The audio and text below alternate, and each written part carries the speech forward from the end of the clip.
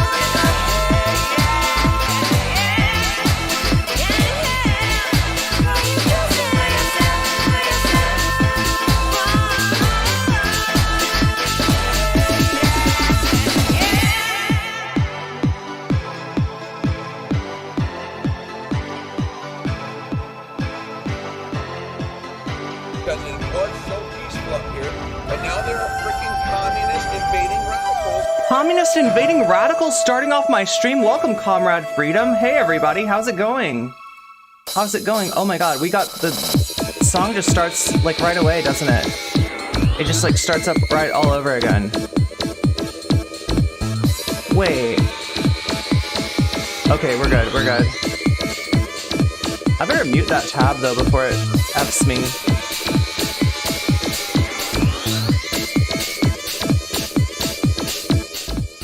Welcome, my communist invading radicals. Welcome to stream once again. I'm the one, the only no-comment chick who's getting accused of talking about toxic people on stream by like a Vaush fan. I mean, yeah, I talk about toxic people on stream. There's one right there. There's one right there. Anyway, chat, I had to pull myself away from Twitter. And I gotta pull myself away from this bump in Persona 2 soundtrack, which I love, this OST from hell. Anyway, wait, where, oh my god, where is everything? Where is anything? I feel like I don't have any. Butterfly, that's what I'm looking for. We're looking for a butterfly. We're looking for arm bling. We're looking to look exactly like, apparently the Hardy Boys. That's who Bad Empanada compared me to. And I was like, yeah, you might want to not compare trans femme streamers to like male wrestlers. Just some advice, Bad Empanada. Just looking out for you. Bad Empanada, I don't know if you know this, Bad Empanada has got his Twitter back. So he said something to Elon. He said something at the moderation like, I have been silenced by the woke mob. Please let me back on so I can praise Elon Musk. And that worked. That got him back his Bad Empanada account. So like everybody's apparently back on Twitter now. Everybody, including. So like, what am I talking about with the Vaush fans, right? What do you all know what this is? Traded in his Twitch for his @ Vaush only discusses the most upright of individuals. Yeah, well, no, okay. So this conversation, I don't know. I feel Deemstars, good to see you, Anthony and Phoenix and Joni and everybody there. Look on the YouTube side, you've got some new emotes there. Twitch, you've got some new emotes. Yeah, check them out. Check them out if you don't. And there's even more emotes to earn. All right, I'm trying to fill up our emotes. I still don't have them filled up, right? So if anybody has some emote suggestions, I am very open to those. Yeah. So you all know that Vaush ratioed me the other day, right? I think I've talked about that enough. I think I've talked about getting ratioed by Vaush. I was very excited to get ratioed. Like Senpai finally noticed. No, he's not my Senpai, but he did finally notice, and he came in to joke around about some similarities that he had with George Orwell. And I could think of a few more similarities, right? But if you watch the Hakeem video, there's a few more similarities between Vaush and George Orwell that are not super complimentary, right? But this thread is still going. It's still giving, right? There, you've got somebody was like lighting up Polly, and I was calling Polly a tanky. Does everybody know Polly People? My good friend Polly People? Noted Stalinist. Noted Stalinist Polly People. You remember all those times that Polly talked about Stalin? You know what I'm talking about? Like, wait, should we put on the... I feel like this deserves the,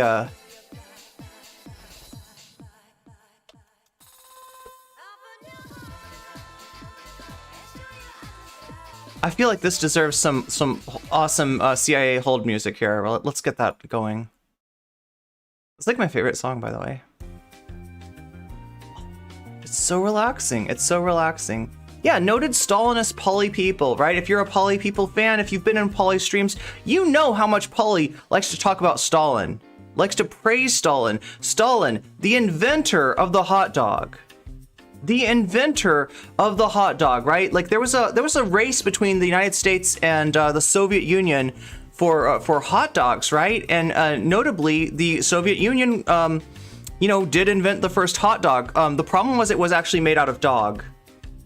So that was, but luckily the United States came along and they made a hot dog out of human, which, proves that capitalism is superior. The United States put the first hot dog on the moon, and there's still a little mustard wrapper up there that they left, right? They just left they left their trash up on the moon. Who knew, right? So that's how we know that capitalism is better, right? Because even though the Soviet Union invented the hot dog, the Americans definitely improved it. So pretty sure Polly is the last one to be edited out of the picture with Stalin, right? Yeah, people don't know about this. People do not know about this, but yeah, Polly was getting called a Stalinist, so I jumped in there and said, you know, maybe the real Stalinists were the thought-terminating cliches we made along the way, because that's how these people operate. That's how these Vaush people operate. It's just like, oh yeah, you're arguing against Vaush? You think Hakim is right? Stalinist! I don't have to listen to anything that you say because you are a Stalinist. And Vaush is cool. Vaush would never platform a Stalinist, right? Vaush would never ever platform a Stalinist, right? Oh my god, did he moderate a debate last night? Between President Sunday and a Stalinist? Did he moderate a debate between a Nazbowl and a bowl of Jello? I think he did. I think he did. So I'm just catching you up with my YouTube. But yeah, you know, Polly was getting tag teamed by Vaushites. So I thought I'd jump in there, give Polly a break. Polly had a nice little break. I got tired of talking to them. Gazebo, 3 watched streak on Twitch. Good job. Thank you. Thank you very much for that watch streak. That's really cool of you. 3, that's what you get. Like, it tells me when somebody's really into NCC, when you've watched 3 streams in a row, right? That's like something special, so we got to acknowledge that, right? But yeah, unironically 1984, yeah, that's what that thread was, and it's still going. It's still going. The Vaushites are still coping in that thread. But you know, we'll forgive them for that. But yeah, like so I jump in, you know, when Polly's kind of sick of dealing with them, and then I'm like, all right, here's a weasel now muted. I'm done with you. No more, right? No more talkie, right? I gotta do things, right? And then Polly jumps in, like where I left off, and no, but apparently somebody was calling Polly, yeah, I mean, like, yeah, they were calling Polly a Stalinist. I thought they were saying that Polly platforms really bad people and has no room talking about Vaush, you know, talking about bad people, right?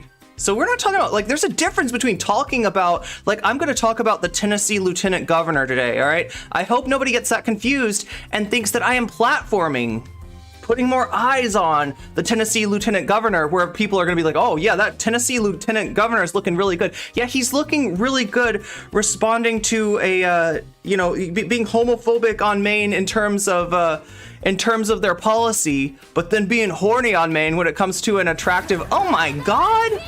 What do we have? We have a raid this early. Yes, you got the Spice Girl. You got the Spice Girl. Oh my god, I gotta like pause the. There. Wait, no. Oh, I paused everything. Anyway, back to that. Yeah, it's a Zeri Kitty. It's a Zara raid. Zara, how was your stream this morning? How was your stream? These they call anyone who looks at them funny bad people. They've got all kinds of names for us, but apparently they think that me and Polly are Stalinists.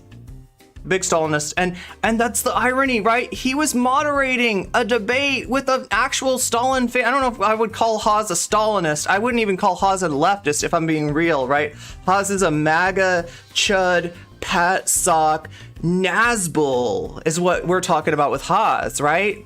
Tinderqueers unite. Exactly. Welcome to the stream. Zara, if you have to get yourself something to eat or take care of some, oh my god, I gotta take care of some needs too pretty soon here. I need to grab my coffee, but go ahead and do that. But like, I want you to, oh, there you are. Yeah, I want to make sure I hear about your stream. How was that? Did you get to talk about some, did you get to make your announcement? Zara's got some exciting stuff to coming, so make sure that you're following Zara Zarex, okay? Both on YouTube and on Twitch. If you want that Weasel song, right? If you want to be able to play that Weasel song anytime, you know, you're like in class and stuff, you could jam out to the Weasel. I'm not saying that you should, you know, put on headphones in class, obviously. I mean before class. I mean when you get there early, because like everybody in my class, in my stream, in my chat are good students, and you get there early. You get early to class, and you have your headphones in, and you're jamming out to the Weasel song. But you can do that. You can find the Weasel song on Zara's channel. So make sure you're following Zara both on Twitch and on YouTube. And like I said, exciting things coming in the near future. It was a great stream. Didn't get to go over everything, but we had such a great vibe and convo going. And you're doing another one tomorrow, right?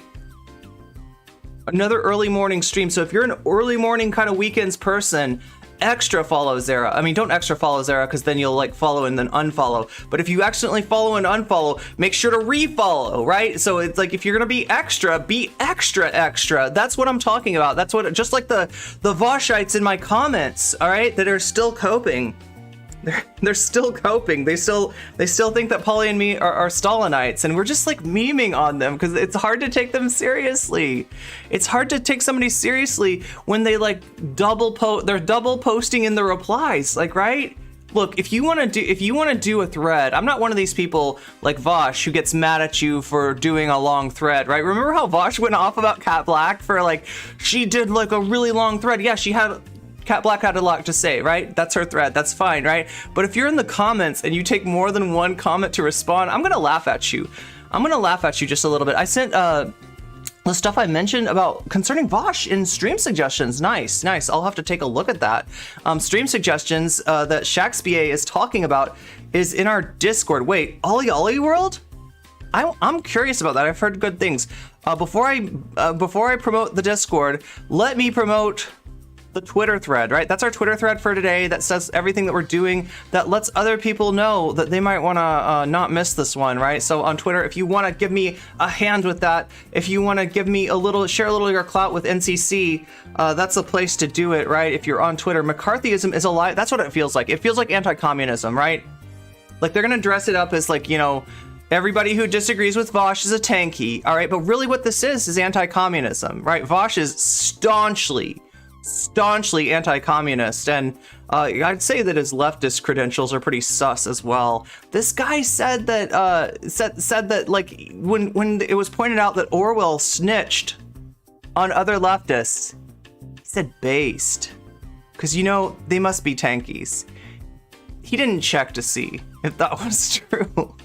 He snitched on Jewish people. He snitched on, you know, gay people, like, right? Orwell was a bad dude, and it's not that hard to admit. I think Vaush knows it. I think Vaush knows that Orwell's a bad dude, but I think that he sees himself just a little bit in Orwell. And I definitely see some Vaush in 1984, right? The way that he runs his community, right? Look, Orwell didn't realize it, all right? But everything that he said about communism, everything that he said about totalitarianism, he was really thinking of Vaush's community, right? He was just like psychic. There's the Discord link. Yeah, grab that Discord link, join the Discord, and maybe if we can get that copy pasted over to YouTube, because I want everybody, especially you YouTubers, right? When my stream goes down, I want to let you know. There's a way to tell when it comes back up. And that is in the Discord. You will see an announcement. It will be a Twitch announcement, all right? But when you see that Twitch announcement, YouTube is another stream is up on YouTube, and unfortunately, it's not the same stream that you're, you know, that you were on before. It's not the original stream, so you can't just hang out and chat like you can in Twitch. In Twitch, you can just hang out and chat. If my stream goes down, you can hang out and chat, and it'll come back. If you're on YouTube, you're just gonna have to look at my channel. You're just gonna have to look at my channel, and the other thing you can look at is the Discord, because the Discord will let you know exactly when that comes back.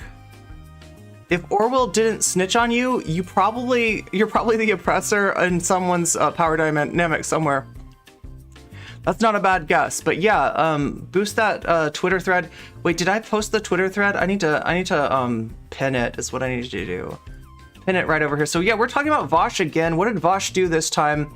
Vaush got lit up by Finster's community. So I don't know. Some of you probably remember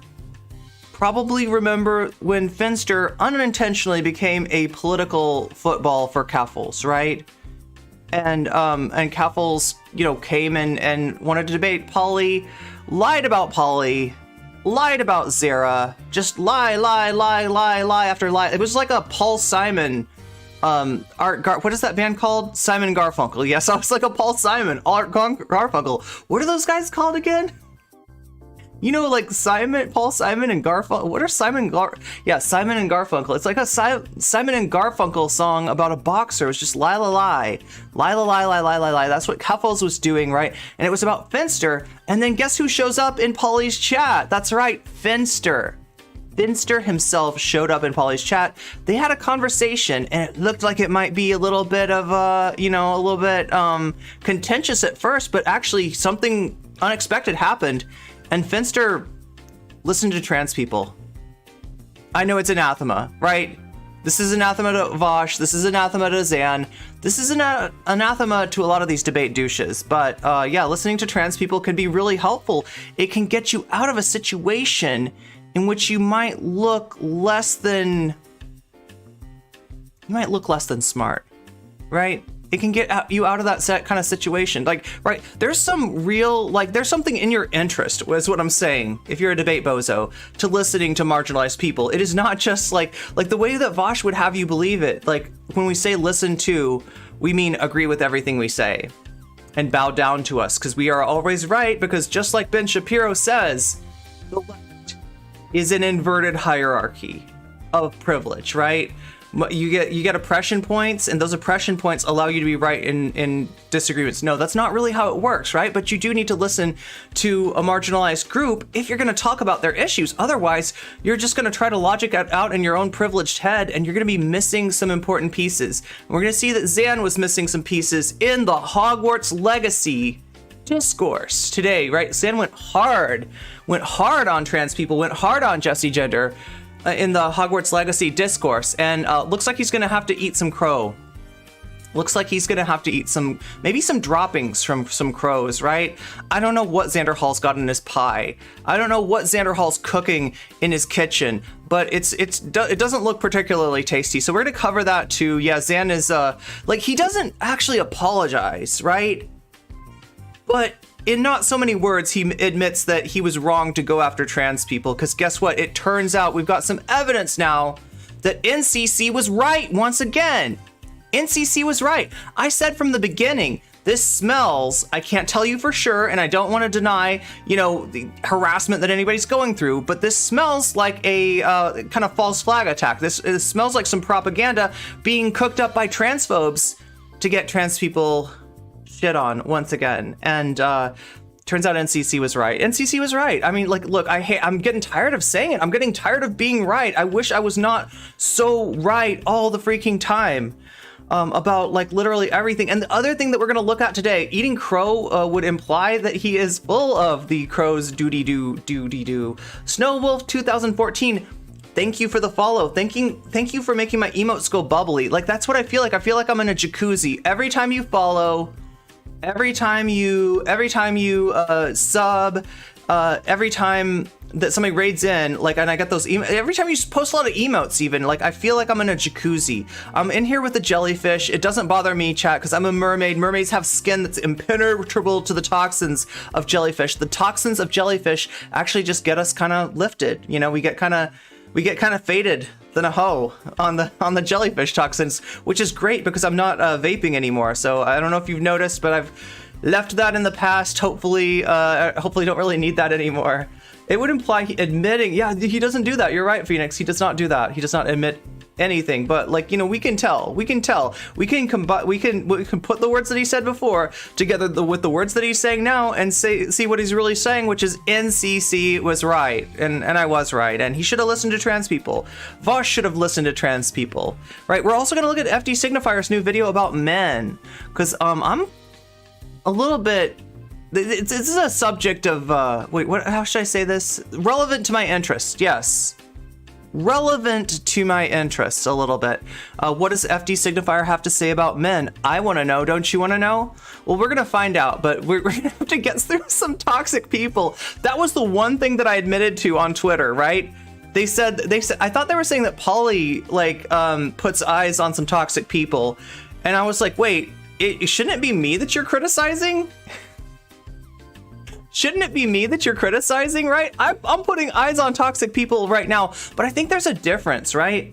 Between Vaush putting eyes on infrared Haas, on a Nazbol, and me putting eyes on some of the silly things that Vaush does. Some of the areas in which Vaush and Xan do not look like competent thought leaders. And that's because they're kind of getting in the way of the rest of us. They've taken over our discourse, all right? So Vaush, Xan, I know you don't like me talking about you all the time. Vaush, you were memeing, but I know that you were memeing. I know you came into my thread because you're not thrilled with the fact that, like, you know, your hashtag is getting pirated by this clout incubus, right? If you want that to stop, there's one real easy thing you can do. Stay in your lane. Or listen to trans people and have better takes, right? One or the other, right? You gotta move, bud, because we're coming through, and you best get out of the way. Anyway, I have edged you for long enough. Let's get started with the content today. And thank you, by the way, to Natalie Marie for this clip. I wouldn't know about this if you hadn't clipped this out. So hopefully you're here, Natalie Marie. I used to be transphobic and against LGBT community in general. And all it took to change my mind was talking to a member of the community. And it changed my mind. I wish more people would just take some time to talk to someone in the community. I mean, that's a good point. That's a good point. Because when we're this abstraction, when we're this demagogued, like demonic force out there, you know, doing bad things and stuff like that, it's easy for people to think that, like, just like Michael Knowles said, they're against the idea of transgenderism. They're against the concept. No, I mean, like, if you're following Michael Knowles, if you're following Matt Walsh, you're putting trans people in danger by doing that, right? It's not about an issue. It's not a church. It's not an ideology. We're people, right? First and foremost, we're people. So thank you for getting educated on that. Snow Wolf. I almost called you Snow Lion. I don't know why I want to say Snow Lion. But Snow Wolves are cool too. Anyway, we were done with the elevator music for today. Let's move on and see what Vaush has got to say about Finster. Pair of pants. Loud. There we go. The Finster subreddit is mad at you for the E thing. Can somebody link me these threads? Like, look, I don't usually look at Reddit, but I'm willing to take a look at Reddit today. If there's good stuff on Reddit, right? So what's going on? Finster's subreddit is mad at Vaush, and that necessarily means that Vaush's subreddit is probably mad at Finster. Wait, they're mad at this? Vaush on Finster. I said Finster is almost certainly on estrogen. He's got really smooth skin, so he must be on estrogen. I don't know, sounds like a skill issue. Has he never seen a male bodybuilder? Smooth skin is just the result of washing, shaving, moisturizing regularly. That is... Okay, so here's the problem, right?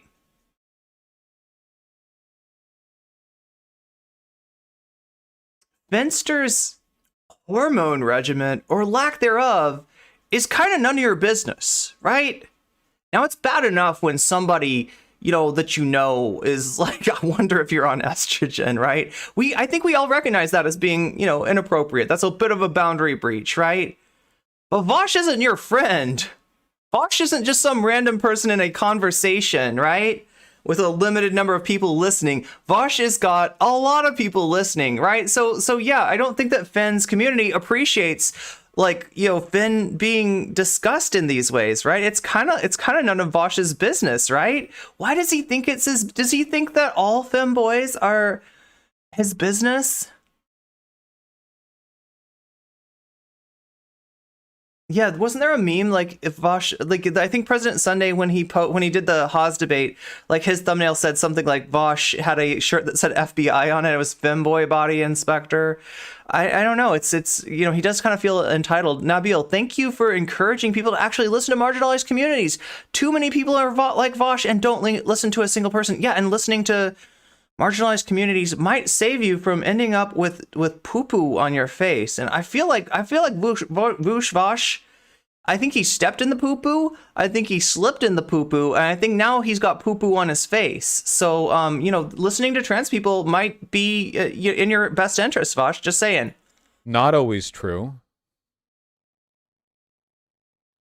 Some cis men have naturally smooth skin, just like some cis women can have rough skin. True. Yeah, I don't know. Like, not a big fan of Vaush. He doesn't know Finn at all, yet immediately comes up with an opinion. He does the same in almost every other. So wait. So, like, here's the funny thing, right? Here's the funny thing.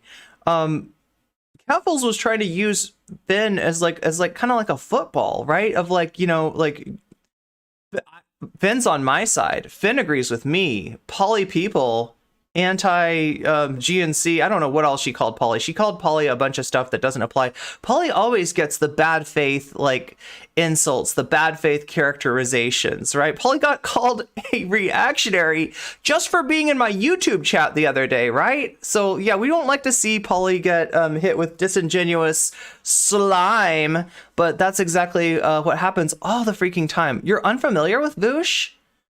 He's just a debate bozo, right? He's just a debate bozo. Unfortunately, most people are very familiar with Vaush, and he has way too much influence on the left, including in the issues of like trans rights and stuff. And so, you know, like, look, I don't hate anybody. I definitely don't want anybody getting harassed. I don't support that. All right, this isn't about hate, but this is about these people staying in their lanes a little bit more, or listening to trans people, right? Because like what they do is they come into the room with their fingers in their ear and they go like, no, no, no, no, no. They don't want to hear anything, right? And they got these big brain takes that they've logicked out in their heads, and they're going to tell the trans community how to pursue our own liberation. No, thank you. No, thank you. No hate, but no thank you, right? So, I mean, that's where I'm at, right? It's because of Polly's outfits are cute. They are incredibly cute. Yeah, Polly's outfits are adorable. They are jealous and want to put her down. I like the striped, I haven't seen the striped socks, actually. Polly has striped socks? I gotta spend more time in Polly's chat, that's it. What? Wait, what? It's so weird when communities that I don't engage with are reverse Blair White Polly. Like they act like that's a bad thing. Polly's the opposite of Blair White. That sounds pretty cool to me. mad at me with like pre-existing. All I said, I've seen what Finn's body looks like. He posts it on Twitter. Okay, why are they? How am I supposed to do research on whether he's taken estrogen? Look, I don't think you have to do research on, like I said, Finn's estrogen regimen or lack thereof, okay? But, like, looks like he's on estrogen is just a little bit of a boundary cross, right? And yeah, you know, when you look, if you say something about no comment chick, right? If you speculate on like, I don't know, my surgical status or some shit like that, right? You're gonna get no comment chick fans mad at you, all right? Right? If somebody's like acting like that about, you know, something like that, right? You would stand up for me, right? But, you know, I've got a limited sized community compared to Finster. Compared to somebody who regularly has like, you know, 2,000, 3,000, 4,000, 5,000 people in their chat, right? This is like, you know, so yeah, you know, if you start speculating about Finster, then the Finster stands are going to let you know. Looks like that did.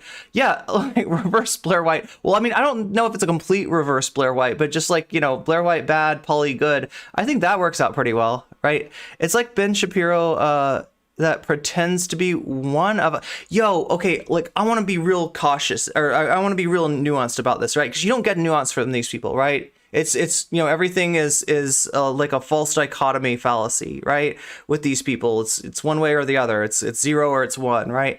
But I will say that there are a lot of takes that Vaush has that seem like he's internalized some beliefs that Ben Shapiro has. Now, did he get those from Ben Shapiro? Did he get those somewhere else? Did he logic those out in his brain? I don't know. Did he come up with them independently? That's almost more of a self-report if it's that, right? But he calls people woke scolds. That's literally a Ben Shapiro insult, woke scolds, right? He criticizes people for being woke. What we have here is like an anti-SJW leftist thought leader, and that should be a little bit troubling. That should. Oh, thank you for the compliment on the background, Snow Wolf. And here we can pause and recognize that people don't need that info. Yeah, like whose business is it? It's Finster's business, right? If Finster wants to talk about it, Finster can talk about it. There might not be anything to talk about. And like the assumptions like this is how you slip in the doo-doo, and then doubling down on it is how you fall in the doo-doo and you get doo-doo on your face. And now you're a big doo-doo head. And that's not great. Right? He literally used the R slur, says he's fine with the N. Yeah, there's a lot of stuff about this community. I don't want to put it on his community. It's about him. You know, the fish rots from the head down. And here we've got a pretty rotten fish head sitting in that gamer chair being a bad take machine for all the world to see. So I don't know what to say except for to, you know, spend a little time deconstructing, debunking, etc. It's praxis. I really don't think it's cool to insinuate something like this just because they look pretty or have smooth skin. Why are they calling it an insult? Wait.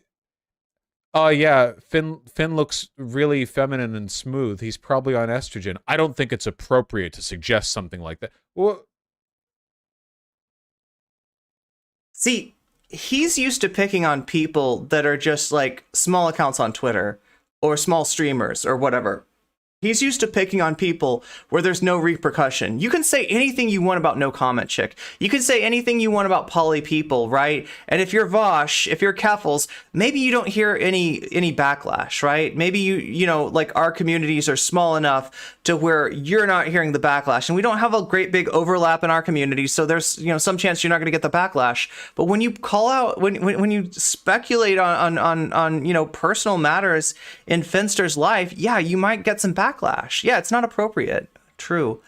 Why do we even need to worry about it, Vaush? Yeah, exactly. Smooth skin is such a funny way to accuse someone of being oh, why are... Well, someone's never heard of Twinks. Vaush is pan and has absolutely heard of Twinks, which is what makes this so much worse. What? Its head Why is exploding. It bad? I'm sorry. Wait. Is there like? Wait, you don't understand this. You don't understand this. I am entitled to the bodies of people like Finster, right? I think that's what we're getting from Vaush. I think we're just getting like entitlement here, right? Is it giving entitlement? I feel like it is. I feel like it's giving massive. Here, let's take a look. Since, like, I mean, I don't know, unless somebody wants to link me to the Reddit thread or put that in stream suggestions, I don't know that we're gonna spend time on that. But let me just switch over here so at least we can see what is Vaush looking at, what is going on. It's some. Oh my God, let's make this a little bit better of a quality. Yeah, 1080. I'll take it. I'll take it. I'll take that 1080.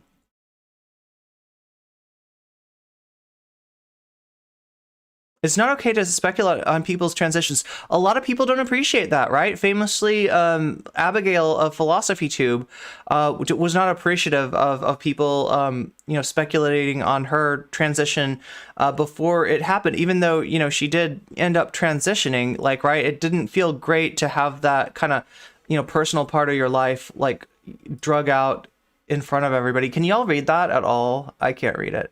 I can't read it. We're just gonna have to have Vaush read it for us, unless somebody wants to link me to the Twitter thread itself. Like some standard here that I violate? Like, is there like a pack? Yeah, no, it's called human decency. Is there some standard that I violated? A little bit. In the Finster community where, like, yeah, this is all natural testosterone. Oh my God, Yokio says HIPAA. HIPAA. It's a little something called HIPAA. They don't consider the same as if you said a bodybuilder was on T. I accuse Health Information Protection Act of America, right?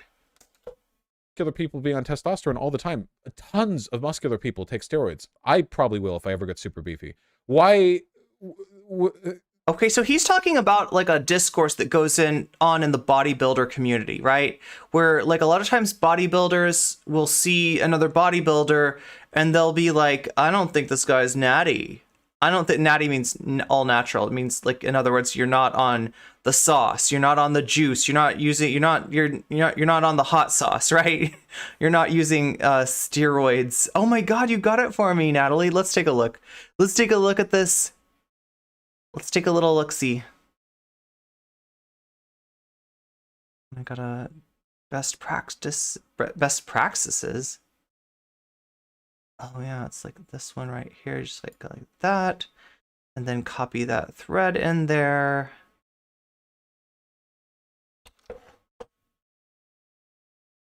Best practices, indeed.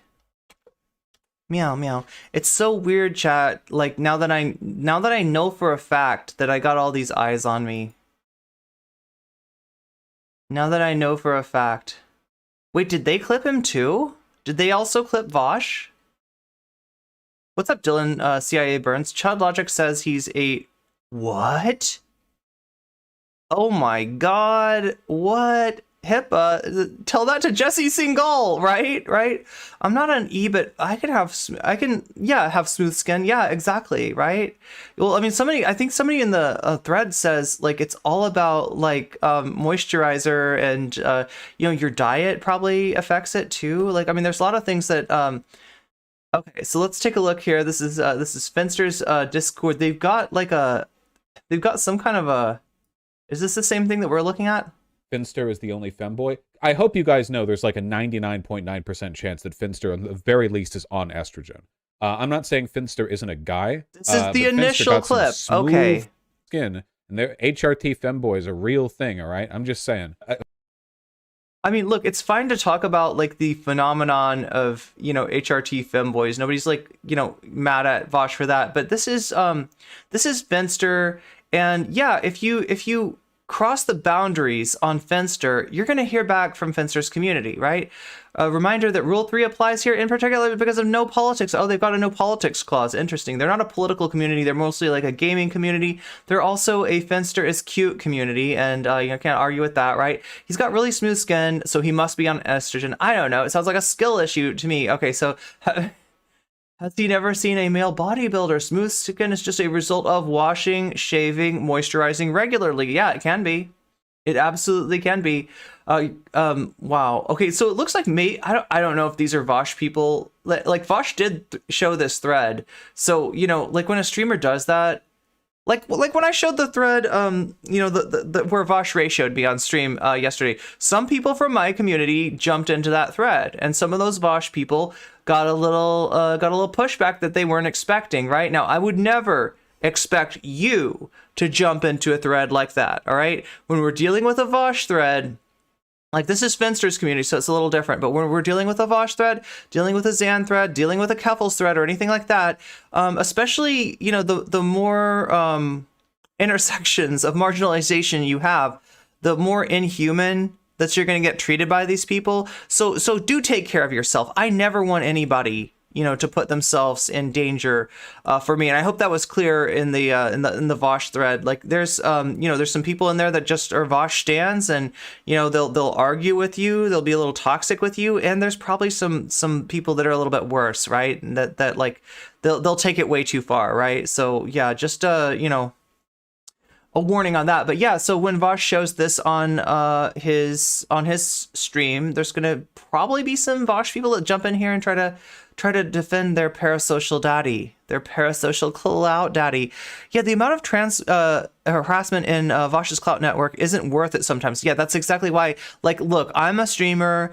I've got a platform. Okay, I'm gonna be all right. I appreciate it when people jump in there, you know, when I'm being like lied about or whatever. But you know, just do it at your own risk. Understand what you're getting into, and understand that I'm not gonna like look down on you for not doing that. Especially, you know, if you're you know, somebody that like, I mean, their big thing in Vaush's community is that they're toxic to especially like black people, especially like POC. They will be extremely toxic too. So yeah, I would never want to put somebody in their line of fire, their line of vision, under their crosshairs. So yeah, this is the Guardian saying Vaush is pan, so they obviously have he actually has a herd of twinks. Makes it worse. And that made Vaush's head explode a little bit. It's not cool to insinuate that someone is something like this, but just because they look pretty or have smooth. Yeah, it's just not appropriate for somebody to be getting into like crossing that sort of personal line, right? Nobody appreciates being speculated like that about, right? What is the problem exactly? I don't understand why it's taken as an accusation or an insult. I mean, it's not that. It's just none of his business. That's it, right? It's not, you know, a denigration. It's not an insult. It's not anything wrong against, you know, people who do, you know, take estrogen. But yeah, it's just none of Vaush's business, right? People can do whatever they want. Yeah, well, I mean, look, this is the internet. That's true. You can do whatever you want. And, you know, people will react to what you do, what you say, especially if you're a big streamer like Vaush. in ways that are beyond your control. So like Vaush seems to be upset with the kind of reaction that he's got. I mean, I don't know what to tell you. I don't know what to tell you. This is a predictable outcome of overstepping a boundary. I'm not a big fan of Vaush. He doesn't know Finn at all, yet he immediately comes up with that opinion. Yeah, so exactly. Wait until you hear his opinion on any video game. Might as well be a new serial called Oops, All Bad Takes. Oh, yeah, Vaush is kind of getting destroyed here.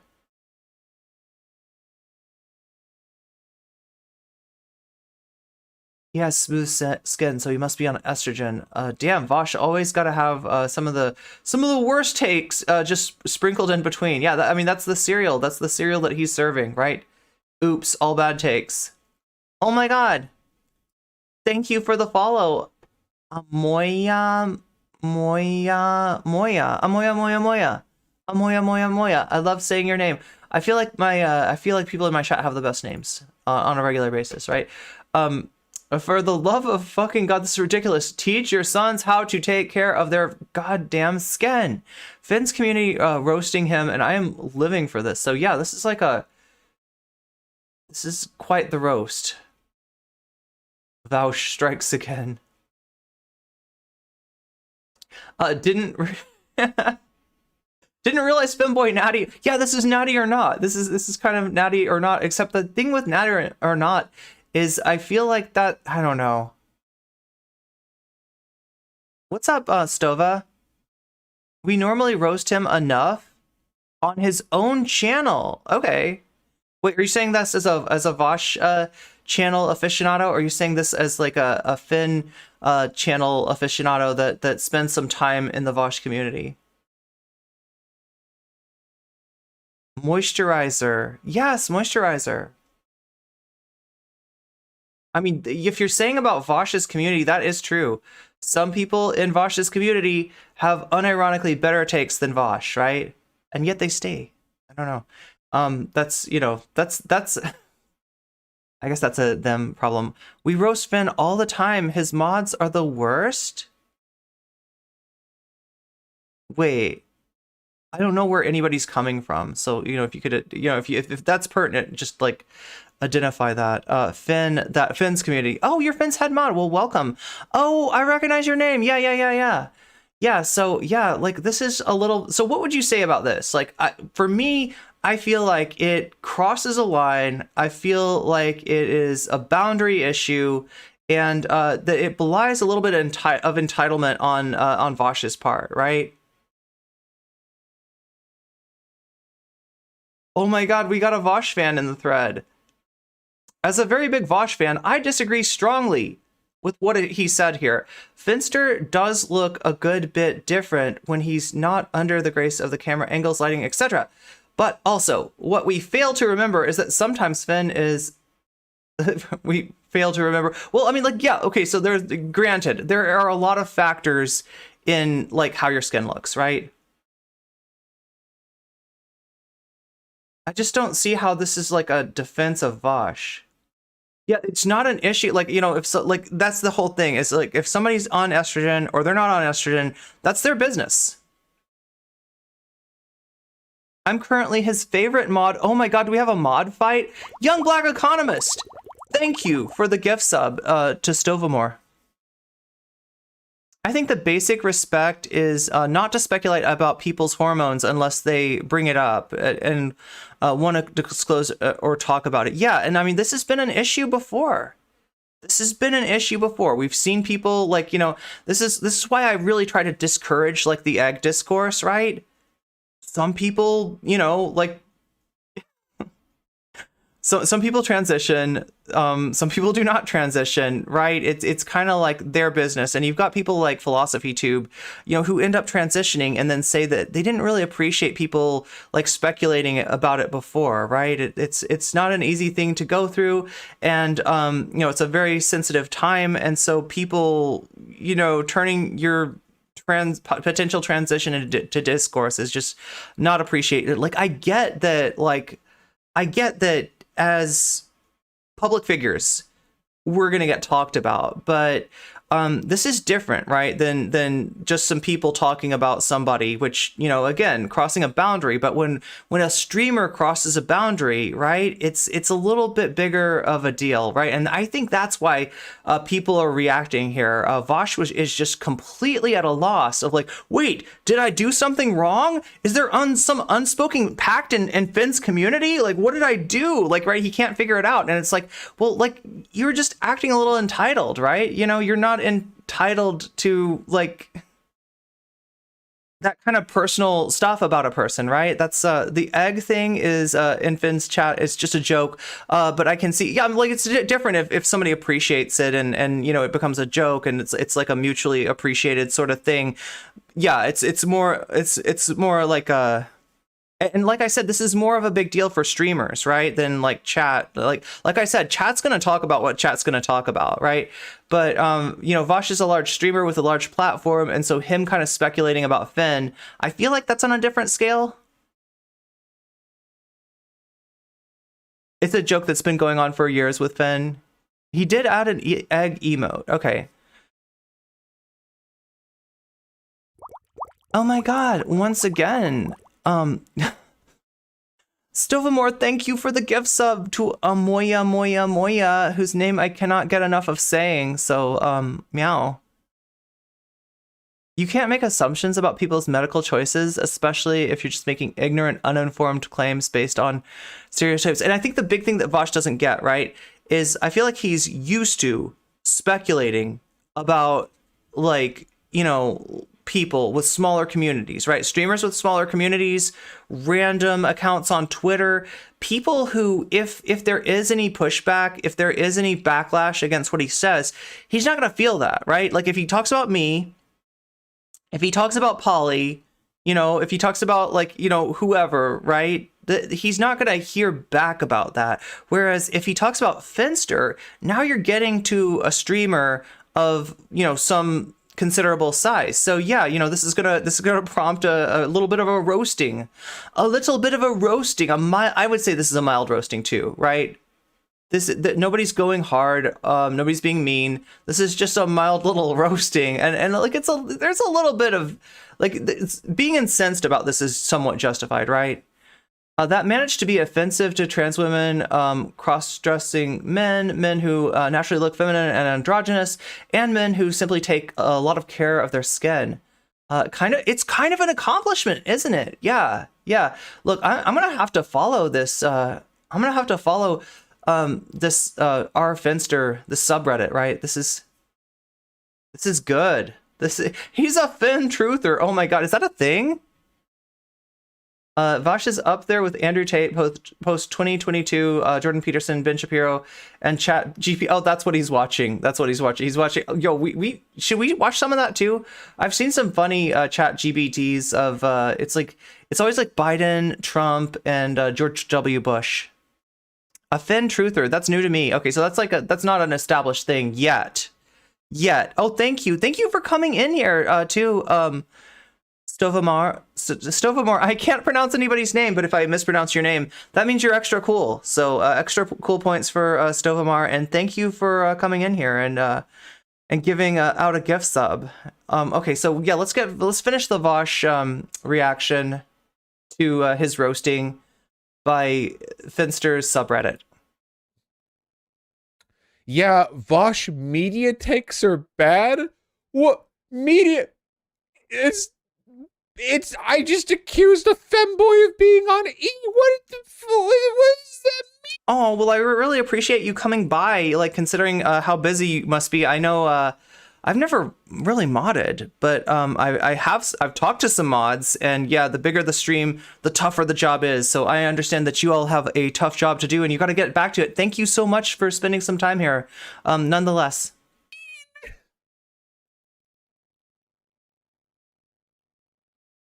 What does that mean? Vaush also has bad takes on CalArts, right? Vaush has a history. He unironically believes that the CalArts style is a thing, right? History of being it's been debunked. Awful human being. Oh, what does it mean? What the fuck? It means this, Vaush. You've got a sizable anti-fandom, right? You've made an impression on a lot of people, and most of those impressions are not good. And it also means that people don't appreciate having somebody they care about discussed in a way that crosses boundaries like that. So that's all it is. What? What did I But do? it was so Oh my God. But now there are freaking communist invading radicals. Communist invading radicals. Thank you for invading my YouTube chat. Okay. Wait, is it not going to show me who invaded? Same shirt, by the way. No, different shirt. Hey, Similar welcome, shirt. Christy. Welcome, Chad. I mean, this was just yesterday. You should try talking to Finster. I don't have enough clout to talk to Finster.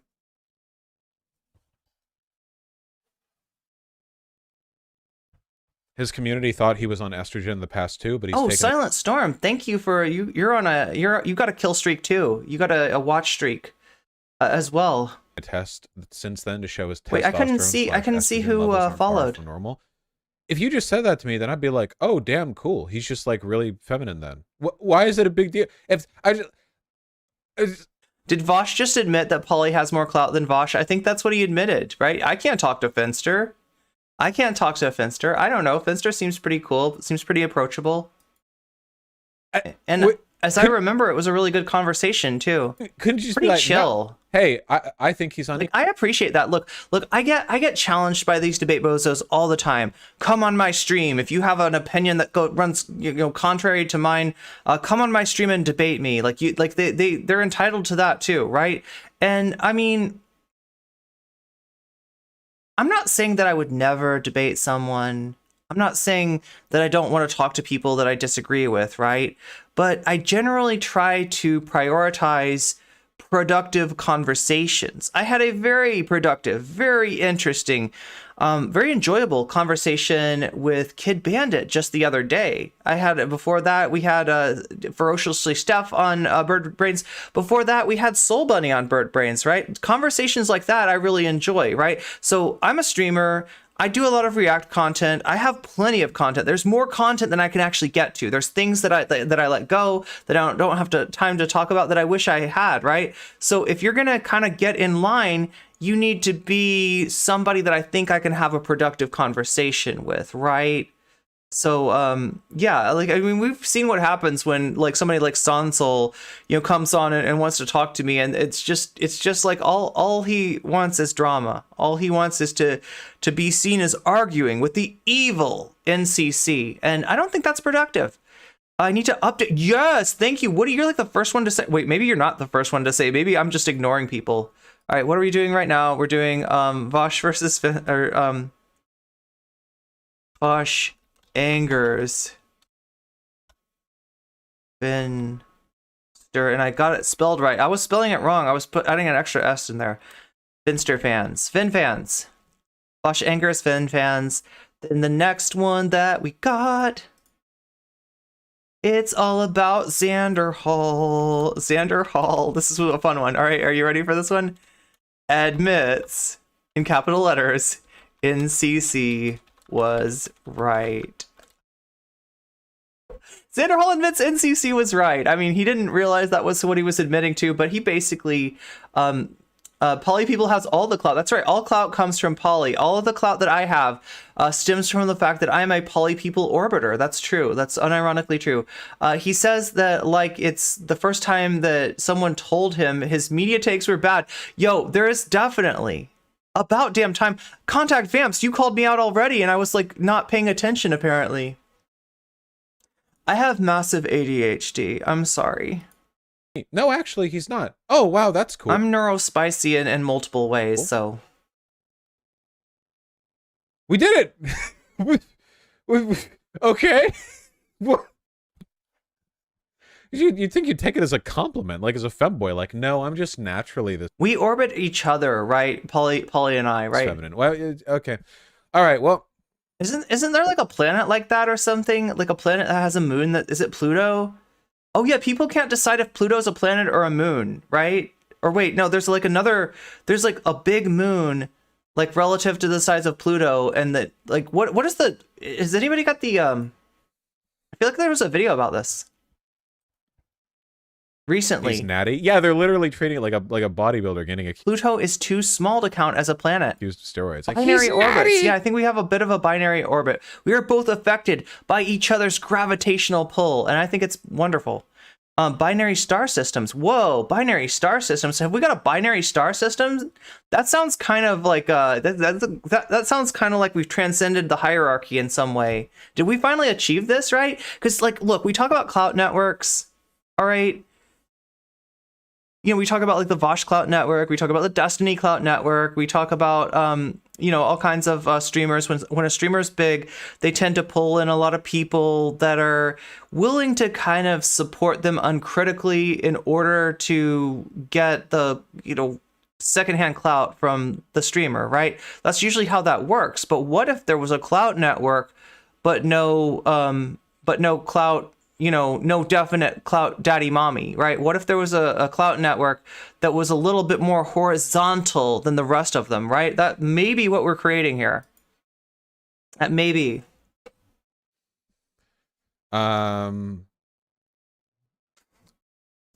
Somebody needs to slap the horse out of Vaush's mouth. Indeed. Woke Skull Donut. Yeah. Oh my god. Okay, well, we got through that. I mean, that you know, that was a nice little roasting. I don't think that, like, they weren't going too hard on Vaush. They were annoyed. They have every right to be annoyed. But, you know, it was just a good-natured little roasting.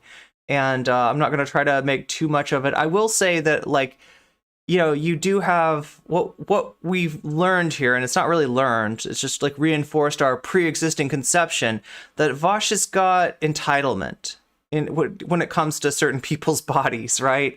And that was just more of Vaush showing his entitlement, not a Lucy level roast. Yeah, no, if Lucy roasts you, you get absolutely destroyed, right? But unless Lucy decides like halfway through that you're actually cool, because you think Lucy is cool too. Vaush is like one of those nice guys who get mad when women don't take their comments as a compliment. He just said, you'd think that they, oh yeah, no, it's exactly like that. It's exactly like that. You'd think that they would take that as a compliment. Yeah, but you're overstepping your bounds and it doesn't feel good. It doesn't feel good. Such a mutually supportive clout network sounds dangerously close to healthy. I don't like it. I know it's dangerous. It's dangerous for sure. Is Finn going by they, them now? I don't think so. Somebody correct me if I'm wrong. I believe that, yeah, Finn's pronouns are he, him. I believe. Finn goes by he, him. So we got multiple confirming chatters telling me that it is, the pronouns are indeed he, him. It's like a regular network. It's like a non-clout network, right? It's just like a... Well, I mean, here's the thing, okay? So the effect of the clout network, right? The effect of the Vaush clout network, the effect of the Destiny clout network, the effect of Twitch politics, right? Which you might call the Chud clout network. I don't know. Can we call the... Should we... Is that fair? Is that appropriate? To call it the Chud clout network. That does seem to be the streamer that they're all kind of orbiting around over there on Twitch poll. Is that right? Is it a Chud clout network? But the effect of these clout networks is this, right? They reinforce their own viewpoints, the viewpoints of Vaush, right, through people like Xanderhal, Demon Mama, you know, etc., right?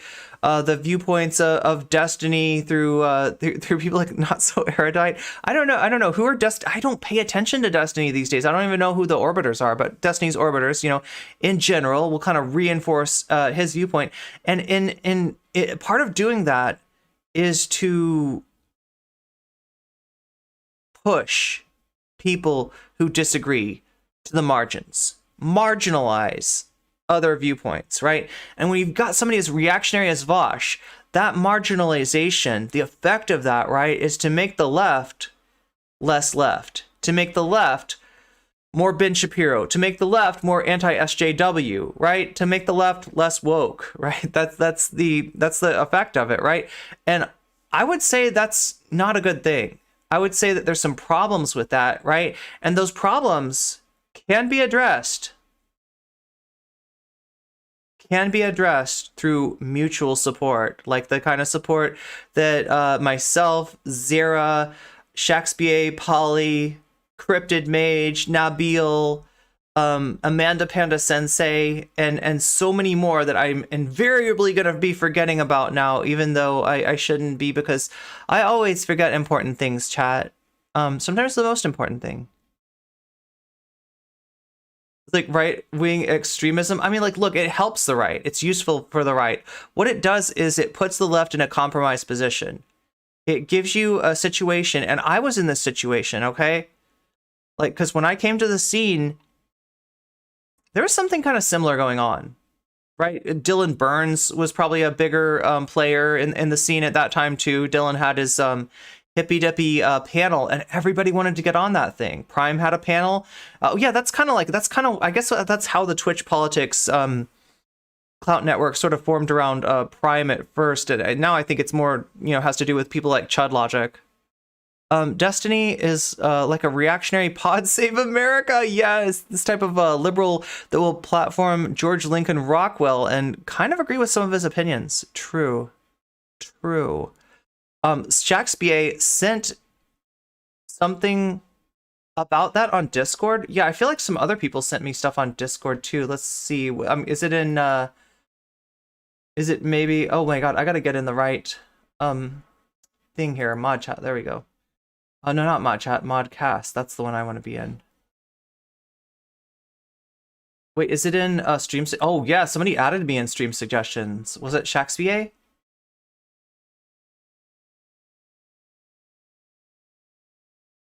Okay. Let's take a look at this.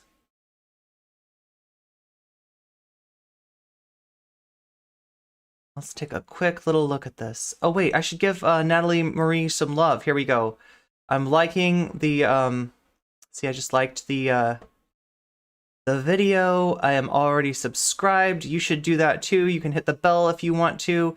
And let me just do this little copy link and do a little promotion, because Natalie Marie has some good stuff going on over at her YouTube.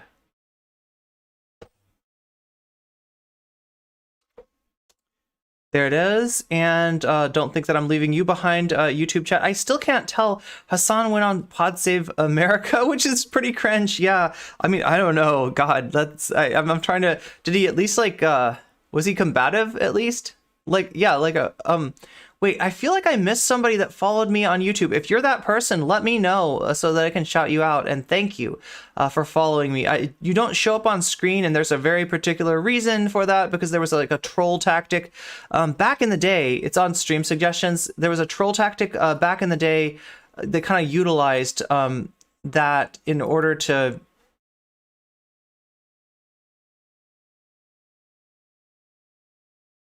Okay, oh shit. Oh, I've seen this. Yeah, I know what you're talking about now. Okay, let's see if it's showing up on it's kind of showing up. Let's switch over here so you can see this feeling a little bit better.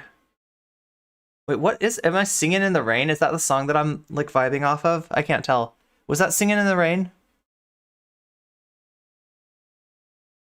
Meow, meow, meow, meow. I think I'm ripping off Singing in the Rain here. Okay, so let's take a look here. Let's take a little look-see. This is about Vaush. I like this one. Oh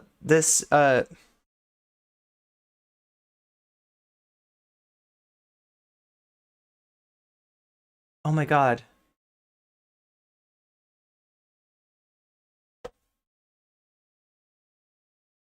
Can y'all see that? Everyone loves RC, even blueberry little grubworm commies. Oh, Radical Consciousness Twitter account here. Okay, so that's Radical Consciousness. Wait a minute. I kind of want to show you the picture. Like, so there's a oh my god, we need a little bit more, don't we? We need a little bit more of this. There you go. Do you see that haircut? right? Oh, wait, I'm so confused. Racial consciousness. Why do I keep on misreading this? I love this one too, this racial consciousness Twitter account here. Wait, he really said that? Oh no, oh no. This is apparently a clip of Vaush saying this. Everyone loves racial consciousness, like nature and race is the, oh my god. So you can tell that's like a cursed account, right? You should be able to tell, like, right, or at least you know, you like, unless like there's some kind of shit posting memery or something going on here, which, you know, even that's like questionable, right? But like that's a pretty clear, wow. They got a shout out from Vaush? Oh my god, oh my god. Look, it's bad enough that he's moderating debates with Hasbull, with Infrared Hasbull. Let's take a look. There's more that Shakespeare has for me. Pretty sure Vaush V is trying to make me famous. He's giving, oh my god, giving me a lot of attention lately, and I appreciate it. Does he normally give our guys this much attention or airtime? Either way, watch and they link a Vaush video, ostensibly, right? This is an account that is now banned. Wow, on Elon's Twitter? Yo, if you get banned on Elon's Twitter for being racist, wait, here, you can't quite see, can you? If you get banned on Elon's Twitter for being racist, like that really says something. That's really saying something. Rare W for Vaush.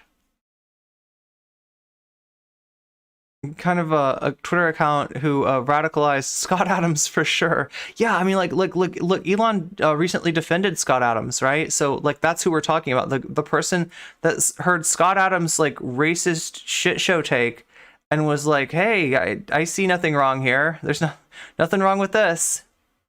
Sarcasm. I figured there was a little bit of when I see this in chat, like, right, or even more so the Kappa, I figure that we got some silliness going on.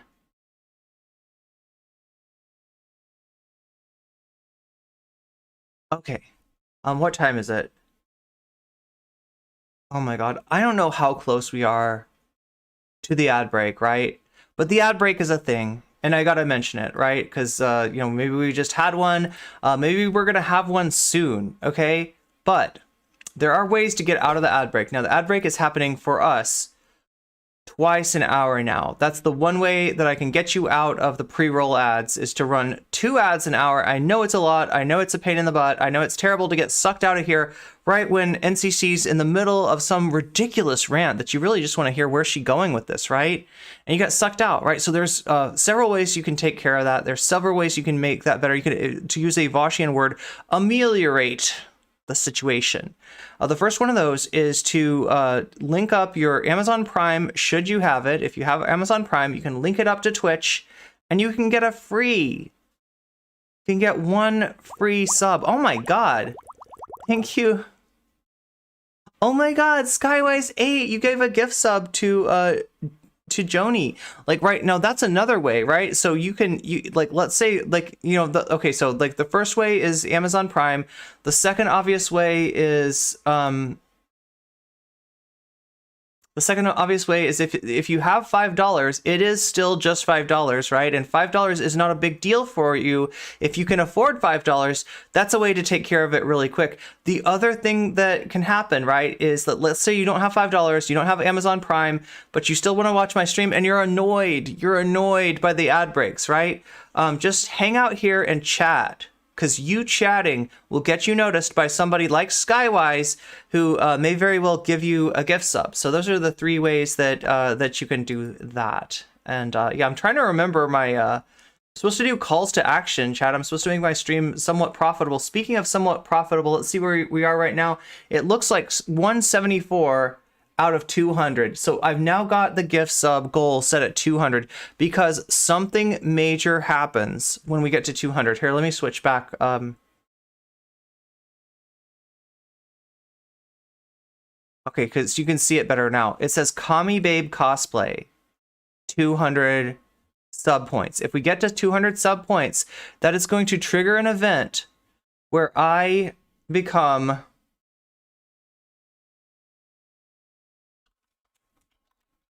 the original Kami Babe of wrestling, Colonel Nonochka, right?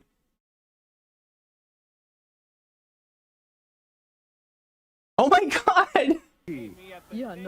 I can't promise I'm gonna like, you know, do any kicking of anybody or anything like that. There she is right there. Okay, so this is the German version of Glow, right? This is Colonel Nonochka, the original Kami Babe wrestler, right? I'm going to cosplay the Kami Babe wrestler in order to trigger the debate bros. Oh my god, like I gotta move this over, don't I? There we go. To trigger the debate bros, look, they're already calling me and Polly Stalinist, okay? Might as well just go the whole...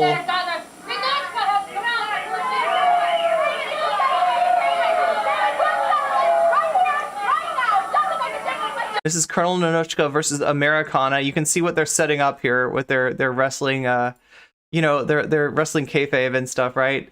But yeah, I'm gonna cosplay Colonel Nonochka once we get to 200 total points, and we've only got like what 26 more to go. I mean, it's a little ways. It's not nothing, right? I don't want to minimize it, but yeah, that is the original Kami Babe of professional wrestling, Colonel Nonochka.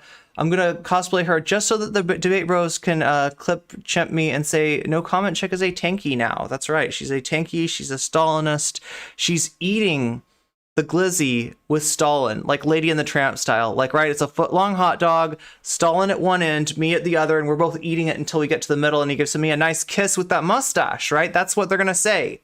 That's what they're gonna call me, right? And we love to hear it. So anyway, that is the that's the sub goal. As silly as it may be. All right, should we move on to Xanderhal now? The evil foreigner is more played for laughs today in wrestling. True. I mean, like, they should get that, right? Like, their vision of tankies is this. Their vision of tankies is, like, unironically this, right? It's, like, this is stuff that in the 80s, like, people actually booed her because they were like, she's from Russia, she's in the KGB, boo, boo. But now it's like a joke, right? And it should be a joke to debate bros too, but they keep on talking about tankies, and they're not talking about like reactionary authoritarian communists. They're not talking about Pat Socks. They're not talking about Haas. They're not talking about anybody like that. They're talking about anybody who disagrees with Vaush, right?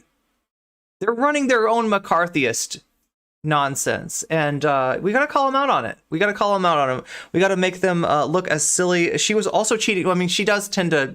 She's very good at cheating, much like myself. Wait a minute, isn't that something that I've been accused of doing? That's one of the biggest things. Like, right, so if you ever hear NCC bad stuff, right, one of the biggest things, the first thing she'll hear is she's got files. She's got a super document. She's got a super document with everybody in it, and she's keeping files, just like the Stasi, right? You know, she's like the KGB, she's like the Stasi. She's got files on everyone. And the second thing you'll hear is that she cheats at video games, right? I've been accused of cheating at video games. Now, let me give you a Hans Niemann take, okay? I can say in full truthfulness that I have never cheated on video games on this platform. It's never happened. I've never cheated at video games on this platform, right? I can say that with full honesty, okay? So yeah, just like Hans Niemann, you know, like I may have a device, it may vibrate, it may be inserted somewhere, right? And it may be giving me Morse code signals to tell me, you know, like what my best move is, but it's not for video games, okay? It's not for video games, and it's not for chess. All right. So no, I'm not really a cheater, but they will accuse me of that, right? They'll accuse me of the. I feel like the Filegate thing was kind of like a tanky thing too, right? You know, because they were basically comparing me to the KGB. So all roads lead back to Moscow, I guess. There are actual tankies, reactionaries and Nazgûls, like the guy that Vaush just moderated for, right?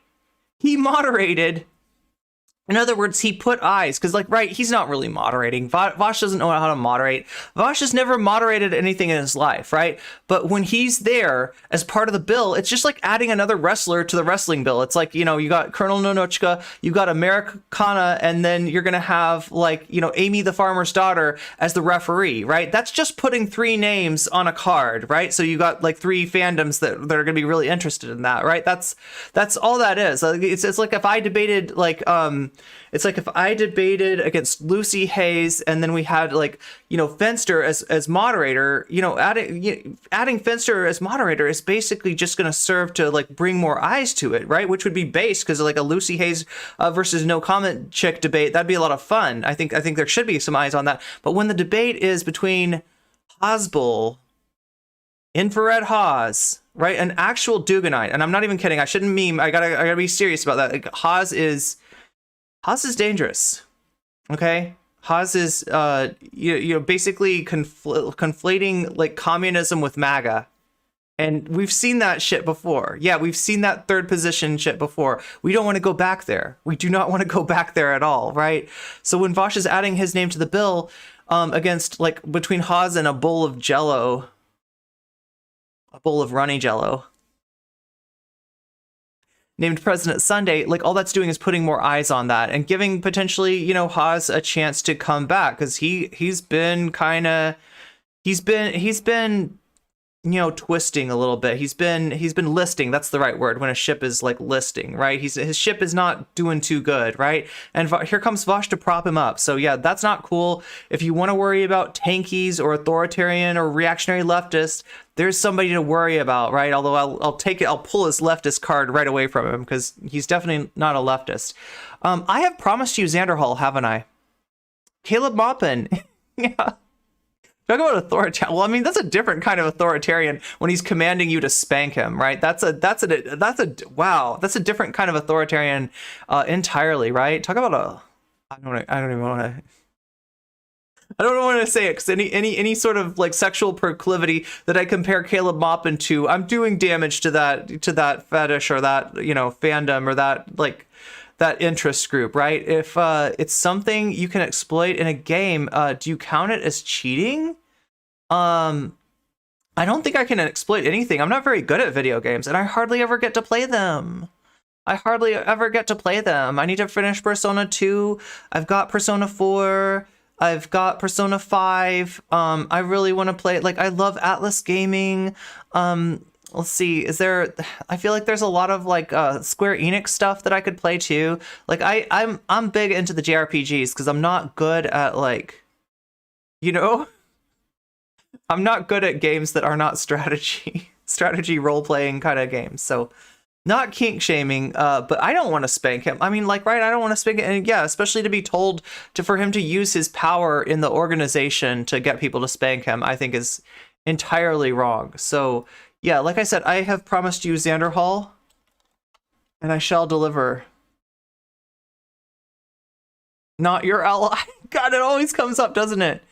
Xanderhal, VTubers, something like that. There it is.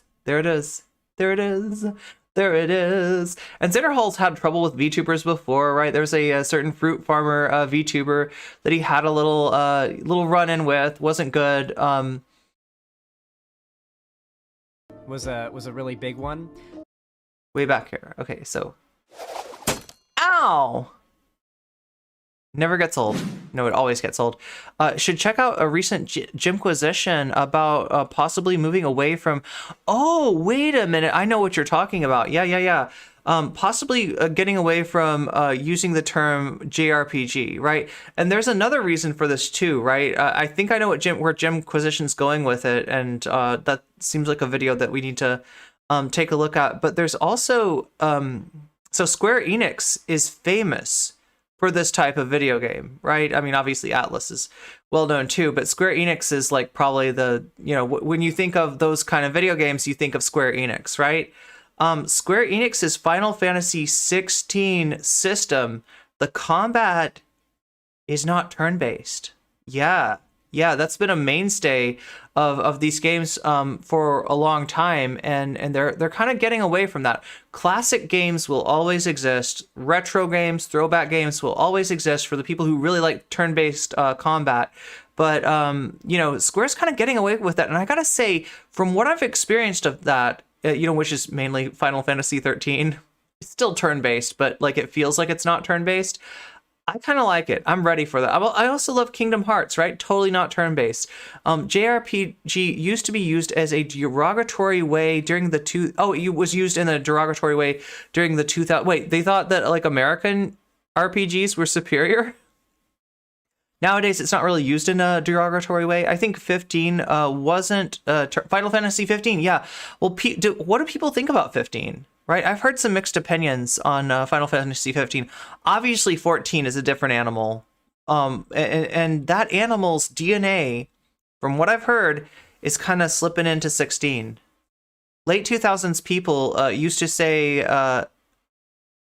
JRPGs were outdated. Oh, okay. Was it because of the turn-based thing? Was that where that was? I liked it. I see why people... Oh, I think I have it. I have 15. God, I have so many video games. Like, look, chat, if you want to see me play video games, put a 1 in chat right now. If you don't want to see me play video games, I will not, you know, go ahead and put a 2 in chat, right? Because I want to get both senses, right? Is there an interest in that, right? Fortnite? Oh my god. You want to see me get my butt kicked in Fortnite? Should I start with Fortnite or should I start with another? Like, those are FPS games. I think I'm not good at those, but it might also be because I've never really practiced. I've never really played them. And if I do, then maybe not Fortnite. I would get MT butt kicked. Oh, you get your butt kicked as well? You'll play Fortnite. Wait, will you take me to the... wait, what is it? Is it called? Take me... You can have Moisty Myers, but not Loot Lake. I really want to chug jug with you.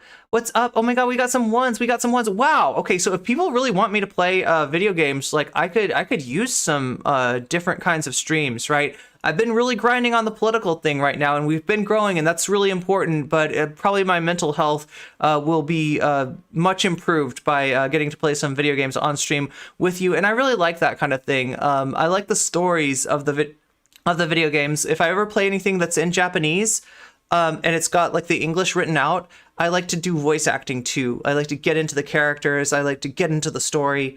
I thought 15 was okay, though it hasn't made me go back to it. Okay, yeah, I don't know. We gotta hit Tomato Town, right? What is that song? Take me to the something. Oh my god, I'm mixing it up with the actual song that it's based on. Meow.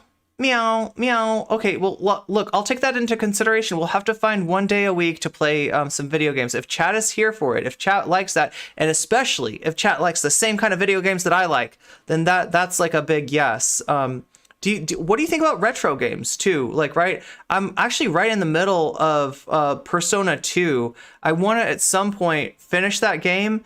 But I get that people, you know, it's differently paced. It's not as popular of a video game. People think of Persona 3. People think of Persona 4. People think of Persona 5. They don't really think of Persona 2, right? And I'm in the middle of Eternal Punishment. We got a #1 victory royale. Yeah, Fortnite. We about to get down. It sounds so of course right now. Just took out Tomato Town. Okay, my friend just got downed. Oh, that's how I feel every time I begin stream. So, yeah, I'm gonna grab my coffee while Xander is starting this out. Oh, okay, everybody. This one's gonna be a little bit of a doozy. So, many of you guys will probably be able to recall the discourse that blew up the internet. It's kind of dying down now, but it's still kind of burning. There's still a little bit of smoke there. Still a little bit of cinder. Still a little bit of coals burning from the Hogwarts Legacy discourse. Now, the part of it that I'm referring to is this moral panic that happened where people were talking about how trans people were going to streamers' chats that were live streaming Hogwarts Legacy and harassing them. And at the time, it really seemed like this was probably happening. You know, there are a lot of woke scolds online, and they can be pretty ravenous, and that is kind of in line with them. But at the same time, they're not very... They don't get around, you know? They don't do a lot of, like, going out and finding strangers or, like, conservatives and dunking on them. They usually just attack lefty figures they know that are popular to try to get, like, woke points. So... now that you think back on it, like with hindsight, it seemed a little off, right?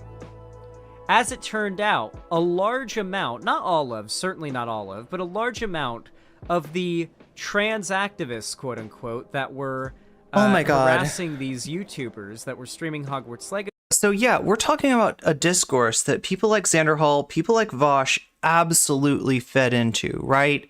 When this came up, when the accusations were made that woke trans people are going around and harassing people on streams, and now we got trans bullies, these leftist streamers who are supposed to be our allies scumbagged us, snaked us, attacked us, fed into right-wing narratives, right? And like, I mean, these are the kind of things. These are the kind of narratives, right? Now, I called this out early. He's about to... You're also drinking coffee? I'm drinking so much caffeine, chat. I gotta have my flavor enhancer. Look at this. Little flavor enhancer in there. Yes. Little flavor enhancer, little caffeine enhancer for my water. And the Void coffee, of course. But like, this is kind of a sore point. Like, look, do you see what he's trying to get away with?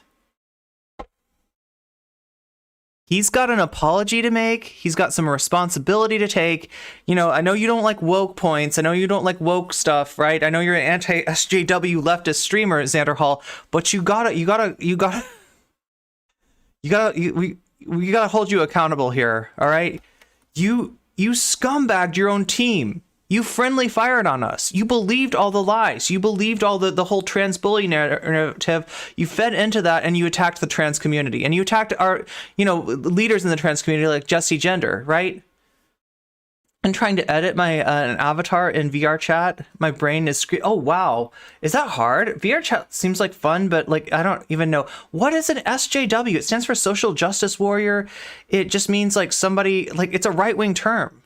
Right, when right-wingers talk about people that care about marginalized groups, right? It's SJW is the term that they use, social justice warrior, somebody who cares about social justice, right? It's a pejorative, right? And it's a right-wing thing. So people like Xanderhal, people like Vaush, like you won't hear them say SJW as a bad thing mostly, right? Because they know that is that's a right-wing red flag for a lot of people, but they will use woke scold, right? That's the way that they've, instead of saying that, they adapted a Ben Shapiro term, woke scold, and just use it as shorthand for us, basically. Trans people advocating for trans people. Anybody that's willing to hold somebody accountable, anybody that's willing to say, hey, that is some right-wing shit that you're peddling over there as a so-called leftist, and they'll use the same kind of like, oh my god, I'm being canceled by tiny little trans streamers, right? Yeah. So it's the same shit. It's the same kind of shit. Let's roll this back just a little bit, because I feel like there's a lot here. There's a lot of like... You prefer tender queer. I mean, tender, like, right, my shoulders are very tender. So yeah, going out that archetype and as well. Finding strangers or like... Hassan says woke scold, nice. Conservatives and dunking on them. They usually just attack lefty figures. Okay, so yeah, they usually just attack lefty figures, right? Sometimes this isn't attacking. What the kind of thing that Xanderhal will typify as an attack is if somebody in a community, right? They watch the streamer's like, tonight we're gonna play Hogwarts Legacy, and trans people in their community are like, hey, I'm not about this, okay? I'm dipping, or sometimes they might even say I'm leaving the stream. I'm gonna unfollow based on that, right? That's what he's talking about, going after, right? Expressing disagreement, expressing displeasure. You're not allowed to do that. You're not allowed to do that in Xanderhal's community. If you do that, you are a woke scold. You are an SJW. You're bad. You're bad, and you're what's ruining the left, not Xanderhal, right? So shut up, sit down, and get in line with your parasocial thought leader. That's their years they know that are popular to try to get like woke points. To get woke points.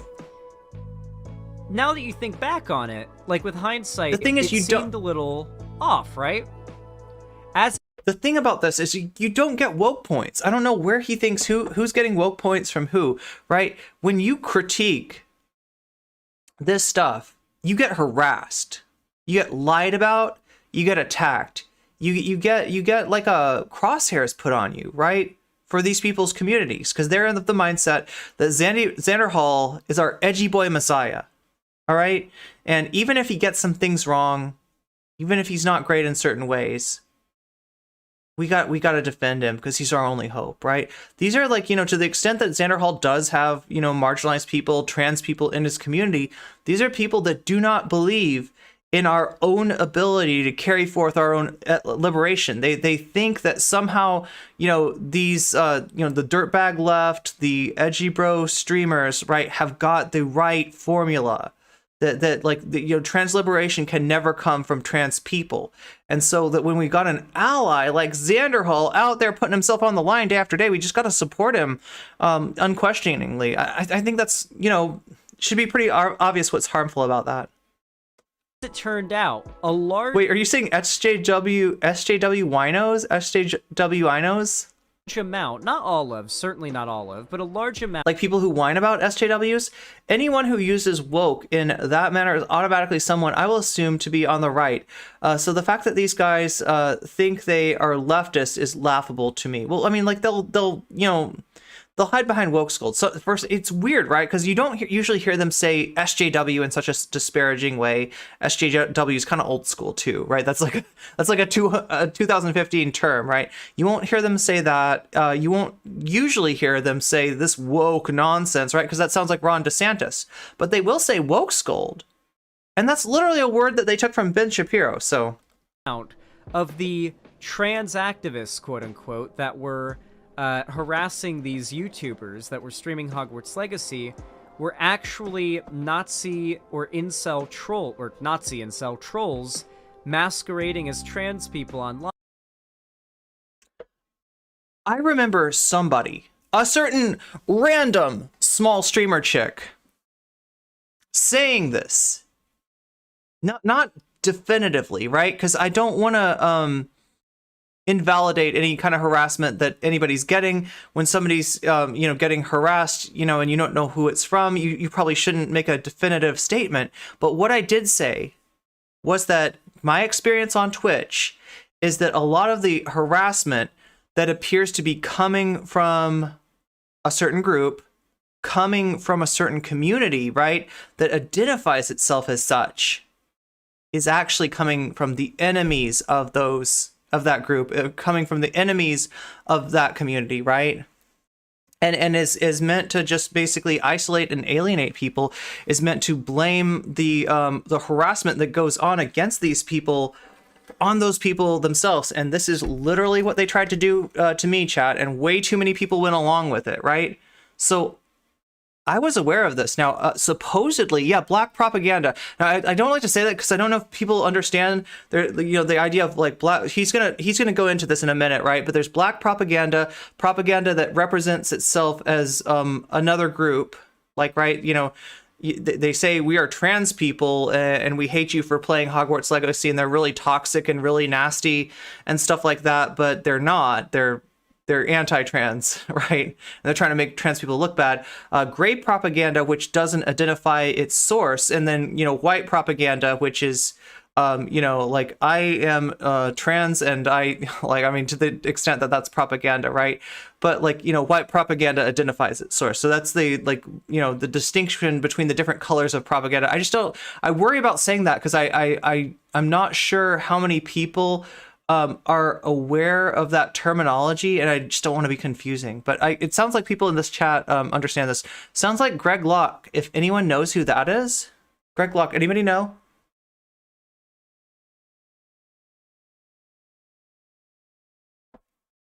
Getting nice and hydrated. So, like I said, there's a certain random small streamer chick that called this out a long time ago, and I am told that we have a clip from her. Oh yes, we have a clip, we have a timestamp, we are ready to go. Oh wow. Wait, is that opening up? It's not. Okay, let's try it again. Oh, look at this. No comment chick on no comment clips, which if you're not already subscribed to this channel, you should be, all right? You're going to get some special stuff that you don't see on the other channel. You'll also see if you don't want to go to the channel itself and go to the homepage and then scroll down to live streams to find live streams that have already gone on that you might have missed. This one will actually alert you when there's a live stream. It'll come out as a new video, right? So that's the difference between no comment clips and no comment chick. And you should all here, let me just do this. Copy that link. A lot of these content creators didn't stream the game because they have trans people in their communities and chat let them know. Okay, that's beautiful. Now, like I said, there's some harassment going on. We're not sure who it's coming from. I think that given Twitch's nature, there's a good chance it's false flag harassment. It's harassment by transphobes. You know, like, so like I said, we can't know what we don't know, right? And I don't want to make any, like, kind of claim and then, you know, end up being wrong about it, right? And I definitely don't want to diminish, like, harassment that happens, because harassment does happen on Twitch. But I said that when you've got what appears to be, you know, pro-trans people acting toxic, a lot of times that's propaganda, that's black propaganda, that those are transphobes masquerading as trans people in order to hurt trans people. And Xanderhal just admitted it, right? And this is the guy that attacked us. This is the guy that said, like, you know, trans activists, trans people, right? And like he's treading on some dangerous ground there, right? When he says trans advocates. So if you have been around TERFs at all, if you've seen what TERFs say on Twitter, if you've been attacked by TERFs, if you've heard TERF propaganda, they will say trans rights advocate. They will say TRA. And the reason they say that is because they want you to think MRA, men's rights advocates, because they assume that they have this thing in their head that, you know, they're mainly talking about trans women, right? So calling trans women who are advocating trans rights TRAs is like kind of making us analogous to MRAs somehow, right? So it's, you know, it's a not so subtle way to misgender us, right? So he said trans advocates. I mean, that sounds a little different, but he was critical. He was saying that these trans people that are doing this, you're hurting your own movement, right? And it turns out in a lot of these cases, in the cases that he's about to talk about today, these weren't trans people. These were transphobes and you know, hard right reactionaries, or worse, LARPing as trans people in order to hurt trans people, right? This was impersonating trans people. That's where I think a lot of this stuff is coming from. So I'm not endorsing that, of course, all right? But I am endorsing the fact that we have power.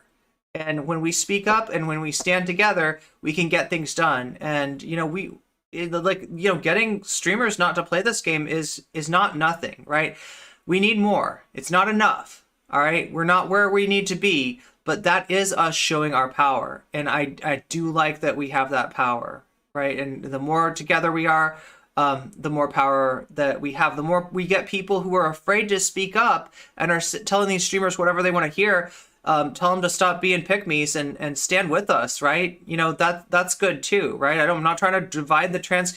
Okay, so that this is happening within our own spaces that are. So yeah, this was on, I was talking about Hassan attacking Jesse Gender, Xanderhal attacked Jesse Gender, Vaush attacked Jesse Gender. I think these debate bozos, including Hassan, owe Jesse Gender an apology. Okay, now Hassan, like, I usually don't call Hassan a debate streamer. Usually, you know, like he's usually on the other side of these guys. But in this case, he was singing along with that chorus. In fact, him turning on trans people because he was mad about trans people in his own community. And yes, Hassan, you have a large trans audience. And yes, that is due to the fact that you're less toxic than the Vaushes and the Xanderhals out there, right? Trans people trust you a little bit more than those people, right? But when they spoke up in your audience, like, you didn't play the game, but you spent so much time attacking trans people, so much time complaining about trans people, so much time blaming trans people and saying that trans people are our own worst enemies, etc. This is harmful, and this is why you shouldn't do that, right?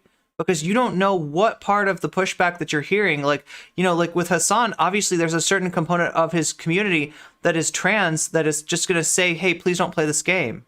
And like Xanderhal said, in general, trans people are talking to allies. Trans people are talking to people who are pro-trans. We are not wasting our time on like random VTubers out there that have never been political in their life and trying to get them to do right by us, because that's just not gonna pay off. We need to build consciousness, but we build consciousness first and foremost for the places that we have power. We have power within the trans community, and we have power, you know, amongst trans allies, and that's what trans people were saying. This got typified as us being toxic, as us being bullies, and Xanderhal, Vaush, Hassan, etc. fed into this. So, like, I feel like some apologies are in order, and also some NCC rights. Can we get some NCC was right in chat?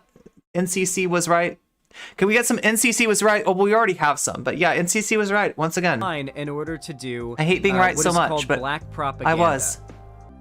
Black propaganda is a form of propaganda intended Oh, we had to go to Wikipedia. to create the impression that it was created by those it is supposed to discredit. So the way that this worked with me, right, chat, was people would, you know, pretend to be NCC supporters and then be toxic in other people's chat, right? And the idea there is that like they want people to think that NCC's community is toxic. And sometimes they'd even like name themselves stuff that had to do with me or my community, right? And they would go and harass people. And yeah, that's black propaganda. Xanderhal apparently reading about this concept for the first time. Black propaganda contrasts with gray propaganda, which does not identify its source, as well as white propaganda, which does not disguise its origins at all. So essentially, black propaganda would be a video made by a conservative in which, pretending to be a lefty, they Wait, if you're asking my name is Irene. say, actually, I think trans people grooming kids is good, or something like that. That would be black propaganda. Propaganda made by a conservative, made to look like it's from lefties, supporting something conservatives believe lefties believe, right? And that's exactly what the conservative, troll campaign was. And you may know it by the term PSYOP as well, but that's a little bit more of a LARPy term. But black propaganda, I think, is, I mean, yeah, the terms that you'll hear are PSYOP, or the more Chan version of this is GayOp, right? They'll call... This was what Keffels called the Picru invasion, right? Keffels called the Picru invasion. Let's do a gay op together, right? And that's like farmer language, right? This is Keffels staring into the void so long that the void stares back into her. This is Keffels chasing after monsters to the point where she becomes a monster herself, right? It's a really kind of horrible thing that happened, with a streamer that's done a lot of good for trans people, with a streamer that's brought a lot of attention to the legislation against trans people, raised a lot of money. I'm not trying to underplay the things that Keffels did earlier last year that were really good, but then you had Keffels turning against her own community, turning against trans people, turning against the Picrus in order to infiltrate them, in order to make them look ridiculous, because she couldn't take the criticism that she was getting. When she turned on our side, so... accurate. Regardless, there was a bit of a situation involving a certain VTuber. Now, I'm just gonna say this, I do not watch VTubers. VTubers are just not my, cup of tea, I guess. I'm not really into that community. I don't think I could name a popular VTuber. Look, I'm not nearly into VTubers enough. It's a joke? Wait, what's a joke? Yeah, we got the 10 times combo. Like, somebody got the NCC was right 10 combo. Something similar to controlled opposition. Well, now controlled opposition would be like this. Let's say that there was a streamer that was calling themselves leftist and yet leading people away from successful praxis on the left, right? Like somebody that, like, I don't know.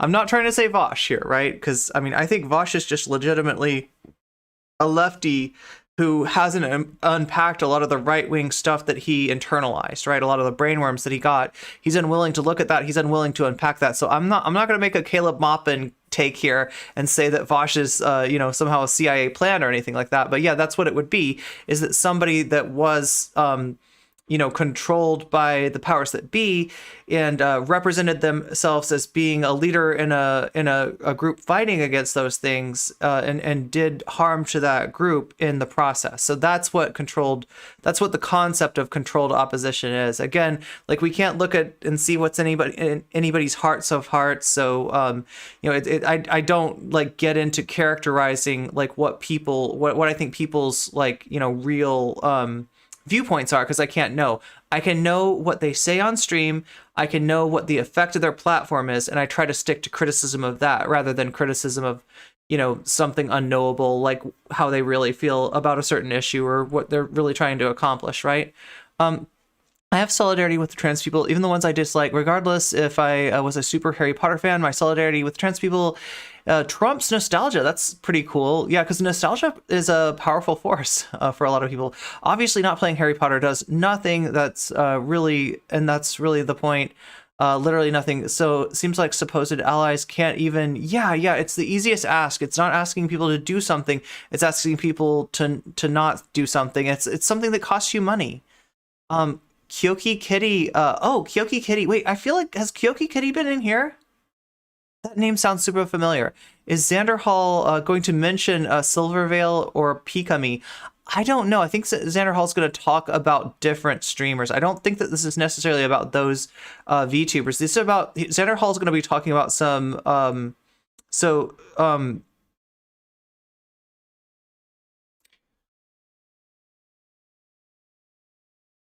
Silvervale and Pikami are doing things that are useful to transphobes, all right?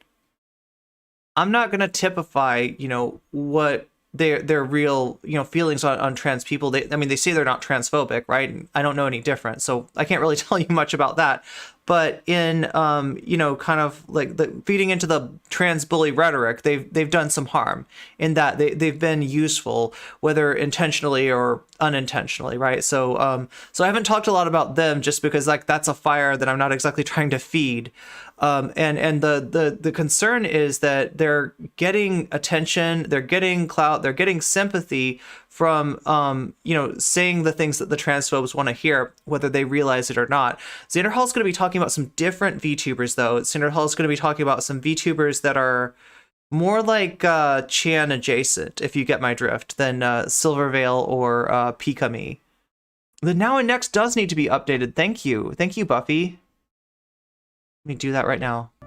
But yeah, it's a pretty popular community. There are a fucking lot of them. It's a huge. Oh yeah, Surus. Wait, hold on. Surus is a VTuber. I forgot. Wait, we do have a VTuber in chat, Surus. But yeah, like the VTuber community at large, like the big clout VTuber people. I don't know any of them. I'm not really even slightly tapped in on that community. However, thankfully other people that I'm friends with are. We're going to start this segment by reading a thread from a friend of mine who I actually met in real life the other day, Conyer, who posted this. There's an industrial complex of V2. Okay, so this is Conyer. This is another streamer. They're kind of, I guess, friends with Vaush, friends with Xanderhal, friends with Demon Mama. I can't really tell you much about Conyer. Any Surus slander? Yeah, Surus is another person like that, but I don't really. Surus is good. Okay, I feel like I've raided into Surus a long time ago. I don't know much about Surus, and I don't know much about Conyer. So I'm really coming at this with no preconceptions, right? Conyer is obviously on the White Leaf Network, and they're friendly with streamers like Xan and Vaush. But as far as I don't want to make the assumptions that I did with Lucy Hayes about Conyer, because I don't know how much those really hold true, right? It is easy to kind of get in with people that are not great in ways that you don't really realize. So I don't want to come at somebody with sort of automatic skepticism, if that makes sense.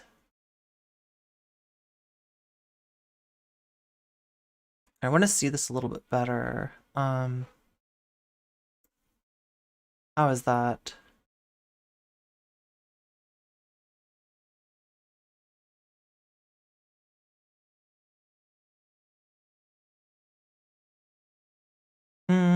Right like that. Okay. Wait. Wait, there we go. That's a little bit better. Yeah, I'm always having to... I should just have one that's specifically for Twitter, shouldn't I? So I don't have to constantly resize. YouTubers forming that are grifting off Hogwarts Legacy and the harassment they're getting for it. Oh, Kanye is Vaush's roommate?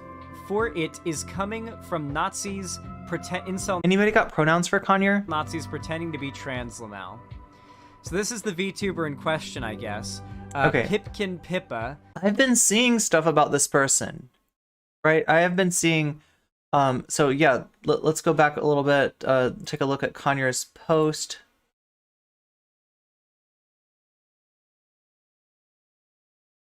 There it is, okay. We make this, can we computer enhance? We're already enhanced enough, okay. I should be able to... Why is it so hard to read things on people's screens?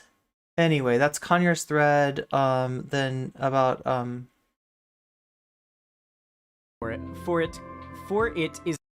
There's an industrial complex of VTubers forming that are grifting off Hogwarts Legacy and the So we got they them. Says scientist. harassment They and she says gazebo. they're getting for it is coming You haven't seen the discourse around this? from Nazi. I mean, it's pretty toxic, right? I've been staying away from this, right? Just because, like, the effect of this is basically streamers like Silverveil and oh my god, what's the other one?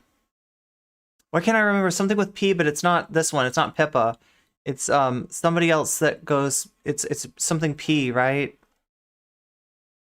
Did I miss the topic with Finster? Unfortunately, yeah, we already covered Finster. We're talking about VTubers now. You can always check the VOD if you are a sub on Twitch, right? The VOD is available to all the subs. You can also get it on No Comment Chick on YouTube, right? That's the channel. And you just scroll down to live streams, and all my live streams will show up in the live streams. The live stream. And in fact, I think you could even go to YouTube right now and wait, no, you can roll back the stream if you want to. Just remember, if you say anything in chat while you're watching the previous part of the stream, it might be kind of confusing. Oh my god, you just got a sub. Where did that come from? Young Black Economist, that's very nice of you. Okay, so yeah, you can now just like watch it on Twitch at your leisure, even if you don't have time right now. But yeah, I think you can roll it back on Twitch. I know you can roll it back on YouTube, so there's a lot of ways to watch something if you've missed it. Also, the No Comment Clips channel that I mentioned earlier, that's the channel that has most of the VODs set to go, set public. So it's even easier than that because they show up on your feed. Incel Nazis pretending to Pikami. Yeah, Pikami is the other VTuber, right? And there was a whole issue with Pikami being told by the management company to graduate. Graduating is when a VTuber stops doing VTube, and right after the incident, right after this whole Hogwarts Legacy thing went down, Pikami was told to graduate. A lot of people claimed that this was because of trans people harassing Pikami. Same thing with Silverveil. You got a lot of transphobia from people defending Silverveil, and it was just a really nasty thing. So that's what Kanye's talking about, right? Is people see what happens with Silverveil, where she trends because of this issue going on. She trends because of the perception that like trans people are somehow harassing her. I haven't gotten a good answer on what was actually going on with Silverveil, and I didn't want to make any assertions that end up being false, right? So we're trying to research it, but it's hard to get like a clear line on what exactly happened with Silverveil. The fear with streamers, with VTubers like this, is that they are provoking trans people and overemphasizing the pushback that they're getting. characterizing stuff as harassment that's not really harassment, and utilizing that for clout, because the effect of this has been getting people on the trending tab, right? So when that happens, invariably you're going to see, even if like Silvervale and Pikami, themselves weren't guilty of this, weren't doing this on purpose, you're going to see people come along trying to get the same effect, streaming a game that they know is controversial to trans people, somehow like a hate raid or something like that happens, right? And then they say, oh my gosh, the trans bullies are after me, and they get a bunch of right-wing followers, right? That's a really easy clout grab for people. So that's the fear. I don't know if that's what happened with Silvervale and Pikami, and that's why I haven't really talked a lot about those particular streamers. But we're gonna get, I think Conyer is onto some stuff that's a little bit more definitive. So let's take a look at that. Trans Lamau. So this is the VTuber in question, I guess. Pipkin Pippa. Today's stream. I hate this franchise, but I hate people on Twitter more. Is graduate another way of being fired? It sounds like it to me. If anybody out there knows VTubers better than I do, so my understanding is this: any of us can get software and create a VTuber. I have two VTubers, right? We have Blue Hair, and I also have I have Miss Umbrellas, like are my two VTubers, but I haven't really put a lot into customizing them the way that some of these bigger VTubers will. If you stand out enough, I'm told that you can be contacted by a management company, and that management company will maybe facilitate some of your VTuber creation, help you get your, model better, help you, get attention, get media, help you really grow and become a more popular VTuber. And, obviously they take some kind of cut of what you're earning, but, it's a big help. So in terms of really standing out there in, prominence in the VTube community, they need these management companies. And graduation, I think, is when a VTuber is moved from being managed to being not managed. So to me, that sounds like being fired, but I don't know if anybody, or just retiring. Yeah, maybe more like retiring. But Silvervale had to graduate for being unprofessional. Pikami was planning to graduate. Oh, okay, that's what I heard too. Yeah, Pikami was planning to graduate before the Hogwarts Legacy controversy, but a lot of people, when this happened, blamed trans people. And that is not what Pikami's management company was saying. To my understanding, that's not what Pikami was saying, right? They're just saying this to hurt trans people. But yeah, graduating means retiring, says Nina. Graduate is usually voluntary. Okay. The context implies that they were told to leave. Yeah, I don't know. I'm not super clear on that. I'm not super clear on how that works. I, for example, graduated from political VTubing.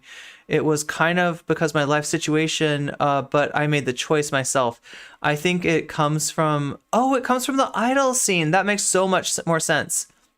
I was confused at the phrase on Silvervale when you said, I didn't know that Silvervale graduated or was asked to graduate for being unprofessional. I didn't know about that. I didn't know that had gone on. I knew that there was an issue with Silvervale where they said that they'd gotten harassment. A lot of people blamed trans people. Silvervale, very much fed into that perception and, started a big... Silvervale's still streaming. Yeah, that's why I'm confused. Sounds like a case of voluntold? A case of voluntold? Or like vocal? I can't tell. I mean, if you don't like the series, then why play it? Have fun though, because people like this. I made a video to explain why Pikami deserved what she got and Pippa deserves the same. You should watch it if you're a transphobe. Okay. Do you ever accidentally use 4chan lingo in real life, Kek? Goy slop? Oh my god. Yikes. God, these people. Jesus Christ. That's definitely an anti-Semitic 4chan fucking abomination word. Voluntold is a combination of the words, voluntold, so it's volunteer and told, so it's a little bit in between. Anon, etc. I called someone the Yeah, I don't really, as far as I know, I thought that Silvervale was still streaming. Word once. Okay, so this is posted by the person. Oh, okay. So this is clearly like because if you look back on their account, you can see like the anti-trans comments, but now they're trolling and pretending to be like a trans person. Okay, all right. I see what this is depicting here. I was confused. Okay. So that's what Conyers showing is Conyers showing an account that has said transphobic stuff before. It seems to be Chan adjacent, right? It seems to be, and not just like, you know, I'm not trying to put a I know that I have people in my community that enjoy the quote-unquote the TTTT channel on 4chan, LGBT. There's some toxicity that goes on there, and then there's, you know, probably some people that just look there because they're curious. I'm not trying to judge your internet browsing habits, right? But, you know, we're talking about people who are into the 4chan culture, and particularly the right-wing you know, poll adjacent 4chan culture, if we're being specific. So, right, this person had posts that indicate that sort of allegiance, right? And, you know, I mean, and this is, you know, this is fruit farmer adjacent stuff, right? This is these are sussy bakas, right? Is in other words, and they were saying, you know, some anti-Semitic, or they were basically some anti-Semitic dog whistles were being said by this person. Then you see the person pretending to be a trans person and saying that Pikami deserved what she got in terms of harassment, right? So that is very clearly an op. I can't even imagine liking TTTT. Look, here, I'll explain to you TTTT. Okay, here's the deal. I talked shit about TTTT for a long time, all right? I talked shit about TTTT on Twitch. I make clips. Those clips go on TikTok, right? When the clips go on TikTok that are me, you know, dogging TTTT gets back to me, right? I get comments, right? And they're not just like, you know, screw you, you don't understand, like TTTT is cool, right? They're comments that are like, please step on me, mommy. And I don't want to do that. They like it when I talk shit about them, right? Does that make sense? So as a result, I don't talk shit about them. And like, you know, I've been corrected, right? I've made some assumptions about them in the past that people on that website, on that channel of that website, are big Blair White fans. Apparently they don't like Blair White, right? So I was wrong about that. They corrected me. And, you know, as a result, I just try to like not, anything that I say that's critical of TTTT is going to be appreciated in a way that I don't really want it to be appreciated. Does that make sense? Do you understand what I'm saying, chat? They like it too much. They like it too much when I make fun of them. So yeah. Tired, okay? I'm really sleepy. I'm not trying to really attract that audience, although I realize that there's people that go on there just to look, right? And I'm not trying to judge any of them. Right. Zan's sleepy. Strangely, there's more anti-trans harassment in these comment sections than anyone playing the Wizard game's ever gotten. It's almost like the right's been trying to fabricate and magnify this harassment to make trans people look bad because they don't think trans people should exist. Lamal, this one's an anti-Semite. Here, she's playing a game that references a one-world government, talks about how there's already a group of people running the world, while her chat spams oy vey. In another clip, she references the happy merchant meme after a donation. Lame AF. Okay, we're gonna skip by this because, like, this is potentially some really yikes stuff here. And this is Pippa, right? This is Pippa that they're talking about. They're a Nazi? No shit. Nazis get mad when you call them out for being Nazis? Whoa. Oh, or Weiss, thank you for the 937. Thanks for the stream, Pips. Have my shekels. Oh, thank you. This is what I'm talking about. Radiating off that particular... Look, here's the deal. Here's why I'm being a little bit cautious about this particular video. Xanderhal streams on YouTube, okay? I stream primarily on Twitch. Twitch has a different set of terms of service and definitely a more rigorous, like, hate speech policy. That's a good thing, right? That's a good thing. Like, I'm glad that, you know, Twitch stands strong against hate speech, but I'm concerned of the idea of, like, in responding to hate speech, sometimes you do receive moderation, you know, yourself, right? So I'm trying to prevent anything like that. particular VTuber. Quote unquote, Pip doesn't fuck around. You'll see, she doesn't give a shit. Your queen is a coward and only keeps you around for your money. Follow your leader. I got blocked. Oh my god. Now, this is just a brief little tweet thread. It got a good amount of Conyer going hard. of hype, though. And yes, it is true that it's turned out a large amount of the supposed trans activists harassing streamers that were playing Hogwarts Legacy were in fact part of a pretty loosely organized 4chan op to basically... is that Pipkin Pippa? Yes, I believe that's or Pippa Pimkin. I can't remember which way it is, but yeah, I think you're right. I think that it's Punko Lopi. I don't know. The recommendations are too intense, though. To be fair, people who aren't Nazis sometimes get mad when they're called Nazi too. You know, make it look like trans people are a bunch of rabid, angry, woke scolds trying to attack people for playing a video game. Now, of course, there are people out there doing that, but the right, particularly on 4chan, has made a habit of engaging.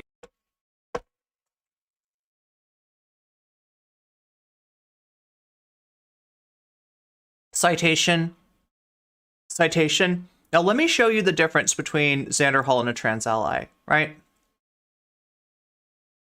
A trans ally would notice that at least some of this toxic stuff isn't coming from trans people, isn't coming from woke scolds, and would back off, right? And would avoid attacking the trans community, and it would avoid, you know, like wagging their finger at us, telling us not to be woke scolds, telling us not to critique the anti-Semitic turf game, right? A trans ally would approach this in a completely different way, right?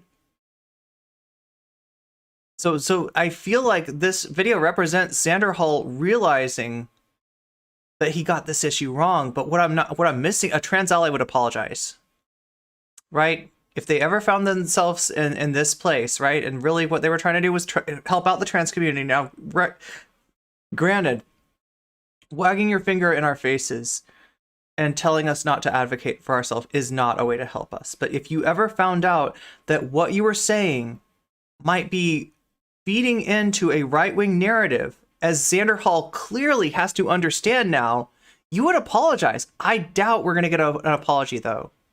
Nazis get mad in a distinguishable way.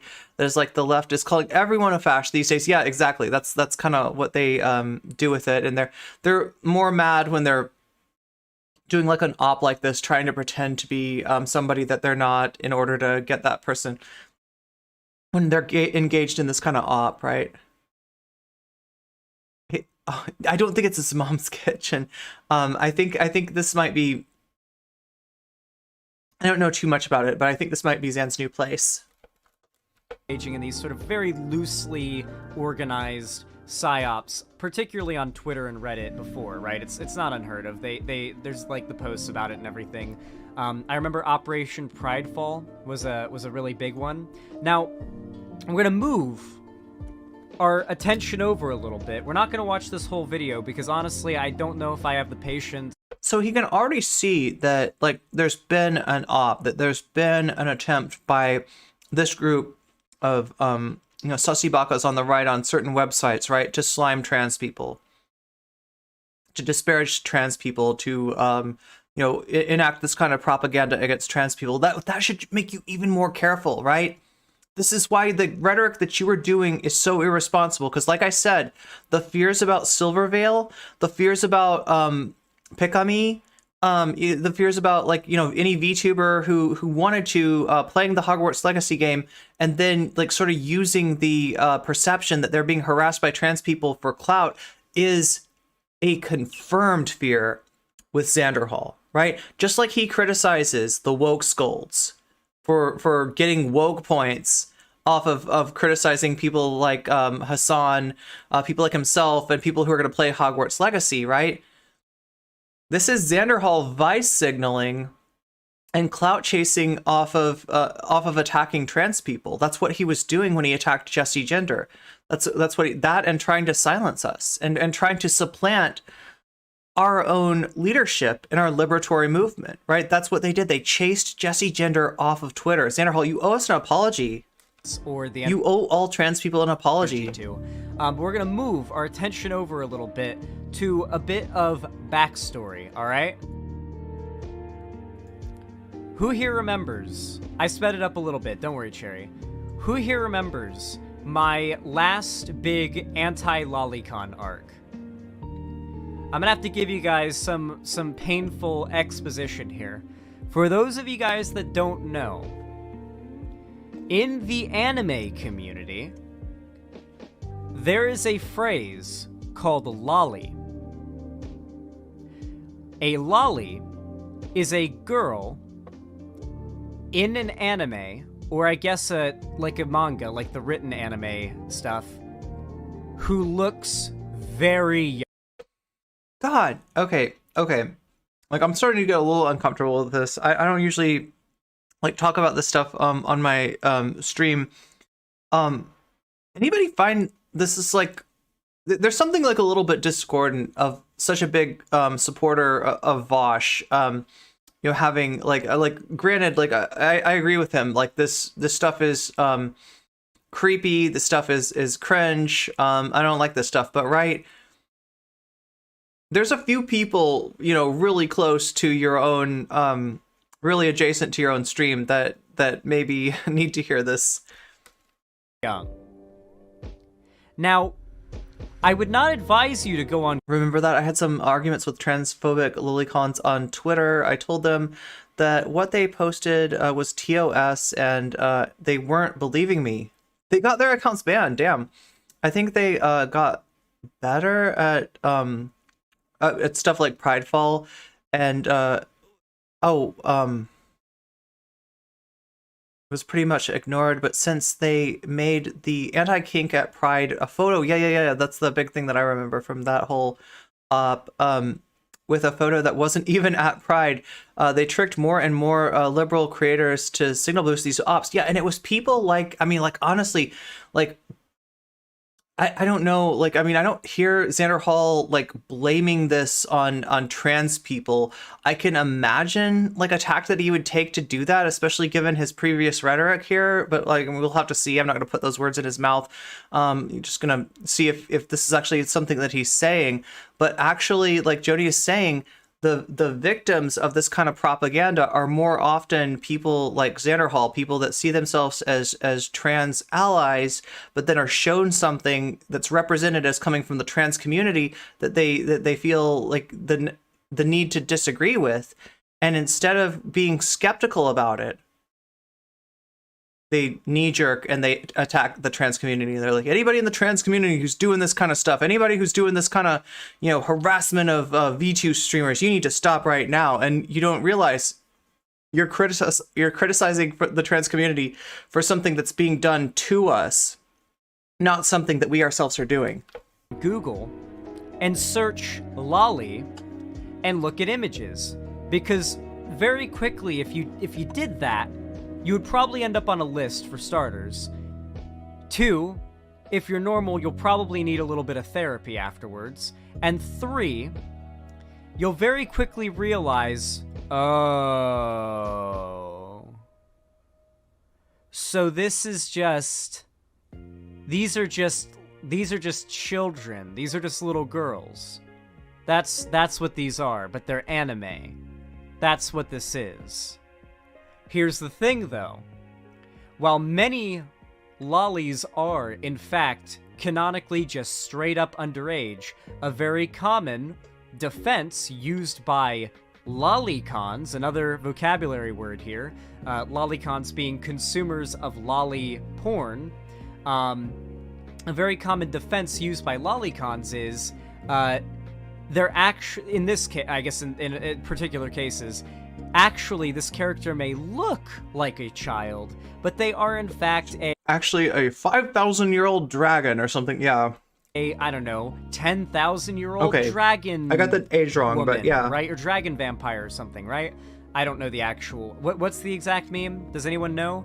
She's a 5,000-year-old dragon. Oh, I got it right. What's the meme? Can someone quote it word for word? It's a very popular meme. Does anyone have like the word 10,000-year-old dragon? Is that it? It's just that? I feel like it was more than that. Like there was more to the meme than that. But okay, regardless, it's not important. Yeah, it's a very common defense, which right off the cuff should tell you these people know that their sexual interest in drawn children is weird, and something they probably even internally are ashamed of. However, despite that, there is a growing community. Oh my god, I don't know how much of this I can take. If the rest of this is going to be about lolicon, I might have to dip a little early. Like, right, this stuff makes me uncomfortable. I don't know. Like if there's a point to be made, you know, here, then I'm here for it. What's up, Starla? Good to see you. Meow. Wasn't Asmongold whining about how trans people were criticizing him? True, yeah. Now he's watching anti-SJW videos about anti-white racism. Oh my god. Oh my god. Are we gonna have to dip into that too? There was like a Chud Logic video of Hassan debating somebody, and it, you know, I think like was Chud accusing Hassan of being anti-white too, and all the debate bros are handling him with kid gloves. I mean, Xanderhal was literally trying to chase Asmongold's clout. I didn't realize that Asmongold had gotten this bad. Oh wait, there's a Chud Logic video about Asmongold, isn't there?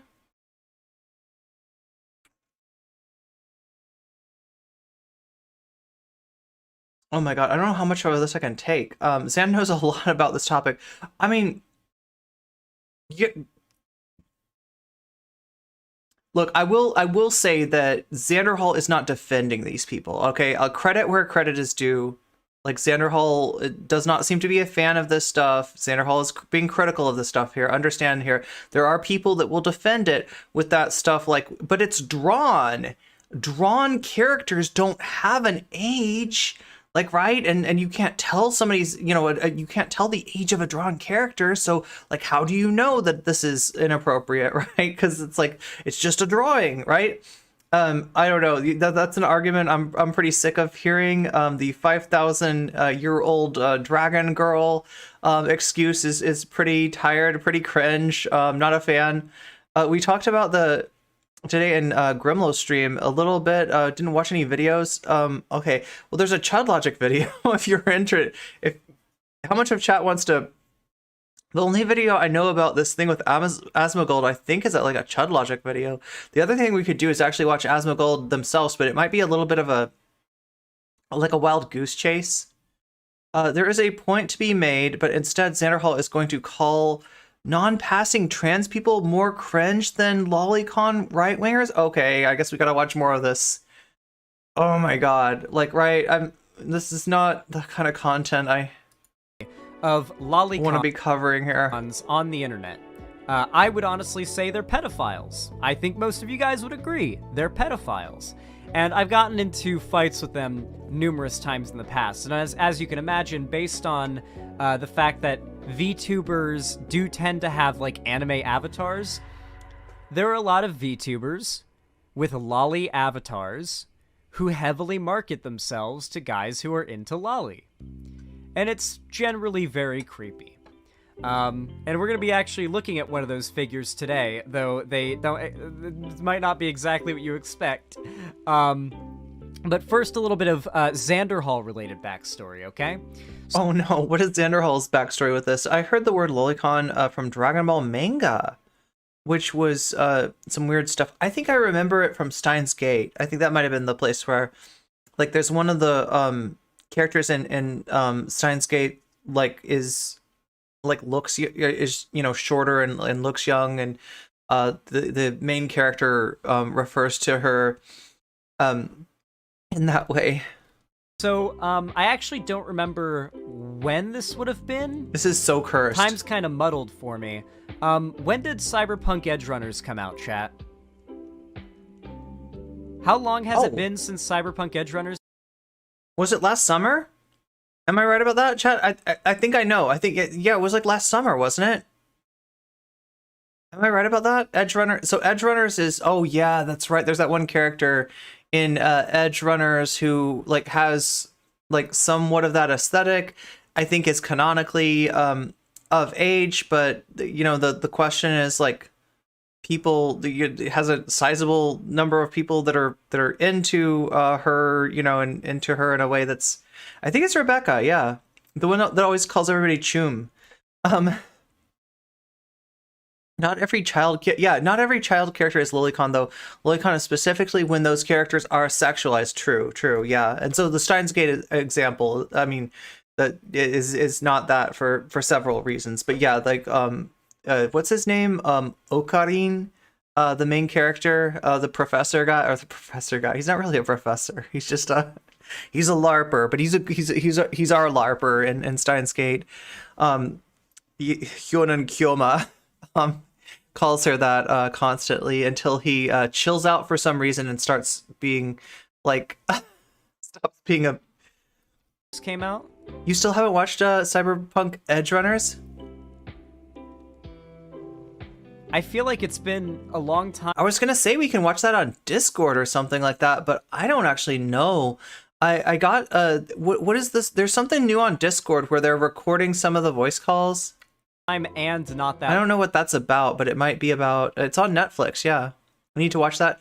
Well, like it's on Netflix, so that means that certain stuff on Netflix you can watch on Twitch. If you all ever find something like that, let me know, right? Because like I mean, it would have to be only for people. What is it like? Only if you have your Amazon Prime. Oh no, it has to be on Amazon, not Netflix. That's right. What am I thinking? It's not a Netflix thing. It is an Amazon thing. You haven't played Cyberpunk either. Me neither. Long at the same time. Like 6 to 8 months ago, early winter. Damn, it's been a while. Okay. It's been a while. Regardless.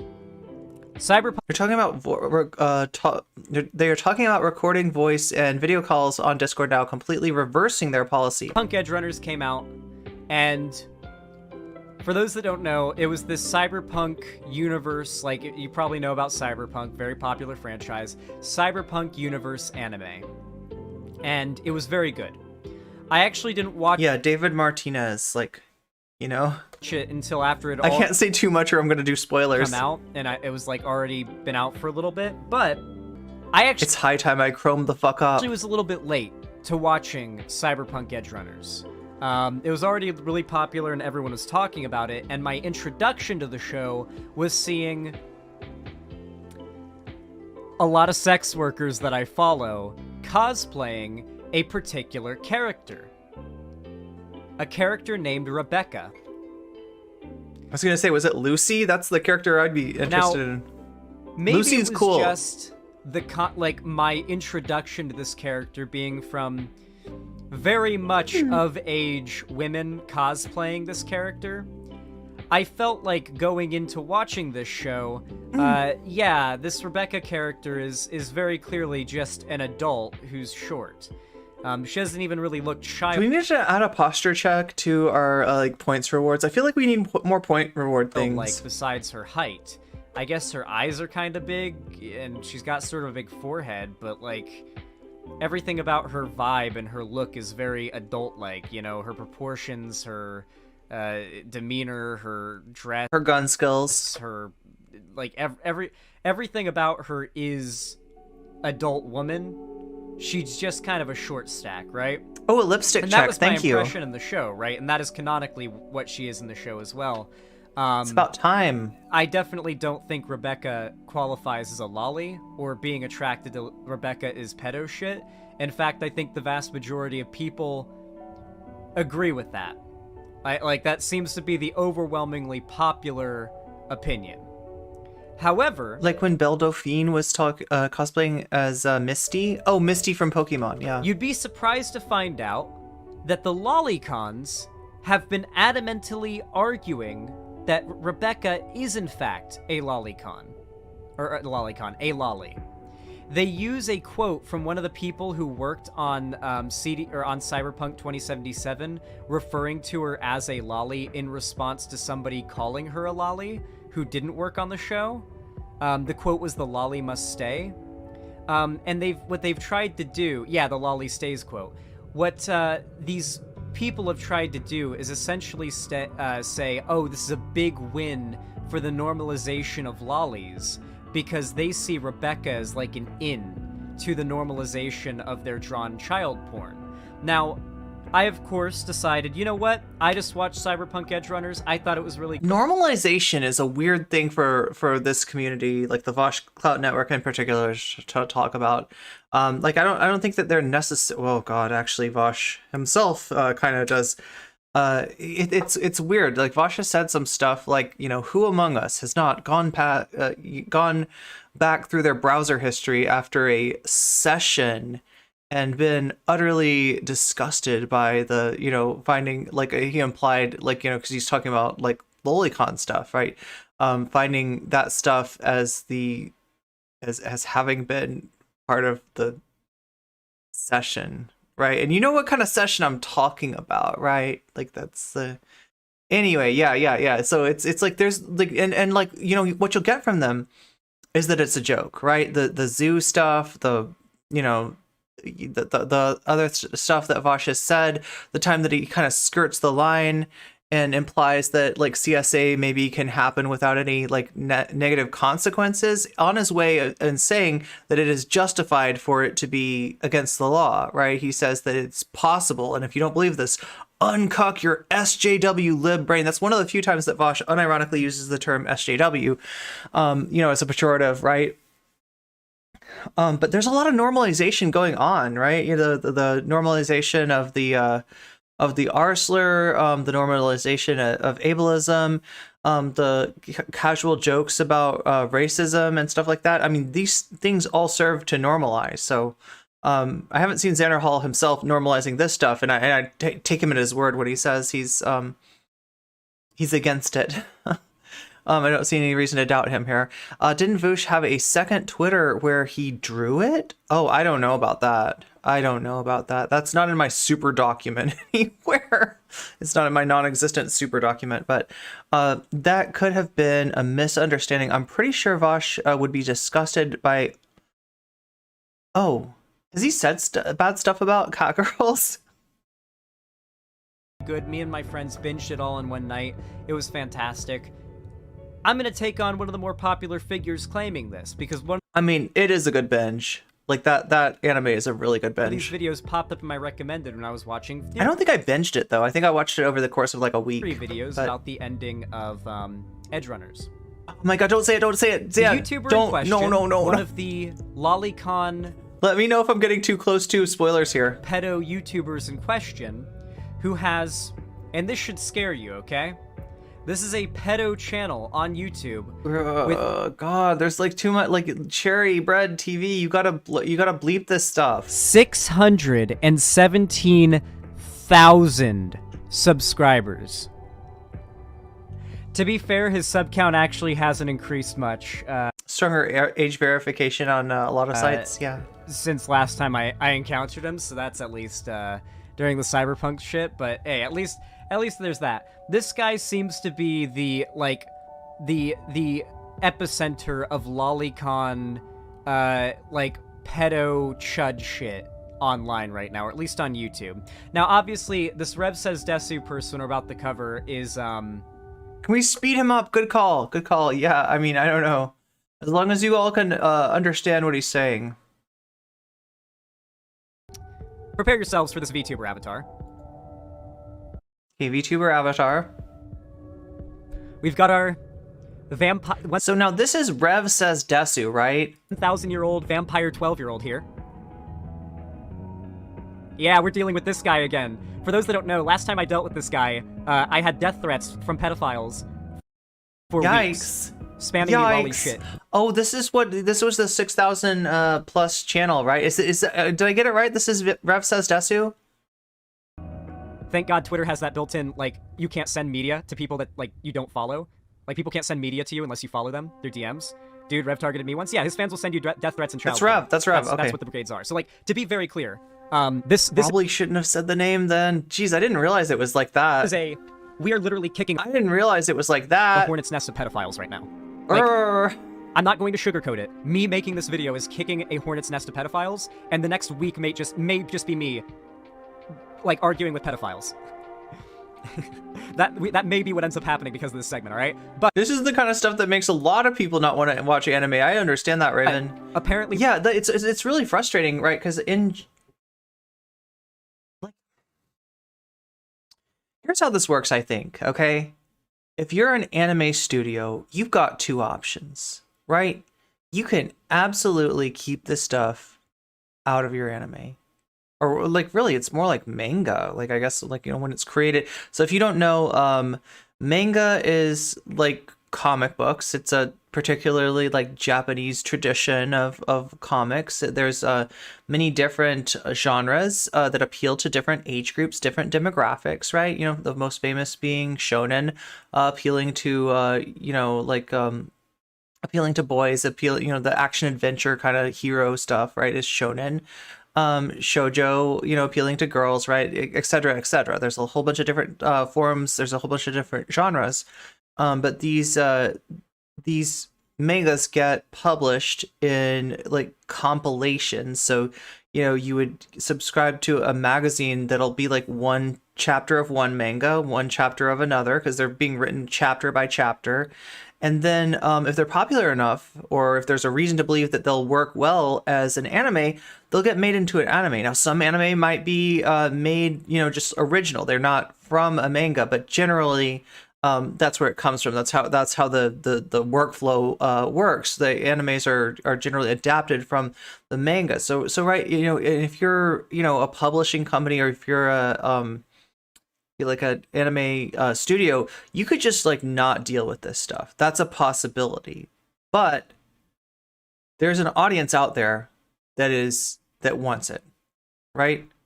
And so in saying I'm not going to deal with this stuff, we're just going to disclude any material that could appeal to this audience from that, you're basically saying this is an audience that I'm going to just not try to gain at all. And then your competitor is going to say, well, if you don't want the audience, I'll take them, right? And so there's like a certain like perverse incentive, I guess, is how I would put it, to have a character or two that subtly appeals to this audience, right? And so when you're watching like a normal anime, a mainstream anime, an anime that everybody's watching, sometimes you'll run into something like this, right? And you just kind of have, just like that, like I don't know. It's one of the, and some people's like answer to that is just like, I'm not gonna watch anime. I'm not gonna watch anime because there's so much of this, and it pops up in places where I don't expect it, and it grosses me out, and etc. Right? The worst thing about this is the Tokyo City government, I think, spearheaded a campaign to restrict the selling of manga using lolicon material as a base around 2009 or so. But when the bill passed, the only manga that frequently got restricted was BL, that being, the yaoi or boy love manga. Generally, strangely enough, if you don't know this, right, that kind of manga appeals to girls, or appeals to women, right? That kind of manga is generally written for women in Japan, although not entirely, right? It's not but anyway, yeah, that being anime with gay romantic themes is what Spark That Blood is saying, is anime that with gay romantic themes or relationship themes are the only ones that are getting restricted along the lines of age, right? Whereas like the problem is much larger. I would say not universal, but it's pervasive. It's very pervasive, right? That you see this kind of stuff pop up in places that you do not expect it. So yeah, it probably keeps me from being more into. You used to translate some yaoi. That's really cool. Oh wow! So you speak Japanese, or at least that's. I started to learn a little bit of Japanese. Not normally into romance, but I love yaoi and BL. Yeah, I mean, like there's some really cute stuff out there for sure. Stopped reading a lot, and I guess that's one where you're not going to end up dealing with like where the age range is yikesy, right? Because they actually restrict that genre. But from what Spark That Blood is saying is that it's not restricted in outside of that genre. Oh, read with a dictionary? This dumb pedo motherfucker called out Conyer, my good friend. Oh shit. Okay, so that's what happened. Is Conyer got clapped back from Rev. So we're going in. All right. I wish I had a gas mask. All right. Well, I'm gonna pause the hightail music. I really wish I could keep it on to soothe my pulsing synapses. Is that what that is? Hightail music?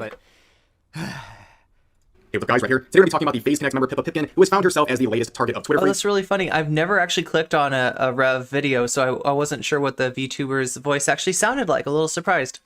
Pippa has now joined the ranks of people like Silvervale, oh, something you'll notice, by the way, is that these lolicon pedos will very oftentimes use like gross out insults towards those that don't like them. Like they'll call them freaks or weirdos, right? It's like I can make out a little Japanese. I have some of Yatsubato manga in Japanese. you're calling people that are weirded out by you being a pedo and jacking off to drawings of children freaks and weirdos. The projection is very strong. Oh god, and it's a guy voicing a little girl, very cringe. Wait, you thought this was going to be a girl voicing this? No, we're talking about the lolicon pedo people. I've literally never clicked on a video. I'm aware of this person's existence. I've literally never heard their VTuber voice before because I've never watched them. This is a grown-ass man. herself as the latest target of Twitter freaks. Pippa has now joined the ranks of people like Silvervale, Pika Me, and other streamers. Okay, so yeah, Twitter Freaks was something that kind of got started by Silvervale. So you see, somebody like, I don't know, where Silvervale herself is as far as, politically and stuff like that. There's some real, suspicion since Silvervale's definitely benefiting from some attention from the far right, right? But Silvervale used the term Twitter Freaks to talk about people, mainly trans people, that had an issue with her. And, honestly, from my understanding, if you look at YouTube and you type in this controversy, you're going to see video after video being like trans people are bullies. Silvervale did nothing wrong, right? That's like universal, right?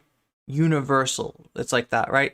When you go to Twitter, it's like 50-50. You see, some people supporting Silvervale, some people going really hard and like basically advocating harassment of trans people in the name of defending Silvervale, in the name of defending Pika Me, right? But it's 50-50, right? And the people that are critical of these VTubers, and you could call them irresponsible for some of their rhetoric, for appealing and benefiting from transphobia, even if they don't maybe agree with it themselves. They say they don't, and I don't know any different, but there's been some criticism. Silvervale's clapback was it's a bunch of Twitter freaks, right? So Who are harassed. and a lot of that is because people are afraid to talk. I think honestly people are afraid to talk about it on YouTube. You know how the YouTube culture works, right? If you make a video about a discourse subject and you get noticed, you're gonna be potentially attacked over it, right? So I think that's why YouTube is the way that it is, and it's scary out there. Gotta love the debate, bro. Fascination with these PDF adjacent. I want to be clear, by the way, this channel has over 600,000 subscribers. This video has Xanderhal is over cringe. 100,000 views. When I say we are in the Judging people's voices is cringe. depths of it, Yeah, it's not about Rev's voice. It's about like the horrible stuff that Rev is saying, and I don't really know. Like all I've ever seen from Rev is like videos that are trying to push back on the idea of like Bridget's gender identity, right? Stuff like that, like issues like that. That's where Rev Says Dasu videos have popped up to me. Adding a VTuber PD. Oh my god, to the roster. new right-wing dark What's up, Polly? age. I fucking mean it. So much so that literal lolicon pedo YouTubers are getting hundreds of thousands of subs. I don't know how this guy hasn't been destroyed yet. Like, this guy's basically just like any day now going to get called out by Keemstar, and it's fucking over. Like even Keemstar just has to come along and call this guy out because he's just like an open lolicon YouTuber. YouTubers get canceled over being into lolicon. I didn't really know much about this person other than they had some cringe takes when it came to Bridget. That's literally all I'm aware of. Rev is so deep in the closet that they will find Narnia. It's over when it gets found out they're into that shit. So this guy's just openly a defender of that stuff and even a representative of that shit. Like, this guy's only got so long till his shit gets dug up. Like, Turkey Tom's gonna make a video or something. Like, this boy is on thin ice. Like, pedos don't last long on YouTube before they get exposed to the broader, like, landscape, and it's just kind of over for them, generally speaking. For even thinking about streaming Hogwarts Legacy. However, given her personality and the type of community she has, attempting to cancel Pippa for streaming this game, it just feels different than the other harassment campaigns. One that seems like it was a lot more invited and made with the intention of mocking the outrage that would come with. Now, what do you think? Do you think that, like, do you think he's right about Turkey Tom? Like, apparently Xanderhal and Turkey Tom have, like, a decent relationship. Obviously, Turkey Tom's been pretty critical of Keffels, a close friend of Xanderhal's. You know, Turkey Tom's kind of famous for his series of videos that's called, what is it, like, PDFs, creeps, and I can't remember, but, like, yeah, it's like, you know, where you know, he's exposing people for stuff like this. But here's where I'm unsure. Okay, there's a certain political resonance between, and when I say political, I don't mean like overt political. I am not calling Turkey Tom like a far right reactionary, right?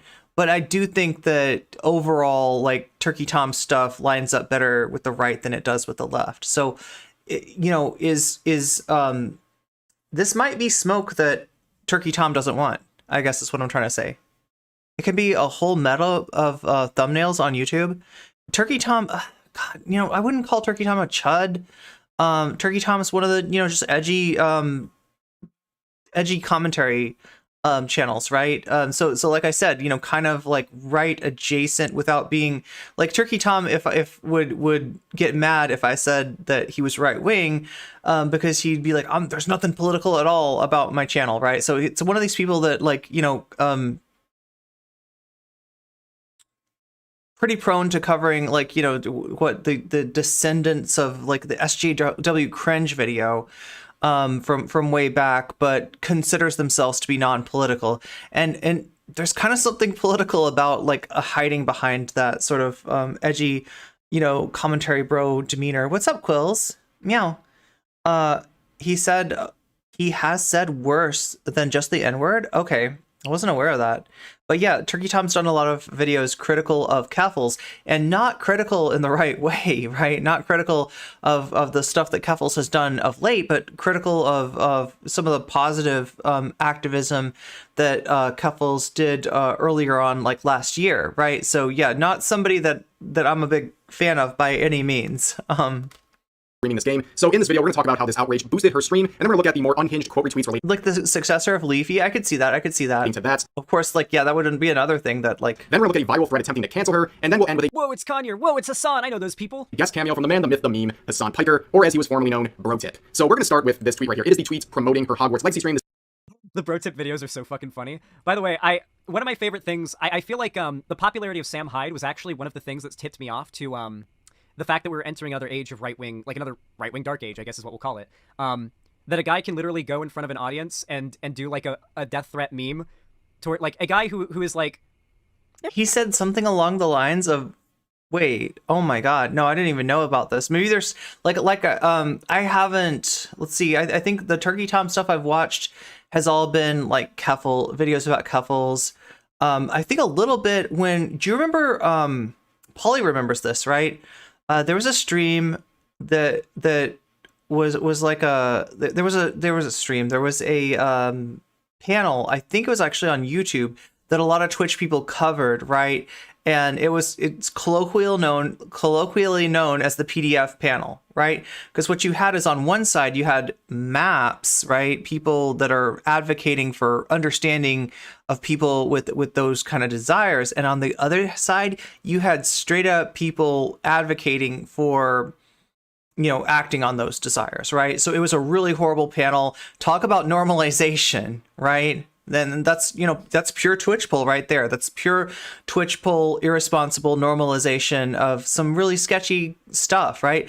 But there was a person on there by the name of Sappho that was, a lot of people thought might be one of the people that Turkey Tom mentions in their video about they thought it might have been Hypnotist Sappho, right? There's I can't remember what their name was, like Silent Sappho or something.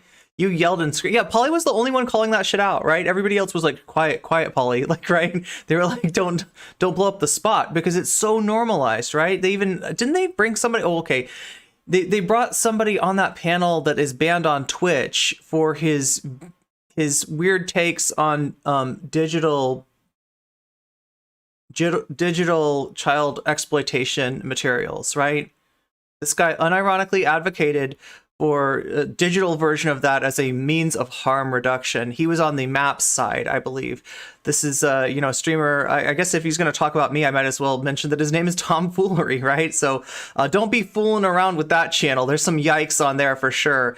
But yeah, he was on he wasn't on the worst side of that debate, because there was literally like people, advocating and saying that they participate in literal harm to children. That I don't, God, I hate that Twitch poll always has to go there. And you know why this happens, right? You know why this happens, because they're always digging for like more and more engagement, a topic that's going to be more engagement, a topic that's going to be spicier, a topic that's going to get more attention, a topic that's going to be controversial. And like, this is their meta. This is their meta, and because they're giving in time and time again to these perverse incentives, you see more and more normalization of these viewpoints, i.e. the PDF panel, right? You see more and more of that stuff happen, and you see people interacting with the creator I mentioned earlier, like all the fucking time, despite the fact that he's literally banned off of Twitch for his weird opinions about that stuff, right? It's absolute normalization. They had a victim on the panel. Yeah, a victim, and I believe the perpetrator, right, on that panel. Yeah, I mean, I don't know. At least they claimed they did. Welcome to the stream, Anne. Sorry that you happened to stop in this particular day when we were talking about a particularly yikes subject. But yeah, thanks. We can thank Xanderhal for that, can't we? I don't know. I mean, this is some drama that went down with Conyer trying to call out some of the VTubers that were cynically exploiting the Hogwarts Legacy drama in order to cultivate and draw to them kind of a right-wing anti-trans audience, right? And in the process of that, you've got this streamer clapping back at Conyer for doing that. The streamer Rev, right? And that's what Xanderhal is covering now. And yeah, like Xanderhal says, I agree with him that this seems to be somebody that is doing more than just normalizing, right? It's verging on advocacy for, right? It's not God, and like, these are the exact people that you don't want to be talking about. Like some super yikes anti-trans sports bullshit from TYT we can cover? Nice.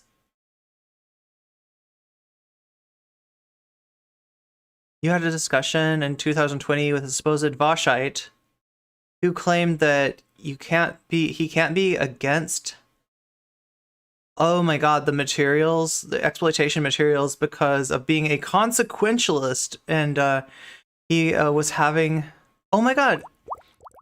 Thank you, Nixiebex. Thank you, Nixiebex, for that gift sub to Oglobbits. Like I'm saying, chat, that 200 sub point goal, it seems kind of high.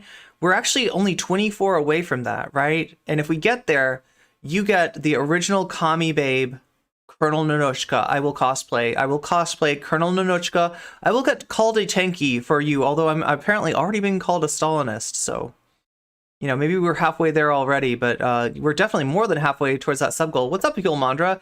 I interviewed Coyote Lovely on it back in the day. Now Coyote Lovely is oh my gosh. Oh, that's where I heard that name. Jesus Christ. Yeah.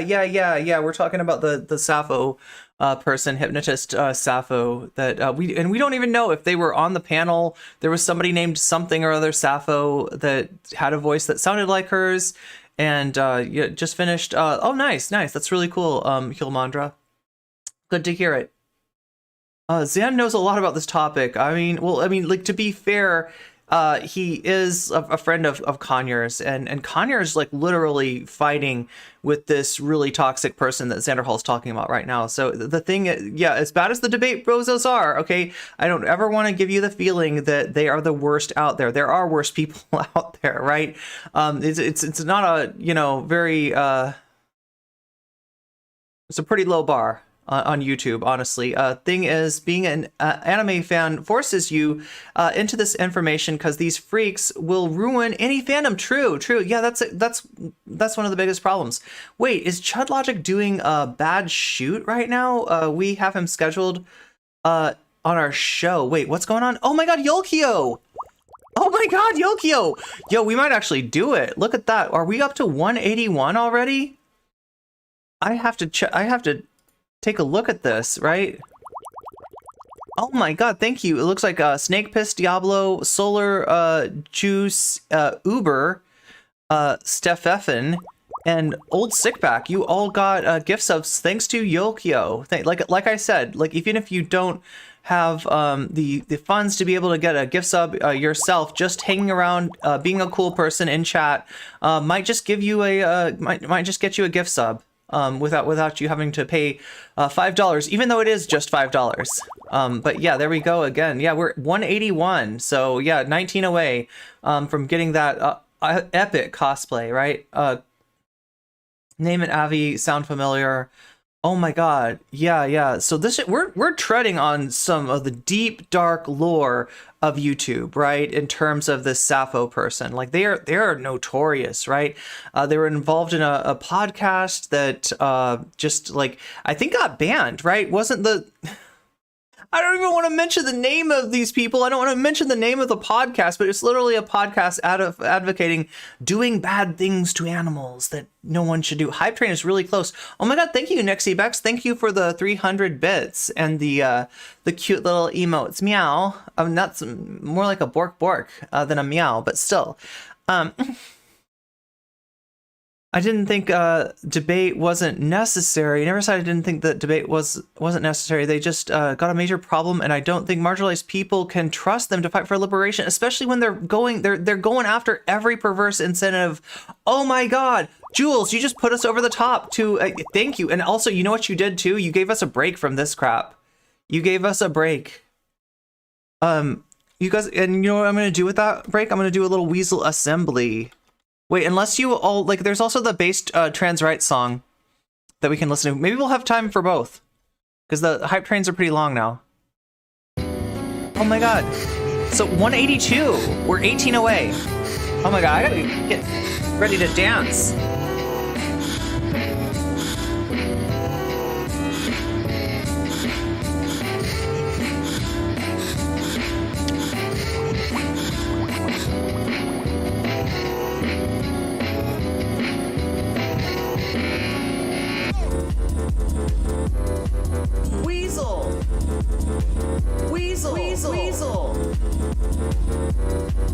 Weasel.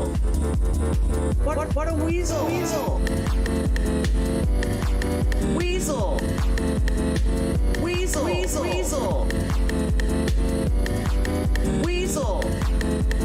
What a weasel. You've got weasels too on YouTube now. You can post those weasels in YouTube. If you are a member, you've got access to the weasel emote.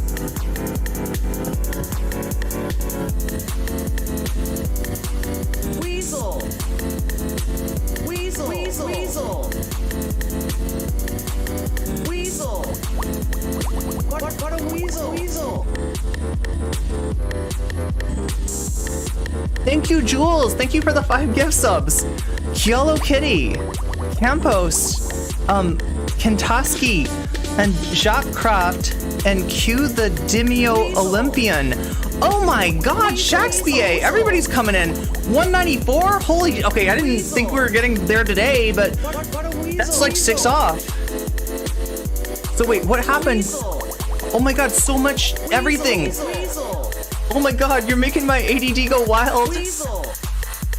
Oh my god! Hype Train is hype. Hype Train is so hype. Yeah, we'll definitely be listening to the trans rights song too. If anybody wants to, I need to find that again. What was it called? Like Trans Rights Dynasty or something in German? Oh wait, am I doing Tai Chi there? Yes, I am. Oh, that's right.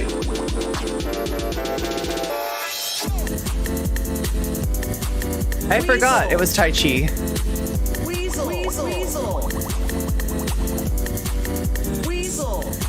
Trans Rights Dynasty. About to beat the last record.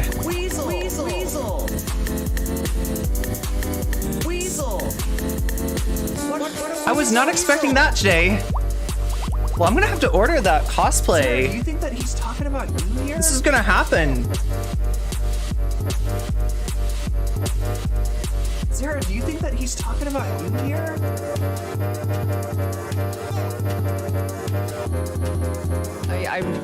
Fuck. So Logan Paul's giving my cat an abortion. I gotta go. I mean, that tends to happen with Logan Paul. Yeah, you gotta be careful when he comes over with his surgical kit. I don't know. So wait, trans rights dynasty spelled like that? Yes. Oh my god. Wow, there's so much going on. Let me try to read out what's going on. Nikki Bex, thank you for the gift sub to Coffin Punk. Hulmandra, thank you for the $10 Ain't No Chicken feed. Happy to help my friends. Oh, thank you so much. That makes you're excited about the Nanochka stuff as well. Yeah. The Nanochka, the Transbabushka. Well, I mean, like, I think those things are a little different, right? Isn't that the opposite of that? Anyway, I think Nanochka, doesn't it mean like granddaughter or something? Anyway, regardless, right, we're gonna be doing that. It looks like, wow, we are what, 196 out of 200. Let me click on this here. It's just like there's so much stuff going on here. Jules, thank you for the 200 bits. Nikki Bex, thank you for the gift sub to comment to Coffin Punk. Did I miss Shakespeare? Give a whole bunch of them too. Wait, did I read off Shakespeare's gift subs? Murphy NH, Squirrel on Film, Tanner Martin, Karadashane, I hope I'm pronouncing your name correctly. Firebird 710, you all just got gift subs as well. Wow, everybody's getting a gift sub. Literally everybody in chat is going to have a gift sub. We demand Comrade Nanochka. You will get Comrade Nanochka, and I will be excited to cosplay her. I will be excited to get called a tanky. But while we're waiting for that, let's have some trans rights dynasty here. Now we can't listen to level 1 anymore, right? I got in trouble for that. I got in trouble for listening to level 1, which is shipped with the singer of this. I will thank you for the compliment. That's like amazing. Wow, ich bin cute. Auch immer. I know a little bit of German. Ich liebe diesen Lied. Es ist sehr cool. Es ist, my German accent could use some work, couldn't it? Anytime I try to speak in German to anybody, oh my god. So yeah, we beat our last. Wait, no, did we? It says about to beat the last record. Either way, what are we like on level 6 now? That is a serious hype train. That is the hypest of trains of all. Thank you everybody who donated. Thank you to you on the YouTube side, Hulmandra, for the $10 super chat. That Quills the Queer, welcome to the chat. August Dexter, thank you for following. Yeah, we got about 2 minutes left of this hype train. It's already gone pretty far. Wait, what was this? 196. The Rosalind, thank you for the follow. Thank you for making these emotes. Like, I don't know, it feels like being in a jacuzzi or something like that, like a really bubbly jacuzzi, because like whenever the emotes come up, it's like they're little bubbles and stuff, and I'm already immersed in this like jellyfish water, and like, it's okay, don't worry about me, I'm a mermaid, I am immune to jellyfish toxins. These things can swim right up to me, and it is no skin off of my flesh, or it's no scale off of my anyway, whatever you know, part they rub up against, it's okay. 4 more subs until cosplay. That is true. Looks like we're actually gonna make it happen, which is amazing, outstanding, unbelievable, right? To get up to 200 subs, and oh my god. Let me drink some coffee. Jeez. I don't deny what I did nor what I was, but know that for the safety of those I love, Kalan is one of those hosts of my show. She came to understand and trust me. Nice. Trust is earned. Yeah, true. Oh my god. Well, I mean, like, this is the thing that, you know, Hulmandra is saying the things that the debate roast just do not understand, right? Actually, didn't know about your... I trust Jesse's judgment. Yeah, Jesse's really cool. Jesse's cool, one of the coolest people Wait, my cancellation or Hyolmandra's? I don't even know who we were talking about. My cancellation was a while ago. I don't know. I don't even like call it like, because how they use the term cancellation. You know how that gets like politicized. And it's like, yes, the woke. It wasn't woke culture, which canceled me. Chat, it was a decidedly unwoke culture, the Gamergate atmosphere of Twitch politics that canceled me. So, but to be honest, that kind of stifling, that kind of excommunication, that kind of campaign of lies and harassments against a streamer, like that's a lot closer to what they call cancellation than anything that Xan, Vaush, Keffels, etc. are experiencing. Thank you for the well. Good to have you here, Karadas. I hope I'm pronouncing your name right. If not, it means you're extra cool. Because what's up, Photofile? Hype train complete at level 6. What? 20 gift subs. 1,200 bits. Looks like we might do we have a new leader on the gift subs board? Once again, if you're on there and you get anything, like anybody sending you anything, any whispers, any harassing stuff, let me know. That was a problem in the past. Hopefully we can leave that in the past. Like hopefully hopefully, I don't know. It just feels like being a trans streamer, speaking up for the trans community, it puts a crosshair on you. Polly's felt this. Polly knows what I'm talking about. A lot of other trans streamers know about this too, and it's mostly coming when you speak up for the trans community, right? When you're inconvenient for somebody that's doing harm to the trans community, that's when you got this garbage, this lies spread about you, and all this other stuff. But yeah, thank you so much, everybody, for donating. And again, let me know if any of that harassment comes back through your whispers. That was a thing in the past. Hopefully not in the future. I try not to talk about it too much because that's the kind of thing that encourages the troll. So we will get right off of that and right back into the content that we were doing right before we stopped to take that hype train that I wasn't even expecting, right? I wasn't even expecting a hype train today, but we got one anyway, and yeah, we're 4 away. Vaush speculated. Oh yeah, that was the Vaush speculating on Finn being on estrogen, and again, it's none of Vaush's business, right? And Finn's community let Vaush know that in no uncertain terms. It looks like you've got some more hype emotes unlocked on Twitch, and like I said, YouTube, you've got a whole bunch more emotes too, including the weasel, right? I'm trying to make all the as many of the emotes available on Twitch available on YouTube as well for members on YouTube. I should probably go over really quickly what being a sub gets you. You get access to the VODs after the fact on Twitch. You get to get out of the ad break. That's the big thing on Twitch that you get from an ad. Also, being a member on YouTube or a sub on Twitch gets you the premium streamium.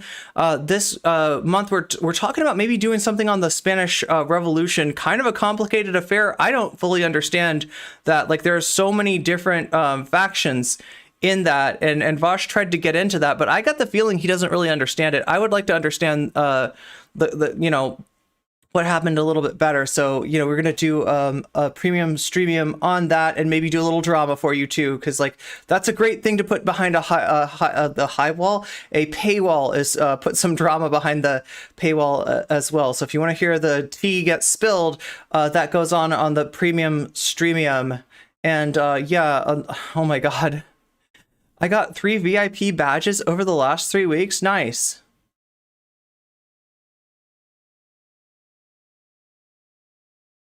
He said that Finn was there was a 99.99% chance. Oh my god. Yeah, again, just like that speculation is not appreciated, like, right? And that's what Finn's community said. I'm gonna run the trans rights dynasty again if I'm not careful here. That's the one I'm trying to press.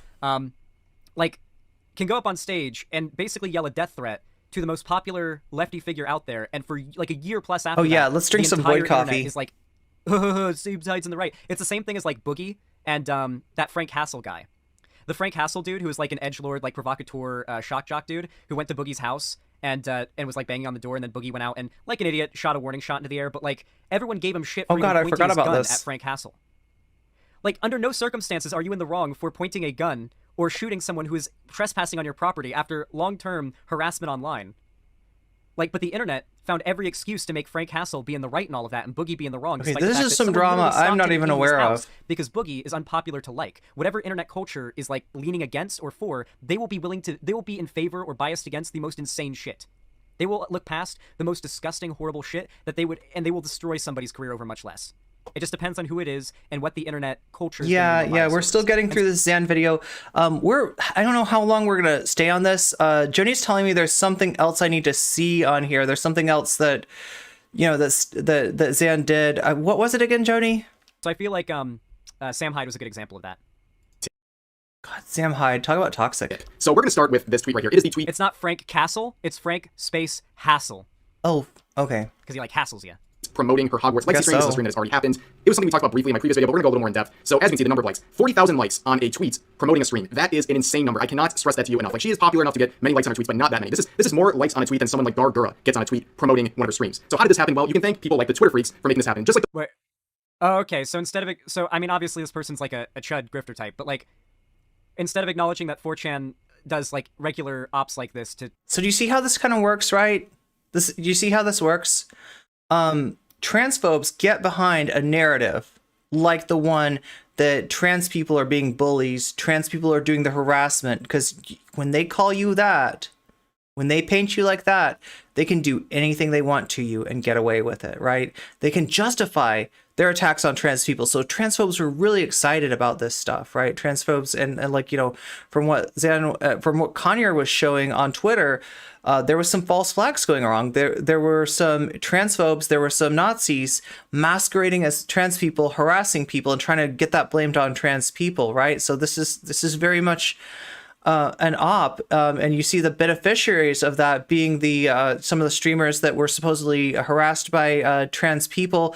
Now, like, I don't want to deny anybody harassment that they actually received, but this perception is causing, I guess, a stream announcement, which, there's my stream announcement. If you want to help that one out, that's great. That is a stream announcement that will not be supporting transphobia. So like, there's a stream announcement that you can get behind, you can like and you can retweet and you can comment on and boost that post without any concern of it, boosting transphobia, right? I am not a VTuber who's claiming that trans people are attacking me, right? But like, in general, a stream alert is one of the posts that a streamer will make that gets the least amount of engagement, that gets the least amount of attention. Why is that? Because Twitter actively suppresses anything with a link on it, right? Anything with a link on it potentially takes people from Twitter to somewhere else, and that's not what Twitter wants. Twitter wants you to stay on there and scroll, right? So they suppress those, and as a result, those kind of stream alerts, which are how, in a lot of cases, I let people know that my stream is going on. I talk about what I'm going to be streaming. I get the attention of people who might be interested in getting into something like that, right? You can help that out by boosting it, because it does get deboosted just from the sheer virtue of the fact that it's got a link on it, right? So that's, I think, what Rev is talking about here. Try to cause like political instability online. You're gonna pretend like trans people being mad about the Wizard game made the game more popular and made people playing the game more popular. This is the same level of delusion. Wait, something about trans people being worse than lolicons? Oh my god. People saying that like people like streamers playing the game supports transphobia and people who are transphobic made the game popular. Like, that is in no way the case. Hogwarts Legacy is a fucking Harry Potter game. It is the dream Harry Potter game of any Harry Potter fan. The game was going to be huge regardless. It's being used, it's being politicized by transphobes, right? And so when you say the kind of stuff that Xanderhal said when he attacked Jesse Gender, you are absolutely boosting this, right? Xanderhal, the right thing to say here was, I was part of this. I was unintentionally part of this attack on trans people. I got behind narratives that lets scumbags like this paint trans people as bullies and harassers, that helps justify the harassment and the dehumanization of trans people, right? And like I said, like I don't know what's in Silvervale's heart of hearts, but calling trans people freaks is definitely feeding into like another trope that gets used against us to dehumanize us. So and in Xanderhal, like you got some you got some blood on your hands too in this whole thing. Blood on your hands, dirt on your hands, at least, is probably a better way of looking at it. Streamers playing it was going to be huge regardless. Trans people, even online, are a ridiculously small proportion of people on the internet. They did not play a substantial part in the popularity or the increase in sales in the game. Like, not even the spite. What? Yeah, look, Xanderhal. Okay, so first of all, I want to be real clear in saying it's great that you're saying that. I agree with you. Trans people did not play a part in making that game more popular. However, when you're going to say something like that, that contradicts, and chat, you know, if you want to go look for those clips now, right? Because you see Xanderhal saying that trans people, you know, trying to make people aware of the fact that J.K. Rowling's is a TERF, that building her clout, that you know, giving her money through playing this game is something that trans allies don't want to do, right? That didn't make the game more popular. That is the media narrative. That is one that he fed into, though. That is one that he fed into.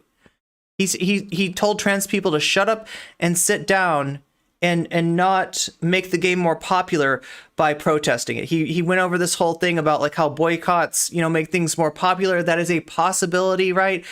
Trans people, if you look at Jessie Gender as the example, Jessie Gender is a leader in the trans community. Jessie Gender wasn't asking for a boycott. Jessie Gender was asking for trans allies to put their money where their mouth is, or rather take their money away from where their mouth shouldn't be, and their mouth shouldn't be on the ass of a TERF like J.K. Rowling, right? So the trans people are just simply asking, hey, you know, that $70 that you were going to waste on a mid-game, on a mid Harry Potter franchise game, maybe think about not doing that, because the whole game is focused around an anti-Semitic trope.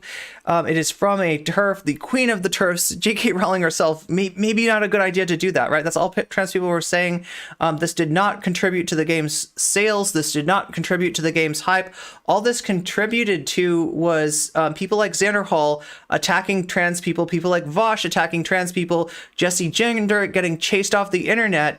And as a result of those narratives being pushed, you make it easier for scumbags like this to attack trans people. So purchases made a dent in the amount of sales the game was going to get regardless. It was this year's Elden Ring.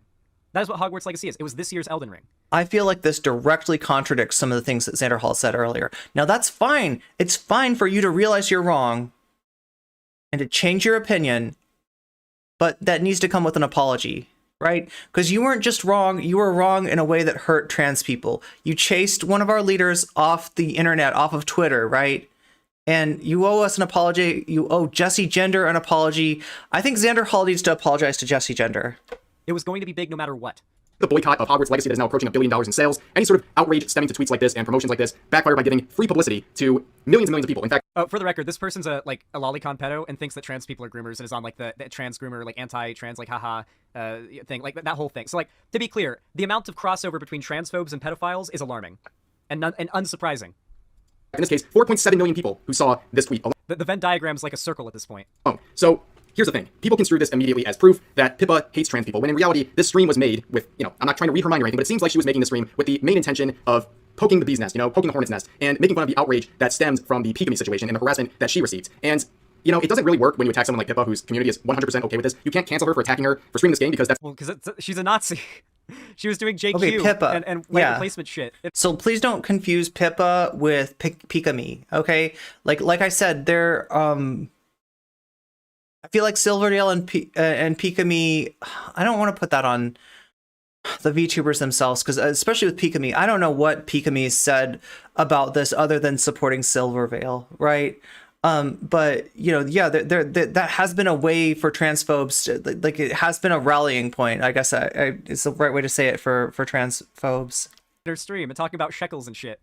Yeah, obviously the Nazi VTuber. Pippa. Okay, so yeah, the point I want to make is that Pippa and Pikami are two different people. Pikami, as far as we know, is not like right wing. Pikami was you know, kind of part of this thing of playing Hogwarts Legacy, being perceived as receiving harassment, that harassment being assumed to be from trans people, and so became a rallying point for transphobia, but wasn't necessarily trying to get that to happen. Pippa, on the other hand, is the person that Xanderhal and Conyer are talking about, that directly, you know, participated in this kind of psyop thing. E-girl, like anime girl, like streamer isn't going to get any shit. Wait, are they not? Yeah, this is the one that was doing the JQ stuff, right? Maybe I've got. Is he saying the idea of black people asking for better hair within Elden Ring? Wait, did he say that? Did I miss that? Did that get said? I'm so sorry, chat. Like I said, I have ADHD, and I get so easily distracted. And right now, my mind is in a million different places, such as like where I'm gonna get this cosplay from. Luckily, we've got 4 more gift subs to go before I need to order that. But I gotta start thinking about this. I gotta make this happen. I gotta make this real. I know where to get the tattoo, the Colonel Nonochka hammer and sickle tattoo, the thing that's really going to drive the debate bros nuts when I put it on. But I got to get the appropriate her top is like kind of sick, right? Like not sick in a bad way, sick in a really cool way. Like, right, her top is like one of those one shoulder tops, and it's got a collar attached to it. It's a really unique top, and I want to make sure that I get as close to the actual design of Nonochka's look from the gorgeous ladies of wrestling as I possibly can. Right. So if you've watched Netflix and you've seen the Glow show on Netflix, the character Zoya the Destroyer, fan favorite, right? Zoya the Destroyer was based on Colonel Nonochka, who was like a real wrestler in the original Glow. I think actually a real Russian as well. Like, right? She wasn't like putting on the accent the way that Alison Brie is in the show. She actually, I think she had a history. She had a pedigree in ballet. She did ballet. I think she came from Russia, or it might have been Ukraine even.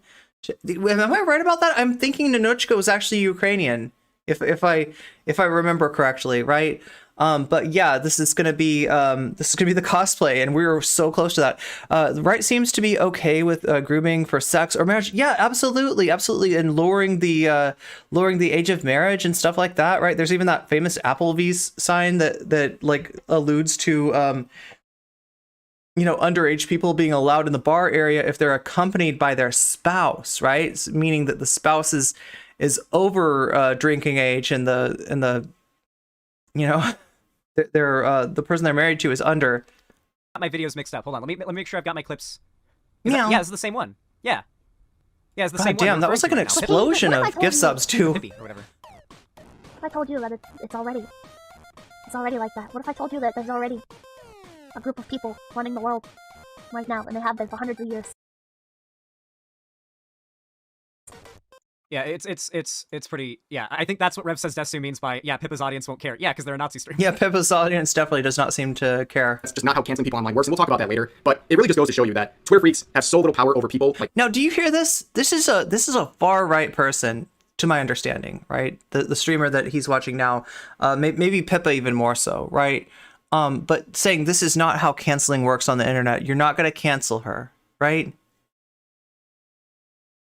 If you listen to right-wing nonsense, you would think that cancellation is something that woke culture imposes on people who don't conform to its political correctness, right? Like the way that Dave Chappelle got canceled for stepping outside of the accepted politically correct framework, right? And that it's either it's either woke scolds, or it is woke corporations, or some woke forces, right? And like, did you hear what Pippa just said about people controlling the earth for thousands of years? Yeah, real clear anti-Semitic dog whistle. So right, it links right up to that. Like this idea that we're going to take a marginalized group and we're going to accuse them of ruling the world. Well, if cancellation comes from the top down, and that's what they're saying the top is, it's pretty clear where they're ultimately where they're placing the blame for cancel culture, right? But here you have Rev saying that's not how cancel culture works, because Pippa's audience isn't a bunch of woke people, right? So there's an acknowledgement right there that it's not a phenomenon of the left. It's not a phenomenon of SJWs. It's not a phenomenon of PC culture or anything else. We're talking about just basic excommunication. We're talking about the kind of like scapegoating that has gone on for thousands and thousands of years. And by saying the things like what you just heard Pippa say, Like, that's an attempt to do that to Jewish people, right? The victims, the real victims of cancel culture, if you're going to use that framework, which, like I said, there's some issues with that framework, but it mostly applies to marginalized people, right? Those are the victims. Those are people that get excommunicated. Those are people that get silenced. Those are people that end up suffering from, you know, kind of a character assassination that comes from a million different places at once, not edgy fucking VTubers or you know, edgy debate bros, right? All the people that complain about cancel culture are not the true victims. The closest thing to cancel culture we have is scapegoating, and scapegoating is a thing that happens primarily to marginalized people. So much easier, you know, for that boulder to get rolling than to roll a boulder up the hill all a Sisyphus. Do you know how to sew? I do not know how to sew. I would love to. Well, like, I kind of do, right? Okay, so wait, I can do a cross stitch, I can do a back stitch, but that's about it. I can't run a sewing machine, right? I've kind of had it explained to me, and it was too complicated. And I'm so afraid that if I try to use a sewing machine, that my hand's going to end up getting sewed or something like that. I don't know. Sewing machines scare the bejeebus out of me. We aren't on the top, but yeah. What if we were? What if we're supposed to be? I don't know. HIPAA who simply don't care. One of the reasons I believe marginalized people can't trust people like Xanderhal, if he thinks black people are asking for more inclusion, as far as hair in Elden Ring and trans people asking you not to play Harry Potter in solidarity, if he thinks these things are meaningless, he's more interested in placating cis white hetero hegemony than their supposed allyship with marginalized people. Well, like, I mean, this is the appeal that he always makes of, like, think about the normies. The normies aren't going to get this. The normies aren't going to, even in my thread that Vaush ratioed the other day, right? You had people saying, this is why people look at, like, this is why people think progressives are crazy, right? Just basically using that optics frogging as another way to attack marginalized people who are standing up for ourselves. Maybe the normies should be less cringe. What? Wow! Furious Gems with the hot tea take, right? That's an. I'm gonna have to drink with you, with your Kermit. Cheers! Absolutely cheers! Welcome to the stream, Furious Gems. Meow. Right? She obviously does not care too much about the backlash. In fact, I'm sure it will. Optic cops are at it again. True. How do people watch this cringe Nazi shit? There are not a lot of places online that are like large platforms sympathetic to pedophilia. This is one of them that's remained sort of like untouched by like the TOS. Remember, guys, YouTube has been basically non-existent with their TOS enforcement lately. They've been really trying to make YouTube profitable, so they've been banned. And for the record, I'm going to say this again, okay? Debate bros are problematic. Zen's problematic. Vaush is problematic. These are obstacles for having a left that's based on solidarity rather than a left that's based on dominance paradigm, rather than a left that reinforces like hierarchy based on privilege, right? These people are obstacles, but you know, the person that Xanderhal's covering here is scales of difference worse, right? Scales of difference worse. Like, you know, he's right. And I mostly agree with his assessment of this streamer, of both Pippa and Rev, right? These are really, really sussy bakas here. A lot less. They've been striking a lot less. Even the false strikes have almost disappeared. I've noticed that like overall enforcement of TOS has gone down across YouTube. So yeah, it's no surprise that even like large pedo channels are getting away with it.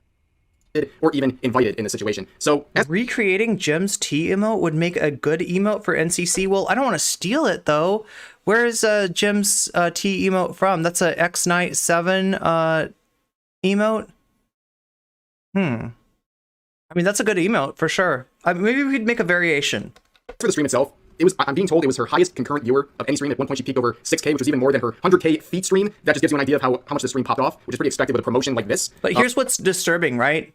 The things that Rev is saying right now are analogous to the things that Xanderhal was saying about Hogwarts Legacy. He is now saying that trans people did not help Hogwarts Legacy sell more copies by our supposed boycott of the game, right? So he just now said that, right? That contradicts what he had said earlier, right? And if anybody's got that clip, if anyone wants to put back-to-back Xanderhal, I feel like this is a moment for accountability. And Xanderhal, honestly, I don't want to cancel you. I don't want to ruin you. I just want you to apologize for it, right? Because you fed into these narratives, the same narratives that Rev is using right now, right? Please recognize that. Like, please understand that we are not the carceral left. We are not the cancel cops or anything else. We mostly just want to ameliorate, to use the Vaush word, ameliorate harm being done to trans people, ameliorate harm being done to marginalized people, right? And you taking accountability and apologizing in this situation will go a long way to do that. Like, listen, Xanderhal, you'll impress me if you just apologize for your prior takes, right? You've obviously changed your mind. The take that you're giving now is contradictory to the take that you gave earlier, right? If you just say it, yeah, like, I was unintentionally part of this. I don't think you were unintentionally part of this. I don't think that you're like this scumbag, okay? I see a big difference between you and them, but you do need to apologize, right? You did hurt the trans community. You attacked Jesse Gender, who wasn't trying to start a fight, who was just trying to spread awareness of what you're doing when you're buying the Hogwarts game, who was talking primarily to people on our side, people that are trans themselves or claim to be trans allies, right? And just saying, hey, put your money where your mouth is, or like I said earlier, rather, take your money away from where your mouth should it be, which is on J.K. Rowling's ass, right? You shouldn't kiss J.K. Rowling's ass by playing this game, by giving her money, by giving her clout, by extending the legacy of her IP, right? At least we can get our own forces, our own people who are on the side of trans people to not be part of what's hurting us. That's all that Jessie was asking for, and you and Vaush attacked her. You and Vaush drove her off Twitter. Apologize. That's all I'm asking. You will. I promise you. I will say good things about you if you apologize for this. Okay. But the vibe of the stream was great. It was made with the full intent of mocking the situation. It will never happen. Actually said she doesn't like Harry Potter. I don't like Harry Potter either. I feel like it's just... Sadly, Joni, you're probably right. ...created an us versus them narrative with all the outrage that you want to promote and play things that... Okay, can we skip ahead to the Kanye tweet? All right, here we go. Viral Twitter thread attempts to cancel Pippa. Yes, the person who was literally saying JQ shit. Now, of course, the campaigns against Pippa continued on, not just in those quote retweets, but in separate threads like this, with over 30,000 likes, by the way, calling out Pippa, saying that there is an industrial complex of VTubers forming that are grifting off Hogwarts legacy, and the harassment they're getting for it is coming from incel Nazis pretending to be trans. Industrial complex of VTubers. I mean, Kanye's right. Grift. I agree with Kanye here. Is he actually going to like freak out over the term industrial complex? I mean, I guess if we're really this desperate to make excuses for this person, then like you are gonna have to grasp at straws like nitpicking the wording, the hyperbolic wording of a group. Both of these people are hurting trans people. The 1,000-year-old vampire preteen is just more self-aware about it. Of content creators all engaging in the same grift. Okay. Grifting incel Nazis. I don't think any of these words are in the Bible, by the way, but... Okay. Imagine, unironically making this statement, basically saying there's an entire complex of VTubers grifting off of manufactured harassment against trans people made... Bro, imagine making this statement. Isn't it crazy to make I mean, it's the most based, thing I've heard from that side of the political discourse in a long time, right? Conier's 100% right about this statement, bro. Anyway, let's move on. Wasn't that a good argument? By incels and weirdos who are trying to paint trans people as the aggressors and harassers in the situation, which again, it's not just trans people, it's people across all spectrums harassing people who are playing this game. So they use an example, I'm not gonna get into it too much. I saw the tweet too, is a link to a video, and I can't even show the thumbnail because it's too much for YouTube. But basically it's a very obvious parody. Like this person is impersonating someone who is angry about the Hogwarts legacy streaming. They're trying to say that Pika deserved the So they're doing a psyop. Is this like the cope? Is that it's obvious? So how many, like, you do realize that, like, these 4chan accounts were probably making tons of alt Twitch accounts, like they tend to do when they raid my chat. It's not very hard for them. They do it pretty quickly. They seem to have a lot of those alts on hand, and just pretend to be trans people triggered about streamers playing Hogwarts Legacy. They know it's effective. They know they just have to get, like, 30 or 40 of their friends together and say Asmongold's chat and start a shit fit, and they can make one of the largest Twitch streamers talk about how the trans people are losing their mind, and it has a huge effect on internet culture. That they're smart enough and in tune enough with internet culture. Chad, do we need to look at the Asmongold stuff? Do we need to look at the Asmongold stuff today? I know this, and I think this Rev Uwu person is in tune enough to know this as well. I think they're lying through their teeth. Harassment, and with about 10 seconds of looking into their video on their account, you know they're trolling. And whether you think that trolling is... I kind of wanted to have a shorter stream. Maybe we can cover the Asmongold stuff tomorrow. If I didn't realize that Asmongold was watching anti-SJW stuff recently. At least that's what people are telling me. My impression was that Asmongold was just kind of one of those apolitical, just about the games. Like, obviously they can be manipulated. Obviously they can get used, right? Obviously, that apolitical stance isn't really as apolitical as it looks. But like it sounds like something profoundly different is happening with Asmongold, and yeah, we're talking about a big streamer. We're talking about the leader of One True King, OTK, one of the biggest Twitch Twitch stream teams out there, right? If I'm not mistaken, it's a pretty influential person that we're talking about. So, you know, if Asmongold has flipped his politics, it's kind of a political Trump voter. Okay, so like my understanding is Asmongold voted for Trump in 2016, right? And not in 2020. Is that correct? It's annoying or offensive or whatever, it doesn't matter. It's still just obvious. And they can only point to one example of this happening. And the funniest thing is, you can point to one example. Well, I mean, the Pippa person is literally a Nazi who's specifically streaming Hogwarts Legacy to upset trans people that are sad and mad that money from the game is going to fund a very powerful person. I mean, it sounds like they're doing more than that. It sounds like they're trying to stream the game in order to just continue this grift, right? And you set them up for this, Xanderhal. In blaming trans people for this and attacking people like Jesse Gender, you absolutely fed into that right-wing narrative. This has been what I've been saying for weeks and weeks and weeks.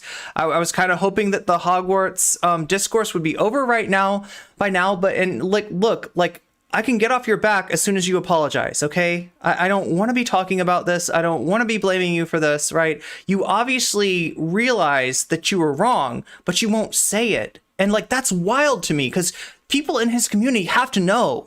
People in his community absolutely 100% have to know that this is not what he was saying a few weeks ago. He was blaming, you know, Jesse Gender and the supposed boycott for making Hogwarts a bigger deal. He's now completely turned around, turned on a dime, and there's not a single word of like, I am sorry, I was wrong, I fed into narratives that are now being used by right-wingers like this to hurt trans people. That's all we need from you, Xanderhal. If you want to, like, it's great that you changed your mind, all right? Kudos for that, but, you know, don't pretend you didn't say what you said, right? Because there's clips of that. Who's using her platform and her wealth to advocate against the existence Don't of know trans about people at a time 2020? where we're pretty much closer than ever to a genocide against trans people. So yeah, I'd say it's pretty sus. And make a giant blanket for all VTubers. There's an industrial complex of VTubers grifting over this game. Oh, Asmongold's been talking about anti-white racism. Okay. Fake harassment, and yet you ignore the hundreds and hundreds of documented harassment and other hateful rhetoric directed at streamers who wanted to play this game. It just goes to show you, it's all a joke. And they go on to say, strangely, there's more anti-trans harassment in these comment sections than anyone playing the Wizard games ever gotten. It's almost like the right's been trying to fabricate and magnify this harassment to make trans people look bad because they don't think trans people should exist. Yes, I mean this is some pretty base stuff coming from Conyer. Well, that is objectively true. Yes, that is what the right does. what did Kotaku pay you to write this comment? So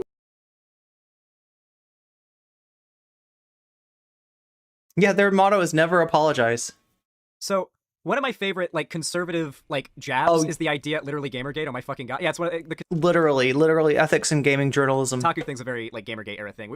Guys, I told you over a year ago. All right, it's like that episode of South Park they did where they apologized for denying climate change because they were fucking wrong with their original Man Bear Pig episode with Al Gore. So they did a redo episode more recently, and they go to Al Gore and they're like, "Okay, it turns out Man Bear Pig is real. How do we stop him?" And Al Gore says, "You stop him by listening to me all those years ago." That particular line makes me laugh very hard. Yo, am I getting that South Park was willing to do something that Xanderhal and the Vaush network are unwilling to do? once again, gaslighting Did South Park admit that they were wrong about that? is a very common fixture in this whole campaign, basically saying it never happened, and we have the proof that it is. Yeah, this is a far right VTuber. Yeah, that's what we're dealing with. Like I haven't my only familiarity with this VTuber is that when I was covering the Bridget stuff, right? You remember last year, Bridget came out, or at least the company that made Guilty Gear affirmed that Bridget is a trans person, right? And this is something that people have been saying for years and years. But like it's to the right wing, this was anathema. Like acknowledging, like Bridget being trans was just like the worst thing in the world. This is a VTuber that was very much against what the company did with Bridget, right? So that's my only familiarity. This is, Rev says Desu. I've never watched a video of theirs before. I'm not familiar with them, and God, I'm like this is cursed. South Park less chuddy than the online left. I am dying. Yeah, it's sad. Like, and all you got to do is apologize, right? You did the first thing by changing your mind, right? But there's a second part to that. What's up, Sarah? South Park was way too late, but they admitted it. They apologized, right? So yeah, there's two parts to that: changing your mind, saying the opposite thing of what you said before. Xanderhal has completed that objective, right? Now, Xanderhal, if you want to complete this mission, there's one more objective, right? And that is apologizing. And I know you're not supposed to do that, and I know you're not allowed to do it, but if you do that, you will impress the fuck out of me, right? You will impress me so much. Like, you will surprise me, right? Because I never hear Vaush people actually acknowledge that they were wrong about something, right? You hardly ever hear them change their mind about something. So you've already surprised me a little bit, right? If you want to completely surprise me and get that do we have the NCC shocked emote? I think you should all, a lot of you now have the emote. So like, there it is, the NCC shocked emote. Like, you're going to get that. You're going to get this look from me if you apologize, Xanderhal. It's happening among hundreds of users directing their hate towards these streamers, just like I said. We don't have to go into that anymore, but the gaslighting and denial is really, we expected at this point, right? So then she shows a couple of clips, there's 2 clips, proving that Pippa is an anti-Semite. So Play the clips.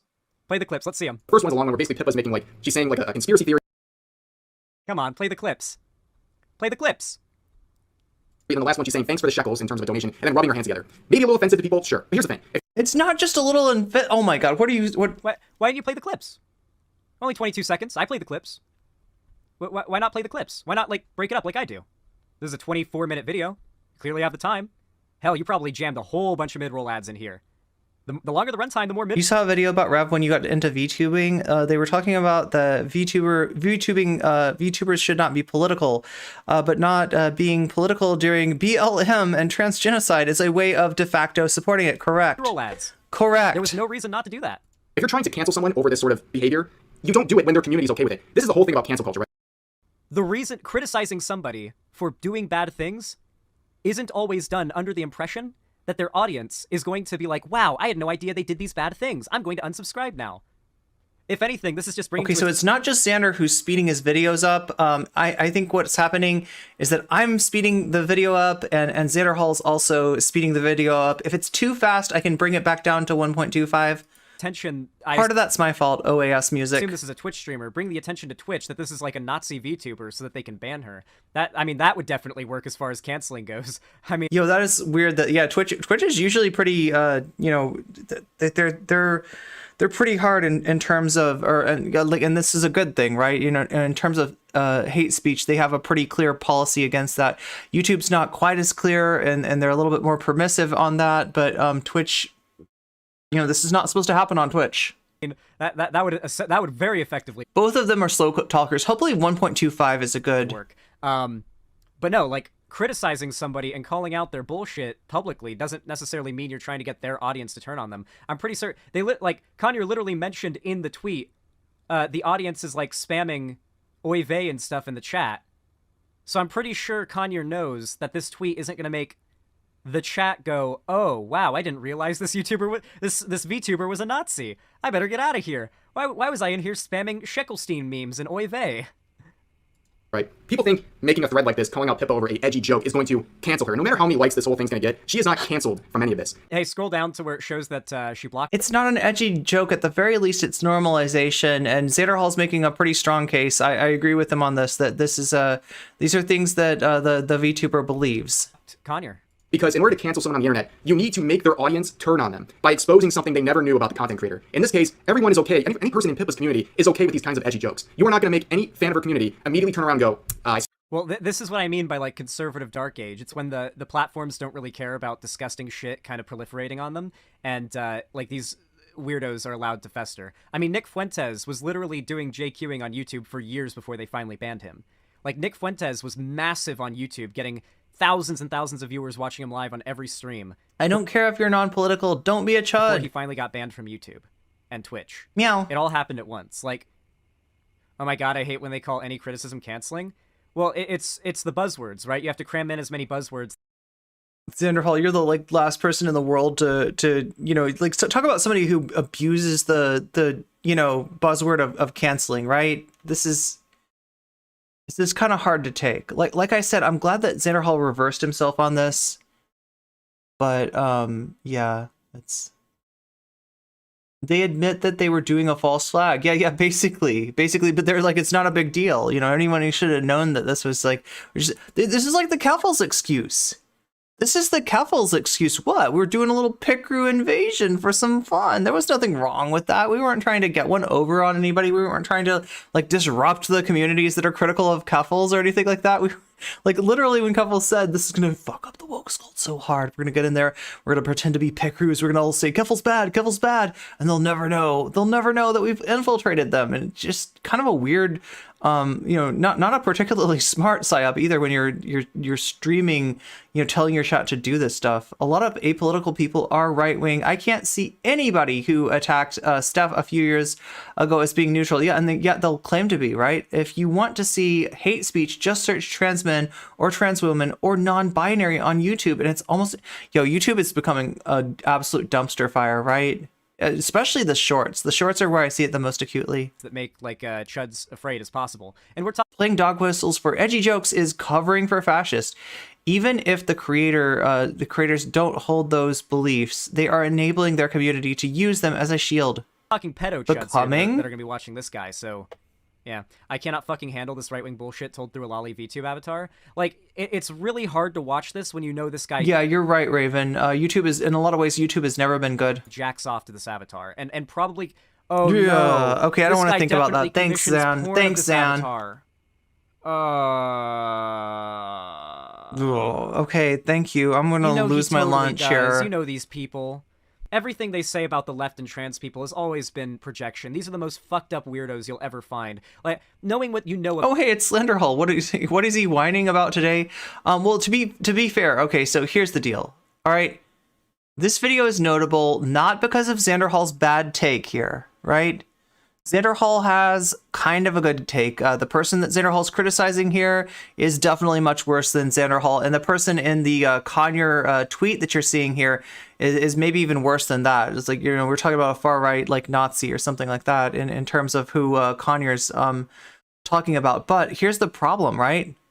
Xanderhal's good take that trans people did not increase the sales of Hogwarts Legacy. Now, as I say that, what's wrong with that? What's wrong with that take? It's directly contradictory to what Xanderhal was saying a few weeks ago. Yeah, when they canceled Jesse Gender, when they drove Jesse Gender off the internet, right? It's the opposite of what they were saying. Xanderhal was blaming trans people, was blaming people like Jesse Gender for increasing the sales of Hogwarts by bringing attention to the fact that J.K. Rowling is a TERF and that the game itself is basically an anti-Semitic. It's more than just an anti-Semitic trope. Like Hogwarts universe has that goblin, the way that the goblin's portrayed. It's anti-Semitic trope after anti-Semitic trope. But to make matters worse, Hogwarts Legacy, the goal of the game is to suppress the Goblin Rebellion, right? Why? Because the goblins are stealing wizard children and sacrificing them. Yeah, so they somehow found a way to make J.K. Rowling's universe even worse, right? And that's why trans people were upset by this. Xanderhal, Vaush, etc., even Hassan to a certain degree, have been claiming that trans people speaking up about this was feeding into making the game more popular, was making the game trend, etc., etc. I've been maintaining for a really long time that because of the fact that it's Hogwarts, because of the fact that it's a popular IP, there hasn't been a game in a long time, and that, like a lot of the older games, frankly suck, right?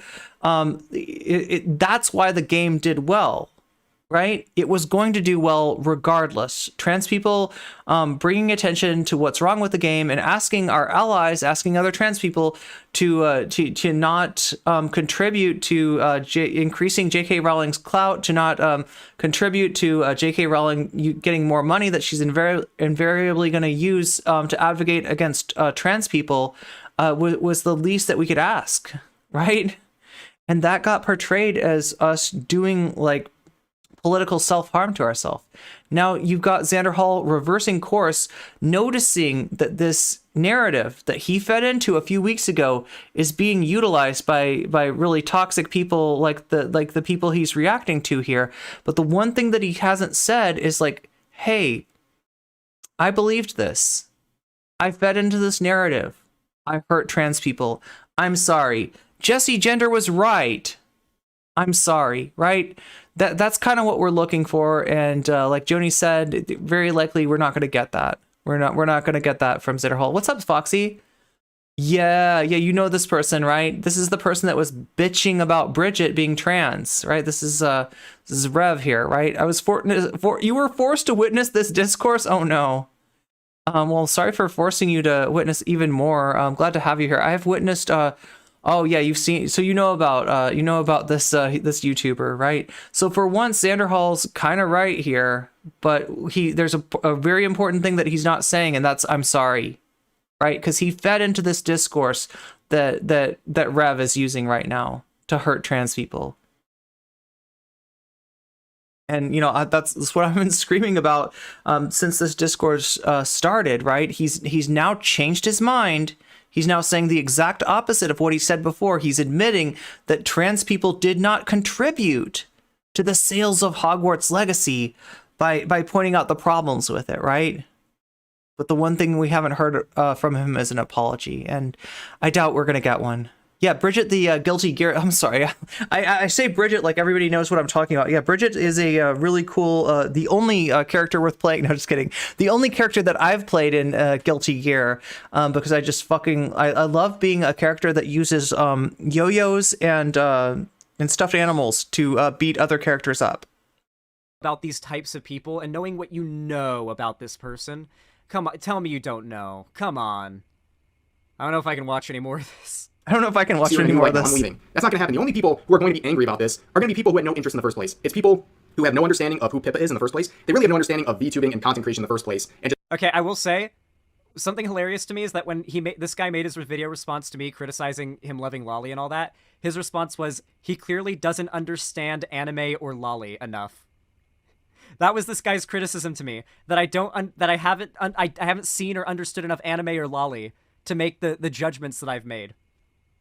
This guy's I'm starting to realize a pattern here. I've seen 2 of this guy's videos, and I'm starting to realize this dumb fuck's pattern is literally... Are y'all ready for the FD Signifier video? Are y'all ready for something that is like good? It's got to be more wholesome, right? Even if FD Signifier is going to be covering the manosphere and all that stuff again, right? It's got to be more wholesome. Like this is the like, I hate watching this kind of stuff. Just telling somebody they don't understand this niche community that they have of weirdo VTuber pedophiles and incel Nazis. Just take these things. Bridget is super relatable. I hate my alarm clock too. Yeah. On its own little pedestal and try to cancel them from that. And it doesn't work. If you look through the replies to this thread... I don't even know how what they're doing is weird. Oh, the reason why this person keeps calling Kanye and everyone else, like, making these posts weird is because, like, literally look at any den of depraved lolicons on Twitter. If you kick that hornet's nest, they will start calling you disgusting, a weirdo, a freak. I don't know if that's why Xan is mad. Criticizing. But yeah, like I said, okay, I criticize people like Xan. I have a big problem with him lending his voice to the narrative against trans people that enables people like Rev here, right? But I do want to make a real point that there are worse people out there, and I recognize that, right? Some of the Vaush fans might need to hear that right now. I do recognize the difference between your dude and actual like far right like weirdos like this. People, yikes, lowly VTubers like Rev or whatever, like, right? I do recognize a difference there, right? Now it sucks though, because that what I'm pointing out here in the Xanderhal video is that you've been useful to people like this, right? You're not advocating what they're advocating. You don't believe what they're believing, right? You just want to be the edgy anti-SGW leftist or whatever, right? But just like understand the stuff that you do. The way that you play to the ignorance out there is useful to people like this, right? They will say that you are a weirdo for thinking they're pedophiles because you're thinking about pedophilia. They will literally say that to you. And they will do it in droves, okay? Something you have to realize is that pedophiles are a very rabid and self-protective community online.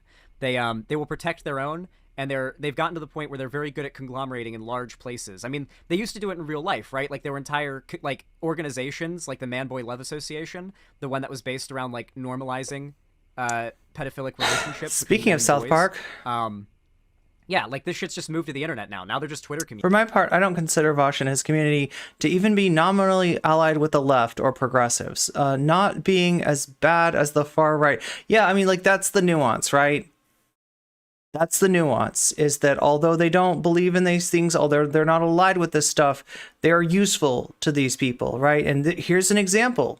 Here's an example of where Xanderhal's perpetuation of the narrative of victim blaming against trans people, attacking trans people over the whole Hogwarts legacy discourse has been directly useful to people like this. You see Rev saying the things that Xanderhal said a few weeks ago. Now, credit where credit is due, Xan seems to have reversed his course on his opinion about whether, the trans people, fighting or trans people bringing like awareness to this is increasing the sales of the game, right? But like he didn't just like offer his opinion. This is what I think, sorry if you don't agree with it, right? It came along with an attack on Jesse Gender, leaders of the trans community, and on the trans community itself, right? And that's where I think we're owed an apology. I don't think we're going to get an apology, right? If I know this crew, they're allergic to apologizing, even when they admit that even when they reverse course like this. Silent Storm, thank you for the follow. FD is also older, a person of color, and has a degree in sociology. So his perspective isn't going to be the same as Zan's just on its face. Well, I mean, like he's not. We're going to be talking about something totally different. Luckily, we will get out of this whole like yikes discourse. Like these are two really creepy VTubers. They're kind of like a far right allegiance in both of the VTubers that are being talked about here, and you've got Peepa who's been caught like engaged in an op against trans people, and you've got Rev who's excusing that op. So that's what I mean when I say that there's worse people out there. Communities, as bad as that is. It just moved to the internet in the same way that Nazis and hate groups did. The majority of them are. Does he have beliefs or just takes? One wonders. Thanks for the recommendation. Nambla. Oh, was that the? Oh, you were responding to chat. Sorry. The South Park meme was the Man Boy Love Association. The South Park meme. What's it called? What's NAMBLA? What's the NAMBLA act? North American Marlon Brando Lookalike Association. Acronym stand for? Yeah, I referenced... That's a self-report on me that I've watched entirely too much of horrible media. It's the South Park meme. I'm sorry. Listen, I'm tired, okay? What's NAMBLA's fucking acronym? What's that stand for? Help me out, chat. I don't know. North American Man Boy Love Association. Thank you. That's the acronym. Yeah, like, those people are now just on the internet with big YouTube channels, and they've all realized that on their own, they're just gonna get bullied off of the internet because they're fucking pedophiles, and everyone hates pedophiles. So they've formed massive communities where they can out-bully normal people. Like, can you imagine being bullied by pedophiles? It's pretty, like, upsetting to get bullied by literal pedophiles. Unfortunately, it's more common than you might think. And like about 4300, he goes on a rant. I think that person in chat was talking about earlier. Okay, so we've still got more to. We're almost there. Method, we're almost right? there. They get to large numbers and they bully people who don't like pedophiles, and they do what was once done to them. Now that they've kind of gotten their numbers and they can zerg you, so to say.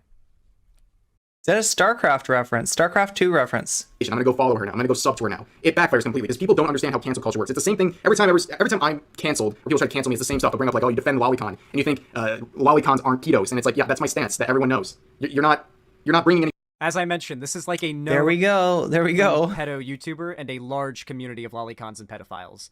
They're synonymous, but like I'm just clarifying. Like, it is not unknown that this person's a lolicon. Anything new to the table. You're not shocking any of my viewers. Like, great, Twitter people dislike me anymore. I don't care. That's not how canceling people works. But the end with this thing, this always makes me laugh. Bro, how are you going to be open about that? Soaked and left. I need you to see how massive this channel is. What? Wait, is Sockdem left in his chat? Is that seriously? Is he talking to Sockdem left there? Did I get that right? Okay? This is a There's a purple name. Does that mean VIP? massive. Holy shit, he made another video about Rebecca, like... Wait, I don't see Sockdem left in there. block these freak antis. For those who don't know, antis are like anti-lolicons. See, they use the term freak here. But that's the term that Keffels was using. Oh my god. I mean, like, not anti like lolly, but like, you know, if you're anti, like, basically anybody that disagreed with Keffels or had, you know, skepticism, you know, was bothered by anything that Keffels was doing, you know, was called an anti, and then was, you know, marginalized and attacked based on that. Maybe Sock was in YouTube. Yeah, that's entirely possible. Yeah, that's right, because his YouTube chat is not showing up there, so. In the thumbnail. See, they like to use the word freak and like sicko and any term that's like aptly descriptive of pedos for this huge Twitter freak drama. Look at how much like projection there is. Okay, It's so so 4300 is what we're looking for. I love it. We're Twitter almost there. Freaks found a new target. I wonder if they use Twitter freak, like they use freaks in every title. This Yeah, because the it's a dog whistle. It's a dog whistle against trans people, right? So they're saying Twitter freaks so that if you call them on it and say you're dehumanizing trans people, because it's mainly trans people that are standing up to people like this, right? It's mainly trans people that are bothered by, you know, both the Hogwarts Legacy game and the fact that these people are grifting off the idea that they're being attacked by trans people, that trans people are bullying them over the Hogwarts Legacy game. So I think it was Silvervale who started this, calling people who disagreed with her or were you know, worried about, like, you know, how she was feeding into like transphobia wittingly or unwittingly on Twitter, started calling them Twitter freaks, right? I don't know that Silvervale was doing this, but definitely people like this, when they're saying that, the underlying dog whistle is the idea that trans people are freaks. It's a way of dehumanizing us. Yeah. person's like this person definitely had a meltdown. For a guy who used to talk about dog whistles in his content, he sure has a hard time recognizing them. Down over Japan raising the age of consent. Did he recognize that somewhere? Did you see the Lolicon? Did you see Lolicon Twitter melting down over Japan raising the age of consent from 14? Like, it was the biggest meltdown. I don't see Lolicon Twitter because they don't come up in my feed. Nobody retweets them, and like I didn't see it. Sorry, Zan. You might have like ever seen on Twitter. Yeah, freaks should be reclaimed. It was like yeah. Why would I see this? Japan raising. Where their would age I of see this? consent by 2 years. Where did you see this? Years was their 9/11. Damn. Yeah, this channel has 617,000 subscribers and regularly pulls over 100,000 views. This is a literal pedo den, and YouTube doesn't give a shit. And you know who else does not give a shit? The right-wing YouTubers and the grifters that claim to give a shit about pedophiles. Have you noticed that, like, Shoe-on-Head has never covered this person? Okay, so here we are at 43. Like, something's going to happen here. here. I would be so fucking thrilled if Shoe-on-Head covered this person. Like, look at how much material there is here. But there is no, like, market in attacking right-wing pedophiles, no matter how, numerous they are and how much power they have. Because, well, for some reason they're not seen as cringy as trans people. Like, I'm going to be honest with you guys. A large part of the groomer narrative is centered around featuring a cringy trans pedophile. Because here's the thing. To a lot of conservatives, pedophilia is not that big a deal, principally speaking. There are plenty of pedophilic relationships conservatives are completely fine with. Like a 30-year-old teacher raping a 13-year-old student, they're fine with that. A 40-year-old man marrying... The Japan age of consent thing was always a meme. They claimed they made was only a small number of regions, like a teen marriage in some parts of the American South. A 12-year-old girl and impregnating her, they're fine with that. Listen, and like, let me give a little answer to why he's seeing this stuff on his timeline, okay? A lack of gatekeeping, right? Like, he's not yiked by the same stuff that we're yiked by. He rocks this anti-SJW leftist aesthetic. And in doing so, he becomes kind of noseblind to the fact that some of the same people that are saying that, like, there's connections with the far right there, right? There's a reason that trans people and marginalized people in general are a little bit more guarded about our timelines, the people that we follow, etc. There's a reason that we have, kind of what he would call gatekeeping, right? It's because if you don't have that, and you do all this like weird memeing and normalization stuff, you're gonna end up like in a group that has connections to this stuff, right? Whereas, like, you know, me and apparently everybody in my chat does not see this stuff, does not see this discourse. This is not part of our timeline. It somehow is part of Xanderhal's timeline. Now, Xanderhal, I don't think you recognize this, but like, this is the consequences, right? This is how that manifests, right? This is how the lack of gatekeeping, as you would call it, right, manifests, is that, you know, you're going to see this in your timeline. Conservatives are okay with pedophilia, principally speaking. What amplifies child marriage is legal in some fashion in 43 states. Their hatred of... He's like Wick. He prides himself in being dangerous, and when he sees the consequences of it, he gets indignant. True. Of the particular pedophilia they perceive is their perceived, like, disgust response and cringiness they see in trans people, right? Like, they want... The reason why they show... Like, they're not showing videos of, like, extremely passing trans women. Well, can we talk about cringe culture for a second, right? Now, like, I mean, I'll say that stuff is cringe when there's, like, a lack of self-awareness, right? And maybe that's a little bit problematic, because in general, cringe gets applied to marginalized groups at a rate that it doesn't get applied to privileged groups, right? Like, cringe implies weird, even though, like, lack of self-awareness, right? Think about how something like lack of self-awareness can get applied to, like, neurodiverse people, right? A lack of self-awareness in that our brains are working a different way, and that we're not gonna, you know, especially if you're not, like, masking or something like that, it's gonna show up in a way that may be socially unacceptable, i.e., you know, lack of self-awareness, right? So I don't know, maybe it's something that I even need to find another word for. I still use the term cringe just because it's so ubiquitous, but you know, I do think about that. I do think about, like, how and I try not to use it you know, towards somebody who is going to be, like, a target because of their marginalized status, right? So yeah, I feel like this normalization of that kind of bullying culture lends itself towards, you know, what should be a pretty obvious form of oppression, but what is instead accepted, right, in these communities, like the, you know, what is makes you an acceptable target, whereas, like, yeah, the real, you know, targets, you know, if you're gonna have targets, should be people that are causing harm, not people that are you know, different. At drag shows that kids are at, they're showing videos of drag shows where it's like, thank you, Vitingale, like a trans woman or a drag queen with a beard that's, like, spray painted green, and, like, wait, okay, so this is the part that somebody wanted me to zero in on. Wait, did he say extremely passing trans women?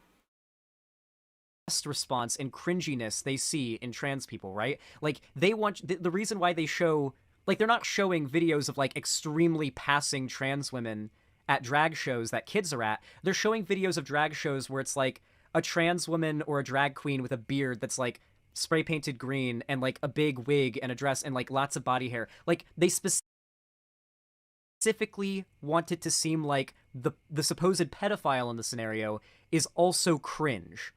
And it's the cringe that is, like, the modifying factor that makes it bad. Okay, so I think that's what got noticed, right? I think that's what people are, non-passing trans people are not cringe. Also, right-wingers attack passing and non-passing trans people. Yeah. An unexperienced trans person in his community will now think that they are not passing enough when they get, well, yeah, and the danger is, without a little bit more awareness of this, right?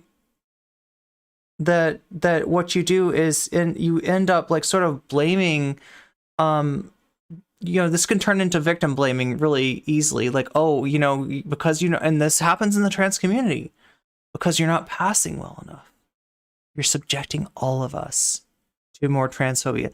That transphobia does not come from the fact that, like, you know, like, that's us scapegoating, you know, people within our own community, or you know, in this case, you know, like, and he didn't say it, right? He's not, like, you know, criticizing this hypothetical person, but he's also not making a point, like I'm trying to do right now, that, like, you know, it's really easy for us to just scapegoat somebody within our community, cast them out, blame them for the you know, the harassment that we're receiving, and it really quickly ends up with true scrum or transmedi sort of narratives, right? But it's I don't think that he's advocating this as much as just like failing to point out the issue here, failing to point out something that's pretty important. So, like, does that make sense? Extremely passing is when you pass so hard that there are always explosions and guitar solos following you around. I'm gonna figure out how to do Glitterbeard so I can own these chuds in the marketplace of triggering them. Yeah, like, and if we really want liberation, right? We gotta get to the point where there is no cringe. There is no justifiable reason for scapegoating somebody, for excommunicating somebody other than doing harm. That's what liberation looks like, right? That's because anything else is marginalization, and really quickly leads to us repeating the excommunication, repeating the scapegoating, repeating the kind of oppression that happened to us on a smaller scale within our own groups. Does that make sense? And yeah, different as in autistic LGBTQ person. Most importantly, makes it entertaining to their audiences. So yeah, there is no market in dunking on these lolicon hives that are on Twitter and YouTube. So you're not going to see a lot of figures calling it out. But I expect that soon enough, this person's going to be figured out by a large majority of YouTube. Well, yeah, and I think a big reason for that is that, like, if they resonate with the politics of, like, a Rev Says Dasu, for instance, like, they're less likely to call out, things that they try to put on, trans people, etc. Right? It's not really about that. It's not really about the harm. It's about hating trans people and then suggesting that trans people are guilty or are the cause of the harm that goes on in society. And in doing so, you're missing the real culprits. Jesus fucking Christ. Some of these thumbnails are fucking insane. Look at these thumbnails, dude. At least not all of these are... no thanks. I'd rather not look at these thumbnails. Jesus Christ. Okay. Is that all I need to see? Can we be done with this? Are we good? Like, I'm just like, look, get me out of here. Get me out of here. FD Signifier, save me. Was this on Signified B-Sides? I'm trying to remember. No, this is the main channel video. Okay. So we got a main channel video here. I'm gonna pause right here to give you a little word from our sponsor. So now that we're on to content that's not absolutely horrible, I gotta tell you a little bit about my sponsor, HelloFresh. So I ordered a meal from them not so long ago, unpackaged it, unboxed it on stream. Was kind of surprised and in a good way with the complexity of the meal that they were offering. Like I said, I'm usually the kind of person that just takes rice and beans or tofu and some vegetables, and I throw them into a rice cooker and I eat the mush that comes out of that, right? HelloFresh is completely different than that. This was a recipe that was like, we're talking about, yeah, it had rice, it had beans, right? So what I usually eat, but it also had a seasoning. It also had several herbs that I chopped up and put in there. It also had an onion, some lemon, and we're talking about like golden raisins and pistachios, right? And look, I only want to sort of bring this up if this is useful for you, right? I appreciate what everybody does in terms of giving, subs, helping people get out of the ad break, and helping me out as well. But HelloFresh is something that you can get if it's useful to you. And why might it be useful to you? Well, you might be one of the people that, like me, you don't have a lot of time to prepare your food, you don't have a lot of time to purchase that food, and you don't have a lot of time to go to the store and get that food. HelloFresh gets you, kind of solves all those problems for you by sending meals directly to your house, and with they're already prepared. They're already ready to go. Now you have to do a little bit of minimal preparation, but there's meals that are quicker. There's meals that are a little bit more involved. The thing that I got was kind of involved, but it was really cool because I got to roast veggies along with my chickpeas and you know, even soak the golden raisins in lemon juice to get like seasoned, almost like pickled golden raisins. So like there was like a lot of complexity in the taste of this. So, you know, if you're like me and you're sick of eating food that's kind of bland, HelloFresh gets you out of that too. Right now, I've got a promo code that you can use if you use the POG code that you're going to see on there, along with my affiliate link that you can find out by typing in !HelloFresh.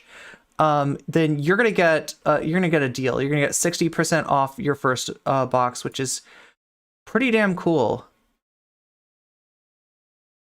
Yeah, so you can use my link to go to HelloFresh and use the code POGH. Oh my god, what does this say? I'm supposed to read this exactly, okay? Yeah, 60% off. Wait, somebody hit that link for me. So can somebody do that for me? Both in YouTube chat and in Twitch. I want to see the exact code so I can read it off to you. !HelloFresh. Somebody hit that for me. POG HF97633. That is my code. You get 60% off.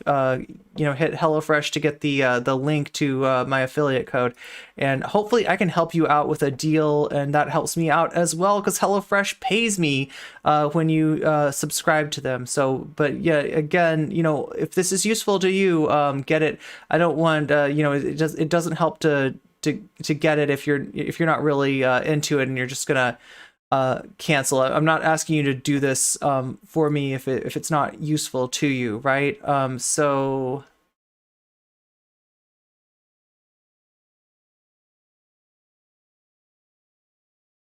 yeah, you're gonna skip over lines at the grocery store. You're gonna skip over hassle, and you're gonna get great tasting meals that, you know, you can kind of like set it. You can kind of set it to automatic, like, right? If you like the things that they give you, that's great. If you want something a little special, let's say that you have a special diet like I do. I'm gluten-free. I'm also vegan, right? So I can't eat a lot of the things that other people eat. There are options where you can go in and select it, so you can sort of micromanage it. So whatever is easiest for you. If you want to be surprised and, you know, you're cool with whatever, you can do that without a lot of messing with it. It kind of comes to you automatically.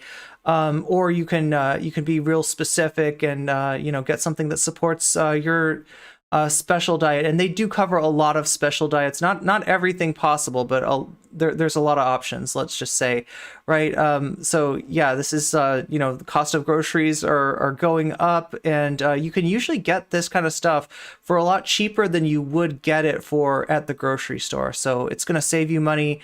That way, 25% less expensive than takeout, 70% cheaper than dining at a restaurant, 40 weekly recipes. So that's what I'm talking about, like a lot of different choices there, vegan choices, gluten-free choices, etc.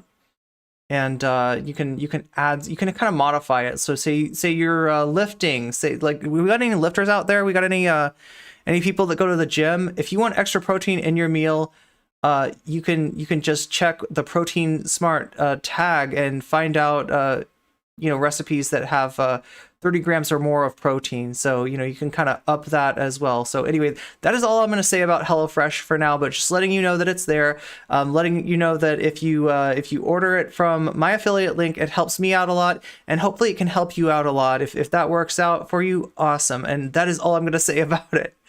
Anyway, oh yeah, it has a cooldown. So when people say it more than once, it stops. There we go.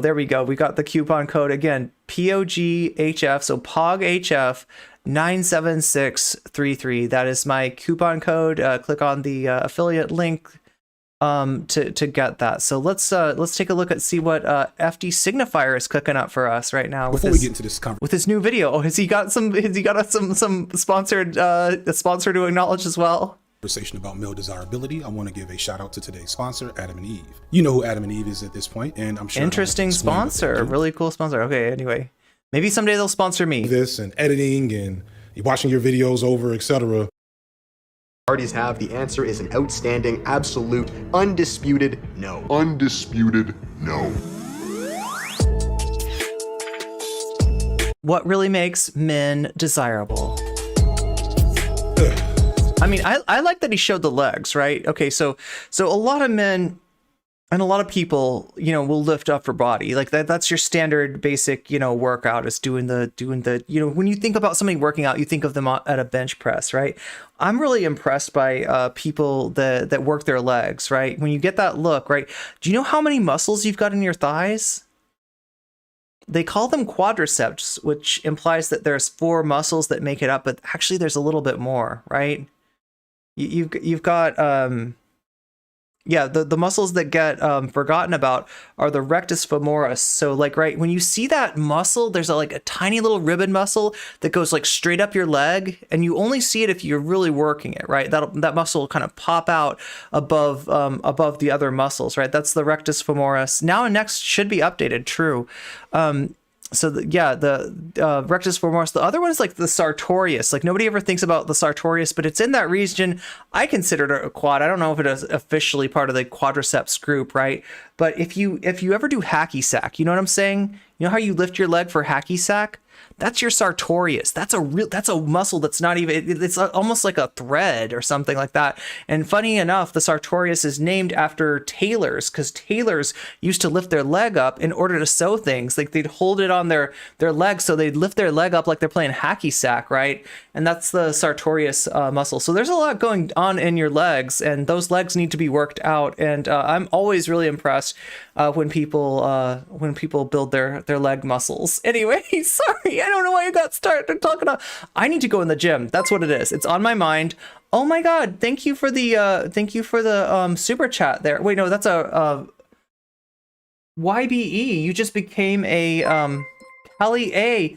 Yeah, we got people becoming members on YouTube, like, right? So the big benefit of the YouTube membership that I think is really cool is you get a time machine, right? So most people can only go back like a month or so, right? You can see if you miss a VOD that's from like last week, if you miss a VOD that's from 2 weeks ago, you can check that out, right?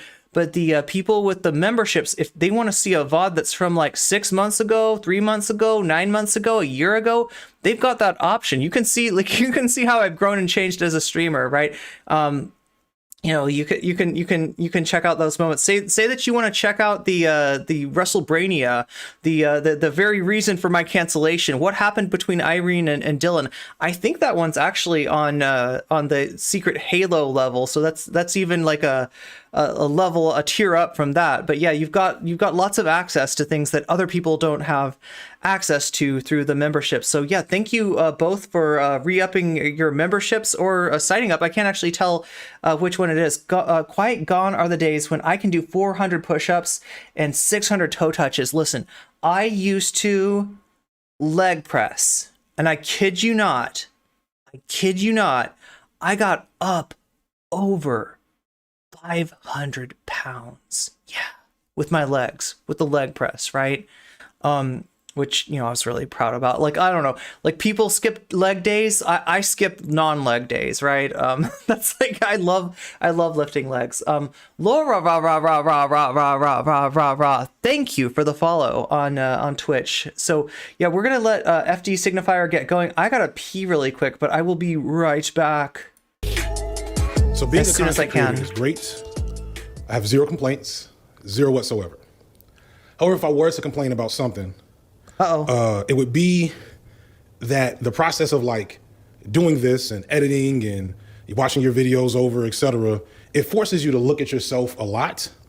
And for anything that you don't like about yourself, that you want to change about yourself, or anything that has changed maybe for the negative, it is impossible not to notice. And so one thing that I've noticed since I notice when I'm gaining weight, yeah, this is true. Before I had 100,000 subscribers, is that I may have gained a little bit of weight. At my age, with my health background and my family's health background, this is just not healthy to keep doing. So I have gotten back into exercising. And while I've never been a stranger to working out in the traditional sense, I just find myself completely bored doing cardio and lifting weights and curls or deadlifts or whatever the new shit is.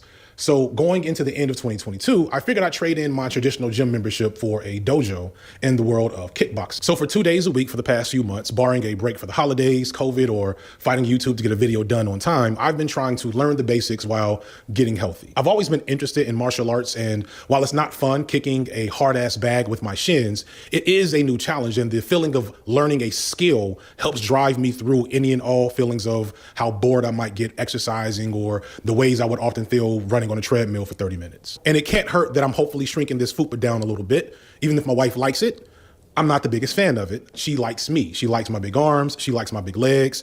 I am an older black man, and outside of being maybe a little bit taller or having a beard that connects,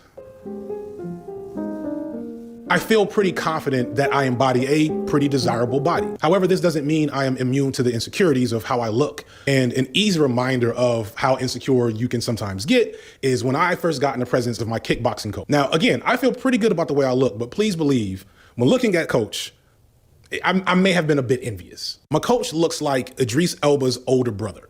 He is a Nigerian-born Brit who played some basketball in the UK and then switched to kickboxing later in his life. And a lifetime of athletics has built him into what most people imagine when they think of idealized physical black masculinity. It's impossible not to measure yourself up with other men. I think that's just a part of being human. And often when I run into men like my coach, I feel that pang of insecurity, but I also find comfort in thinking, well, you know, my wit and intelligence are the things that make me special and make me stand out. But then I heard my coach talk. Your value isn't premised on the way you look. No matter what society teaches you, no matter what the feedback you get back from people in society, men and women, you must understand that basic truth that my value, my intrinsic value as a human being, as a man, it really isn't dependent on how I look. Because at the end of the day, this is something I remind myself of all the time, that this is just a shell. And it's just like, yeah, like some brothers got it. It is what it is. So there's a minor intimidation factor when in the presence of guys who either through nature or immense effort both look and maybe sound like my coach. That said, I've never let it affect my opinion on who I am and what I'm capable of. People that know me know that while I was a late bloomer, once I started figuring things out, I was more than capable of attracting women. I married a beautiful, talented, amazing woman, and we have a fulfilling life together, regardless of the fact that I've never had a six-pack, I've never been over 6 feet tall, and before YouTube, I never really made a lot of money. Okay, so two things that I noticed. Okay, FD, you're doing my sport. You're doing, and I need to be doing my sport, right? During COVID, I kind of like let everything go. I do have a bag still, right? But it's just like such a pain to use. It kind of got dirty when I had it outside before, and now I don't have like a yard. I'm like living in an apartment, right? So like I'm like really reticent. I have to clean that thing really well if I want to bring it in here, if I want to do any kickboxing for the camera, which I could probably do now, right? But yeah, like, no, I love kickboxing. I know what he's talking about. When you start kicking, okay, if you kick anything that is even slightly hard, it's going to hurt your shins. It's going to hurt your legs, right? So in general, right, when we're kicking, we're trying to kick not with our foot, which is got so many bones in it, okay? You wrap your wrist when you're doing kickboxing because your hand has so many bones in it, right? These things are kind of fragile. If you ever get in a fist fight in real life and you punch somebody, there's a good chance that you're going to break something, right? Because just we're fragile like that. That's why boxers wrap. That's why they use the boxer gloves. But when you're kicking, right, you know, it is not good to connect with your foot. There's probably certain situations where, you know, that might be appropriate for certain kicks, like it can be okay, but in general we're trying to strike with our shin, right? And when you first do that, since your shin isn't used to kicking, it's gonna hurt a lot. There's a lot of nerves in there, and you know, it's only like kind of kicking over and over again that you end up conditioning your shin enough to where you're not feeling that pain every time you're connecting, right? Sometimes kickboxers will even take like a Coke bottle, like a glass Coke bottle, and they'll roll it on their shins, and that hurts too, right? But all of this is to condition your body to do something that is not out of the box really able to do, which is strike firmly and hardly with our shins. But yeah, like I know exactly what he's talking about. I also like he's talking about with his coach.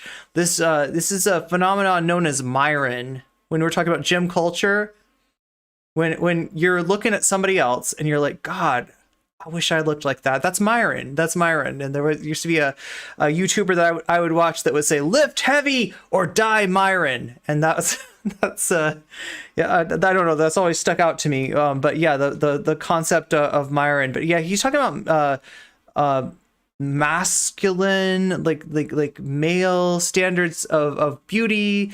That's not something that I've thought about for a very long time, except in appreciating, I guess, masculine beauty in certain ways. So yeah, Myron, which is also a delicious substance to cook with too. It also makes your food pop. But no, that's Myron, the what is it? It's like vinegar and some sweet stuff, and I don't know what's all in Myron, but it definitely makes your food pop. What's up, Squirrels on Film? I'm glad you got your gift subby. A lot of people got their gift subbies, and we're only 4 gift subbies away from me becoming Colonel Nonochka. So I'm going to get on that. I'm going to order all the things that I need for that cosplay. And yes, chat, when I do that, they're going to call me a tanky. They're already calling me a tanky. Like, anybody who disagrees with Vaush apparently is a Stalinist. So I'm getting called a Stalinist already by Vaush fans. Might as well cosplay the original commie babe, Colonel Nonochka from the Gorgeous Ladies of Wrestling, who, if you've watched the show Gorgeous Ladies of Wrestling, was the basis for Allison Bree's character, Zoya the Destroyer.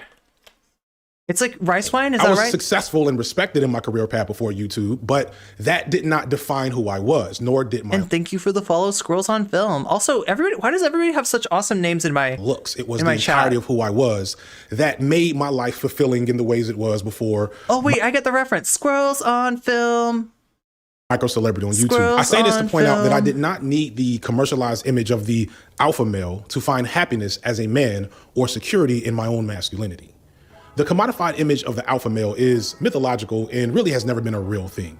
It's actually quite funny, in fact, to look at the current landscape of so-called self-help for men and see how bizarre some of the images are. Yeah, all these people talking about alpha males and chads like they're real things, right? Isn't that wild? What constitutes an alpha male and what constitutes desirability? And then when you weigh them against reality and history, it gets even more weird. Yeah, being a tanky means you don't want to intentionally hurt vulnerable people, right? And the ironic thing, again, I want to point out, Vaush just moderated a debate for Infrared Haas, right? Infrared Haas, so if you're talking about like a tanky is a Stalin supporter, Haas has definitely made, videos, like specifically standing Stalin. And if you're talking about it as an authoritarian, reactionary, communist, Haas is a Nazbol. National Bolshevik. Haas is a supporter of Dugin, right? So, the other thing that they'll use tanky as a stand-in as a supporter of Putin. I don't know if you know this, but Putin's not a communist, right? So that's kind of weird in the first place. But like everything that's supposedly bad about this thing that they call tanky is something that the guy that Vaush lent eyes to, acted as a moderator for, right? This was a debate between Infrared Haas and a bowl full of Jello known as President Run Day, right? We had this debate, and there was Vaush acting as moderator. So it's pretty rich for somebody to be be calling other people tankies and Stalinist when like he's literally putting more eyes on an actual third positionist, right? Dugin's like I'll have to go back. We talked about Dugin like a year or more ago, right? Because Haas was a big deal. Haas has dropped off since, and I would say that Haas dropping off is a very good time to forget him, to ignore him, to let Haas let Haas pass, right?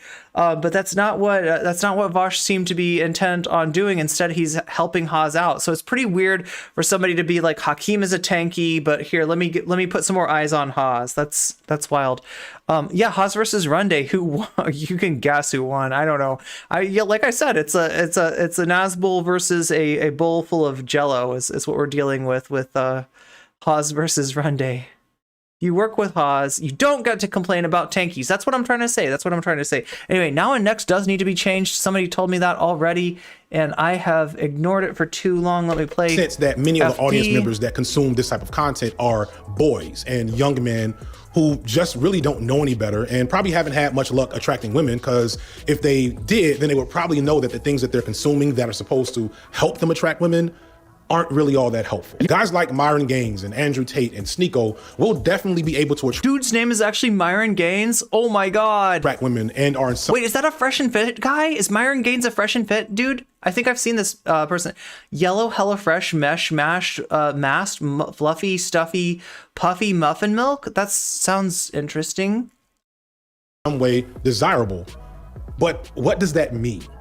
And is young douchebag who works out a lot the only way to attract women? If you are not a child, then you know, of course, that's not the case. The reality is that desirability for men is a complex and deep concept that doesn't have one specific archetype or look. Anyone telling you that you have to look and be a specific way, a way that they also just so happen to be selling you, is lying. And one of the reasons I wanted to talk to you, because you remind me of one of my homeboys. It's so funny, you just said your slam poetry. It's funny, the last time we watched Vaush talk about FD Signifier, he was criticizing FD Signifier, saying that FD does not know how to talk to men, right?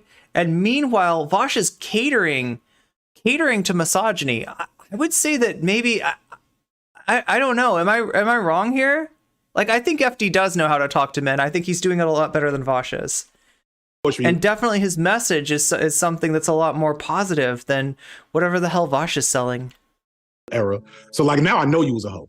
Hey, yo,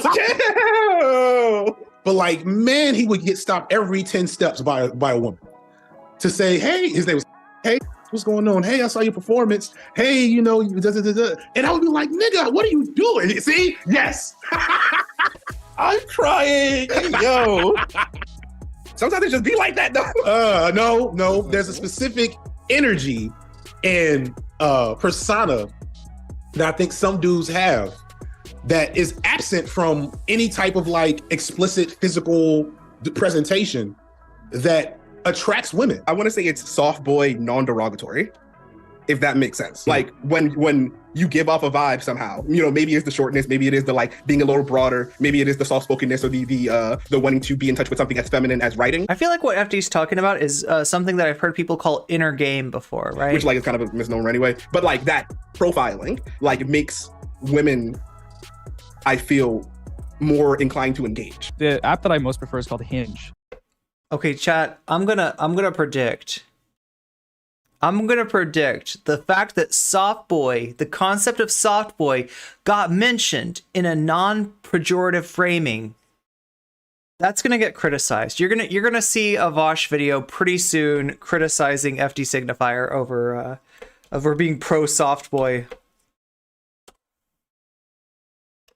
And Hinge is just an app like Tinder or Bumble where it allows you to put specific prompts and answers. Like you can select a prompt that'll be asking you a question. You can answer it in a funny way or whatever, or you can answer it by adding a photo with a caption. And I always forget that Noah's kind of yoked, isn't he? You can do that, like a few different things like that. But the most matches I have ever, it was like a voice prompt where it asks you a question and you can answer with a voice message, right? And by far the most matches. Anybody seen Noah with his shirt off? I've ever gotten is from that prompt of me I'm like kind of just joking around, making up some situation. I think Vaush's concept of masculinity is white and patriarchal. I don't remember what the prompt is about. Like, because I've experimented with different photos, like, you know, photos of me looking, you know, of my body, photos of me, what I feel like is most attractive, other photos. He's not going to watch the video. Somebody's going to send him a clip, okay? And he's going to be like, he's going to like, soft boy. His mind's going to explode.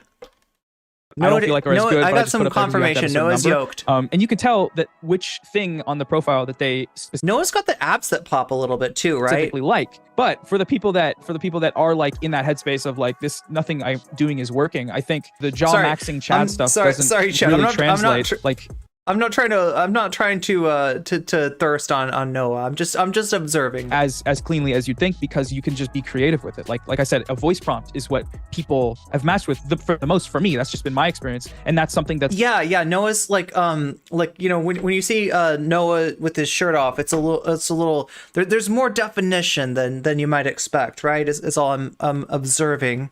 It's not, you know, innate or that you have to train, you know, 5 years in the gym to get. It's just something you have to kind of think outside the box about. We don't wake up and I don't like she does. I've robbed her also of the pleasure and the joy. You want to know something too? Okay, now I'm not going to take credit, okay, for FD finding kickboxing, because FD made a post a long time ago, months ago, right? FD made a post and he was just asking, like, you know, hey, martial arts people, what do you like to do? What do you recommend? Okay. I jumped in there and I recommended kickboxing. I talked about kickboxing and I talked about Muay Thai. Now, I don't know for sure that FD, like, you know, scrolled down and saw my reply and that's what got him into a kickboxing gym. But that was definitely something that I replied with. So maybe, who knows? It's possible. That's all I'm saying, chat. It's possible.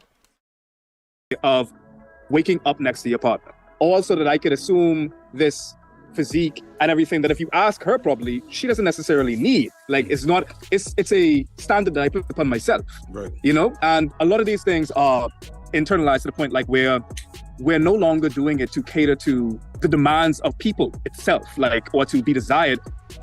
I can relate to that. It's more than it's, you know, doing it to cater more than to I an need. avatar that we believe people desire. But if you, as you probably know, like, if you talk to people that don't fit this, I mean, honestly, like, I'm not like, I appreciate, like, you know, I appreciate a guy's physical fitness, but it's not really what attracts me to a guy. What attracts me to a guy is more like what FD was saying earlier, what he was talking about with Color Mind, right? It's more of like the inner game. It's more of like who he is. It's more of like how I like relate to him. Like it's I'm very like visual, but I still do appreciate the visual. Oh, this avatar of desirability, they still hitting skins. They still got partners. They're still, you know, in fact, a lot of them are getting a lot more, you know, sex and things like that. Then Vaush won't hate this video if he bothers to watch. Oh, he would hate this video if he bothers to watch it, but I doubt he will. I should start martial arts again. I did Can de Combat. Oh wait, is that the French you know, kicking? Wait, what is? I think I've seen this before. Which was fun, but I sucked at the fighting part. Fighting's a whole nother thing, right? You know, you can be really good at throwing kicks. You can be really good at throwing punches. Those are the fundamentals, but the actual fighting is like, a lot of it's mental, actually. People don't realize this. A lot of how fighting works, how you are good or not good at fighting is, you know, it's about the mental aspect. Fellas like me. I was, when I grew up, I had a very like unstable sense of self-esteem and like self-worth. And I was very hard on myself and very perfectionistic, and I kind of had the mindset of like, I need to live life like perfectly. And there was just various experiences through high school where I kind of came to realize it's more about living like the most of life instead of like the best life possible. So it was a bit of a slight mindset shift. And it made me take myself less seriously. I started to, you know, practice like mindfulness. I got really into philosophy. Oh, with a cane. Yeah, I've seen this. It's really cool and elegant. I was traveling. I was kind of just terrible at sparring. I'm scared to hit people, but yeah, me too. Like, right. That's all. I'm always like, yeah, because like the whole thing with sparring, right, is that like the best way to start off sparring is to just stand, you know, like, you know, not toe to toe, but like, you know, stand, you know, within a arm's length of your sparring partner, right? And just start out with a jab and just reach out and like touch them on the forehead, right? And then then you touch them a little harder and a little harder and a little harder, and at some point they're gonna say, okay, you know what? That's a good hardness. That's as hard as I want to be hit, right? And you try to set those parameters, right? And you try to respect that, because sparring is all about respecting another person's bodily autonomy in a completely different way than we're normally used to thinking about it. But yeah, like when you're sparring, you're using your opponent's body to practice fighting, right? And in doing so, there's an unspoken trust that's established, right? Now, sometimes this is broken. And if you're at a gym where this gets broken, right, where you know, where things happen in sparring that you don't like, right, that seem dangerous or that are painful, right, or that are potentially, you know, injurious, you need to go away from that gym, because that should not happen, right? Respect is of the utmost importance when it comes to sparring, right? So that's why you want to start with that, just like getting the feel of that, and then your opponent does that to you and you say, okay, that's about as hard as I want to be hitting. And generally, like, you know, when you're sparring, the goal should be a blow that is way softer than what you would do in a fight, right? Because you want to be able to come back to the gym and spar again. You don't want to get injured. You don't want to have a big welt on your leg from getting leg kicks that are, it's fun to kick. It's fun to do leg kicks, but you can practice those on a heavy bag, right? When you're practicing with your partner, the whole thing is about control. Oh my God, Bridget. Oh my God, Bridget XX Revolution. You just gave Finster. That is Finster. Finster just got a gift sub. We are now 2 away from the Kami Babe cosplay that I promised you, and that means it's gonna happen. That means it's gonna happen. I don't have a mouth guard while sparring. With braces, you expect what you expect to happen. Oh yeah. I mean, braces, I'm sure, like, predispose you to being like kind of cut a lot more easily on the mouth. Noah is yoked. Ian is. Yo, let's not. We're not here to dunk on anybody's body. Ian apparently is. Is he into kickboxing or boxing or something? He does some kind of fighting sport. But yeah, thank you so much, Bridget, for giving Finster that gift sub. I'm sure. You're the one who gave Finster the pink chair? That chair is so cute. That chair is so... We were actually just talking about Bridget. Somebody brought up a YouTuber, like a VTuber, that made like 1 million videos about how Bridget's not really a girl, and here comes the, Guilty Gear... The new Guilty Gear comes out, and like Bridget is now canonically trans, right? And that just blew a whole bunch of people's minds. So yeah, no, that's really cool. That's really cool. That pink chair is super cute, by the way. It didn't last long. My sister got a green belt. Nice. They didn't teach sparring that way when I was a kid taking karate. They were very aggressive kids who were encouraged to be that way. Yeah, I mean, look, it does vary by dojo to dojo, or whatever kind of fighting that you're doing, right? It's very different. Like I've been to especially, like I can think of an MMA gym that I was part of, mainly to learn kickboxing, right? Because they teach you multiple things in a MMA gym. Depending on when you show up there, you could learn. You could be doing MMA, you could be doing jujitsu, you could be doing kickboxing, you could be doing a lot of things. Like right? They even had a squat rack in there, right? But yeah, the coach actually ended up stomping my toe, which kept me out of the gym for several weeks, and I was kind of upset by that. But like, I mean, the real takeaway from that was that was not the gym for me. And I've been to gyms where they're a lot more respectful of your autonomy, and I feel like that's an important thing, right? If you're at a gym where you're forced to switch partners, and some of those partners aren't respectful, some of those partners are doing things that are dangerous, like, right, that's not a place that you need to be. That's not a good place for you. Sparring sounds like look, there's a parallel there, okay? I will, like, bodily autonomy is important. That's the other time that we talk about bodily autonomy, right? When it comes to stuff like that, and that trust between I don't want to like make that connection too strong. I'm not trying to do like a fighting in the age of loneliness here or anything like that. But yeah, like, you need somebody as a sparring partner who's going to respect your body and your desire to be able to come to the gym day after day, week after week, without having to worry about, like, I'm going to get injured, I'm going to get my toe stomped, I'm going to get, leg kicked too hard, because like those leg kicks are evil. Like, right, when I first, like, I was fascinated by leg kicks. I like doing leg kicks. I like practicing that low kick, but I kind of wondered when I started sparring, what does it feel like? So when my opponent was kicking me in the leg, I just kind of sat there. Like, you're supposed to like just lift your leg and check that, right? You're supposed to check that, and you would have you would both have shin guards, right? So you'd be able to check that, not really hurt each other. That's what you're supposed to do. But I kind of sat there and let them leg kick me because I wanted to see what it felt like. And I was surprised by the fact that it didn't really hurt that bad. But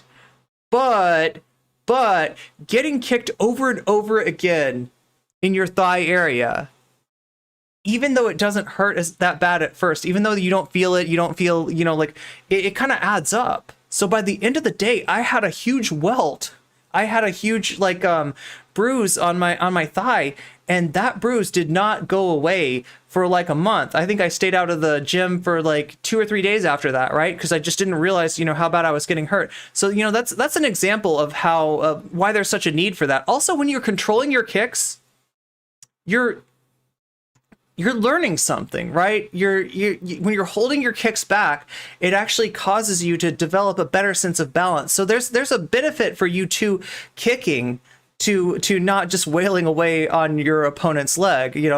That's keeps them in the gym longer, maybe makes them able to come back, and not get hurt. And it also gives you that that level of balance and control it's huge. It's hugely important for any kind of martial art that involves kicking. An old friend always wanted to spar with me. I am pretty tall and built, but most of it is for show. He was really short and he was a great martial artist. So every time we sparred, he kicked my ass. Yeah, I mean, there's, like I said, a lot of it's mental. A lot of what makes you a good fighter or not is it's this muscle right here, right? And one of my coaches used to talk about it as a multiple choice. He was talking mainly about your fists, mainly about punching and blocking, right? That basically it's a multiple choice test, right? And what you're doing is you're watching your opponent, you're looking at how their body moves, and you're trying to predict, what are you gonna do? Are you gonna jab? Are you gonna cross? Are you going to, elbow me, right? And are you going to kick me, right? Right. And that multiple choice is it's like a test. And the punishment for getting a question wrong is you get hit, right? So yeah. I always liked that idea, and it really emphasizes the degree to which fighting is a mental game in addition to, obviously, it's physical. Obviously, if you can punch harder, you're going to hurt somebody more. Obviously, if you're going to punch faster, you're going to land more blows. Obviously, if you can do things like fake somebody out or not give a tell, and a tell is like this, if I do a certain thing every time before I jab, you're going to pick up on that and you're going to be like, oh, she's going to jab me. And you're going to be right there with that block for my jab, right? So it's things like that. I'm sorry, I'm getting so distracted because I haven't been into the gym in a long time and I really want to. Sparring is usually helpful practice. Definitely a thing that only to do with someone that you really trust. Yeah. And it's huge because right, you can kick a bag all day. You can kick a bob, one of those, it's like the dude, yeah, they're a little bit more realistic. Some of them even have thighs that, you can practice low kicks on, right? But you can hit a static object over and over again. And it's great to learn your form. It's great to perfect your fundamentals. But at some point, you're going to need to apply those fundamentals and learn how they work in a real situation. And sparring's a whole nother thing, right?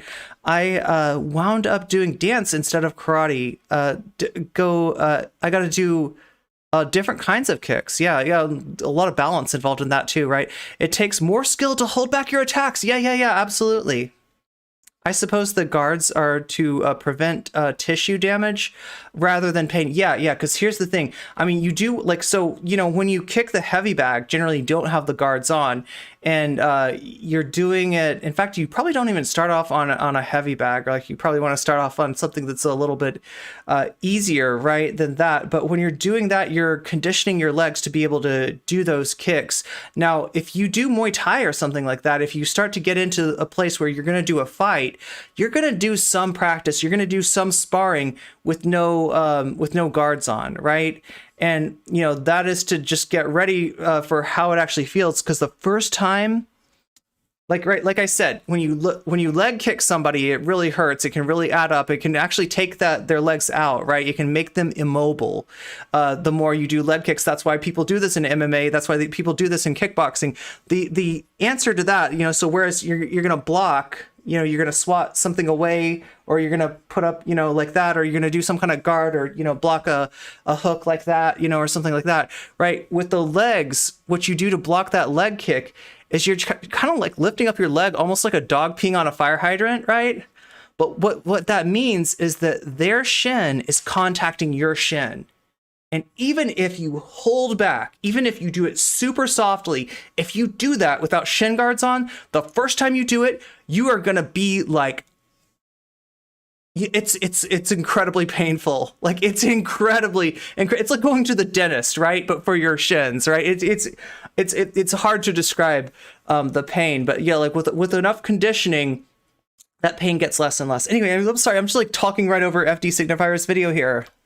Doing things out of like their intrinsic like worth instead of anything else. I got way too excited. And for a while before this, I was going on those like forums and like just very like looking back, I'm gonna cringe. Everybody does this, I guess, when they're younger. But I read the pickup artist book. I don't remember the name off my head. The Game. I read The Game when I was in my early 20s. Yeah. Has anybody read The Game? I remember ContraPoints talked about this in a video. It's a game. It's a really common book. I think is it Roosh V that does The Game?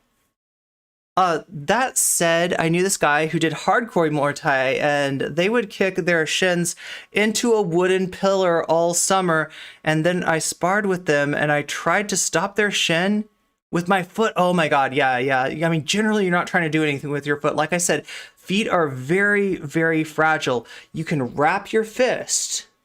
You can put a glove on your fist, right? And you can kind of ameliorate some of the damage that you're going to do, by punching. But in terms of the legs, we generally try to connect with the shins instead of the foot. But yeah, like that is something that happens sometimes. Sometimes when you lift up, you lift that up. You call it checking a kick. You're just checking it. When you see Muay Thai fighters, sometimes they'll stand like this and they'll kind of bounce, and their front foot's like bouncing off the. And what they're doing is they're gauging their opponent, and when they think they're going to get kicked, they're ready with that. They're ready with that, like dog, peeing on a fire hydrant kind of maneuver, right? And then you can do sort of like a full body check if you think you might be getting kicked in the midsection, as happens a lot. Then it's more like that, and it's not pulling down your arm, but it's rather like lifting up your knee to meet your elbow right there, right? And that's like a full, that protects your midsection. It protects your head a little bit too. But yeah, the problem with this, because everybody wants to do this, everybody like, okay, I got to connect my knee to my elbow, so let me just kind of pull down the knee. The more you do that, the more likely you're going to boop yourself in your quadriceps, and that hurts. And nowadays, it's even more like, oh, you hurt your foot. Oh, like the Manosphere and stuff like that. Yeah. People could find like Andrew Tate or Sneeko or even Peterson kind of to kind of tell you like you need to. These are the correct ways to be a man. So my idea of what the right way of living life was specifically, how can I be like a good man? So it was conditioning on by kicking a small piece of wood or a tree or something like that is pretty common. It's very gendered from the beginning. Mm-hmm. So then when I adapted more of this kind of like, is why I got into Camus a lot, where it was this kind of absurdist, kind of existentialist take of just kind of not taking things so seriously. That ironically, like is Albert Camus, what allowed me to then achieve a lot of the stuff that I was like valuing beforehand. Like you do become more desirable if you don't reek of desperation. Like if you just genuinely talk to, if you imagine Sisyphus as happy, yes, no, other people because you want to. You go do things because you genuinely want to. That is a very attractive quality. For this video, I'm defining desirability as a mass-presenting person's ability to embody and perform traits that those who are attracted to men find appealing. This is a somewhat nebulous and flexible definition because the reality is attraction and masculinity is a nebulous and complex thing. But in general, basically, you're a dude. It's a bit of a social construction. And what is it that you do that makes people that are attracted to dudes attracted to you? Right? Makes sense? Now, you might want to write this broad definition off as lefty overthinking to pander to my audience of Gen Z, they, thems, but then you'd be an idiot and probably not even watching this video in the first place. So I'm not going to spend a lot of time trying to convince you otherwise. But it does, although you might get sent a clip, bring up the first major thing that I want everyone who's watching to consider, which is how warped and inaccurate our understanding of male desirability tends to be, greatly because of the things we see and are told as boys and men, namely that it's almost always those types of reactionary conservative men that are dictating the conversation when they are not the people that you're trying to. Not really dunking on his body any more than I am dunking on how stinky and moldy his personality is. I mean, I can't disagree with you there. I did Aikido. There was no competition and sparring, and I felt like I was learning more to flop on the ground. Plus, the sensei kept calling me Syrian.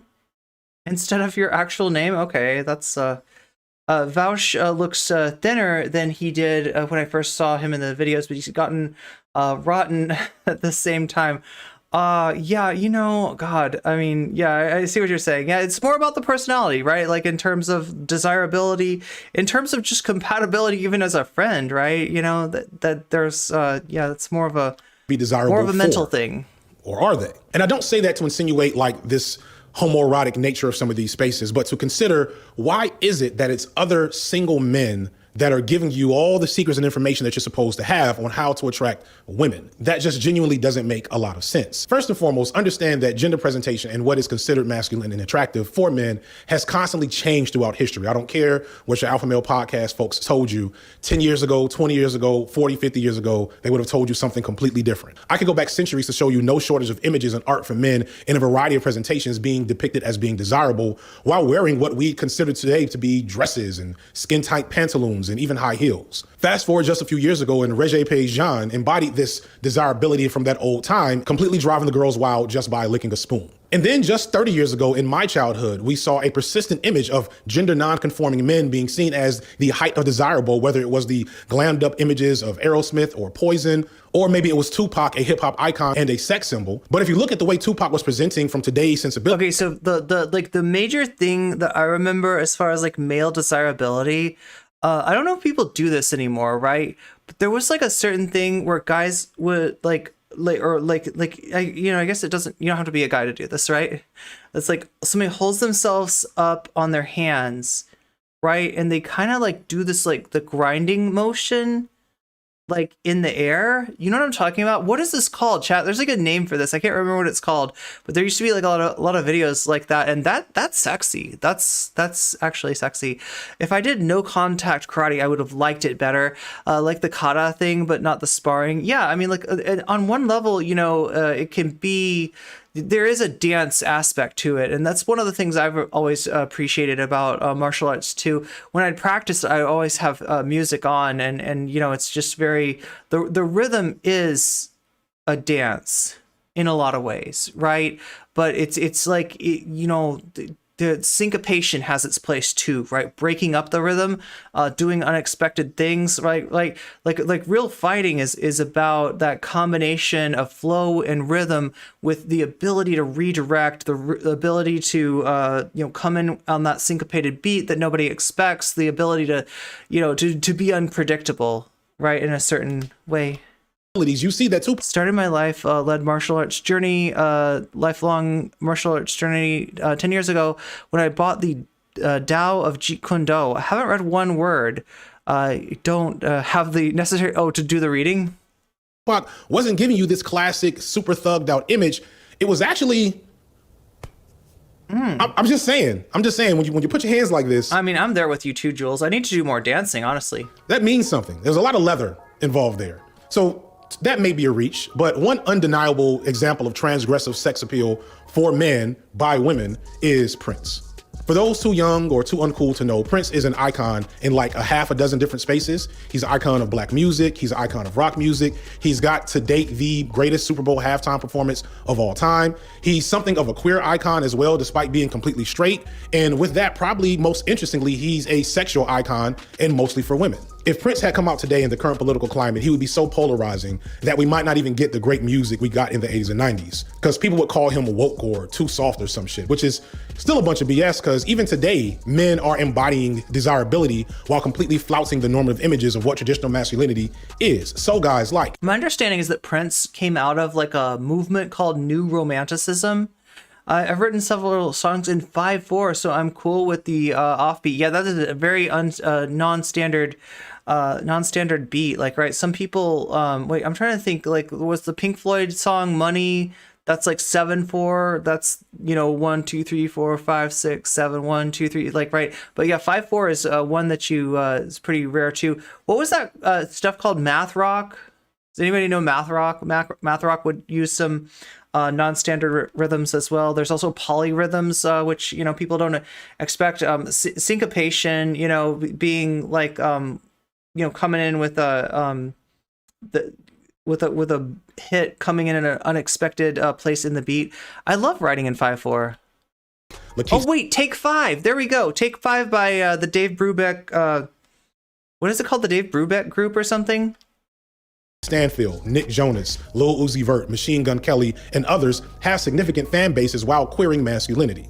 Also, just sort of say, I think my experience with masculinity. Wait, the verses of Whip It, the Devo song, is 7/8 too? And trying to be, I guess it is what it is. It's like trying to be more masculinized has been something that I've run into all the time. It's like this big wall of like, you know, I've been a huge fan of hip hop since a very early age. I think part of it was like, man, those guys are cool. Wait, your sister made you watch all of Prince's movies when you were recovering from, wisdom teeth surgery. That's like, I got dry sockets when I did that. That was tough. Wait, so how many movies does Prince have? I only know of Purple Rain. Wait, I think Purple Rain. And maybe I can do that. You know, I like words, so maybe that could be a way that I can get there. Like, I like sports, maybe I could do that, you know? Yeah. And trying to find these paths to where I could avoid this feeling like that was some sort of thing that people didn't understand and didn't really want any part of. My first 3 years of high school I actually did in Santo Domingo, which was a huge culture shock change for me and a lot of things. And there was just, you know, I guess puberty, you know, like... There was another movie in black and white, Dave Brubeck, Quartet. Yeah, I was going to say Quintet because I was talking about Take 5, but yeah, you're right. I think it's a Quartet. Under the Cherry Moon. You go through puberty and then 11th grade shows up and you're all of a sudden, you're like, hey, I'm not that bad looking. I'm going to kick off my slippers. Yeah, you know, I'm tall. There's some things going on. What made it sort of clearer to me was when I started, when I came back to New York in senior year.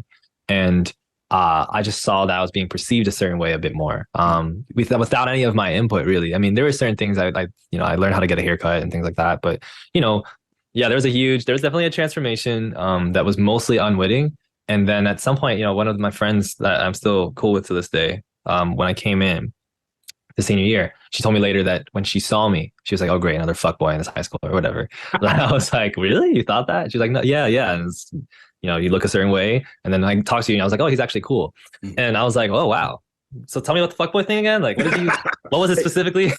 When I was sort of in a situation where I was, you know, kind of engaged with a woman and flirting with a woman, my awareness of certain traits were a lot more pronounced. Like, for example, my height. Mm-hmm. Like, I'm 5'6", totally fine with that, perfectly average for a gymnast. But it's not very tall. I know that I'm like a pretty short guy. Women love a tall man. Like, it's surprising how important that is for a lot of them.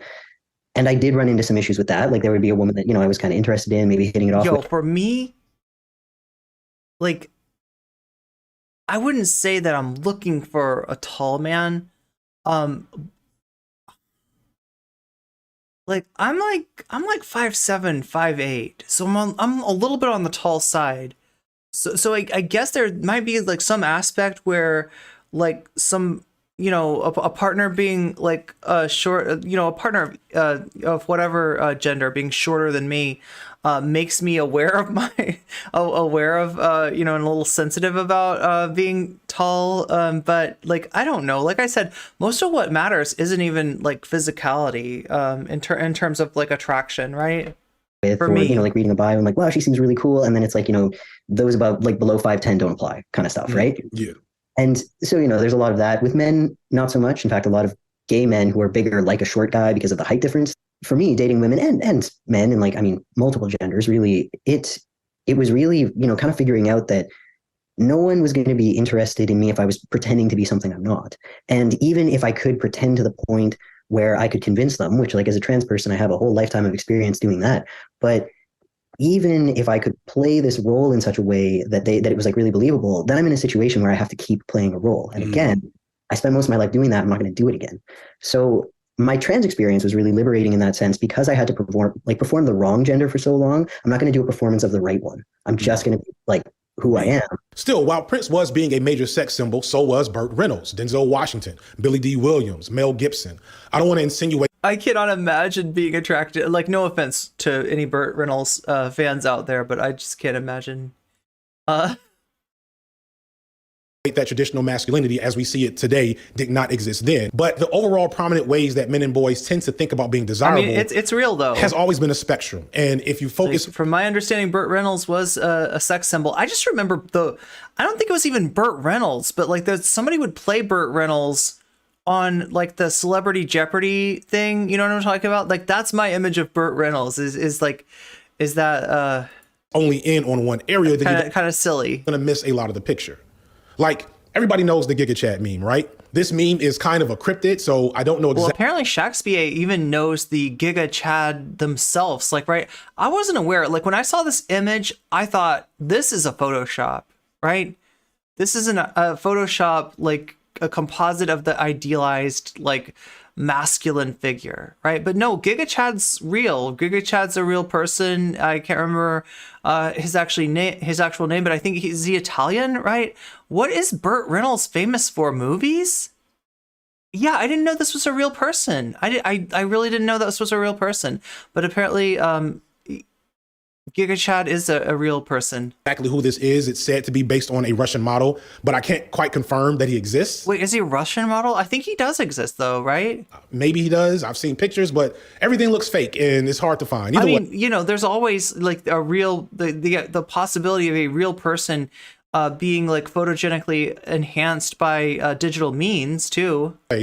He is called Giga Chad because he is supposed to be the epitome of what idealized, desirable masculinity should look like. Yeah, Shakespeare could answer these questions. At least according to straight men. The absurdly strong jawline, the lean, almost grotesquely muscled physique, etc. But here's the thing that's going to be challenging for many people watching this video.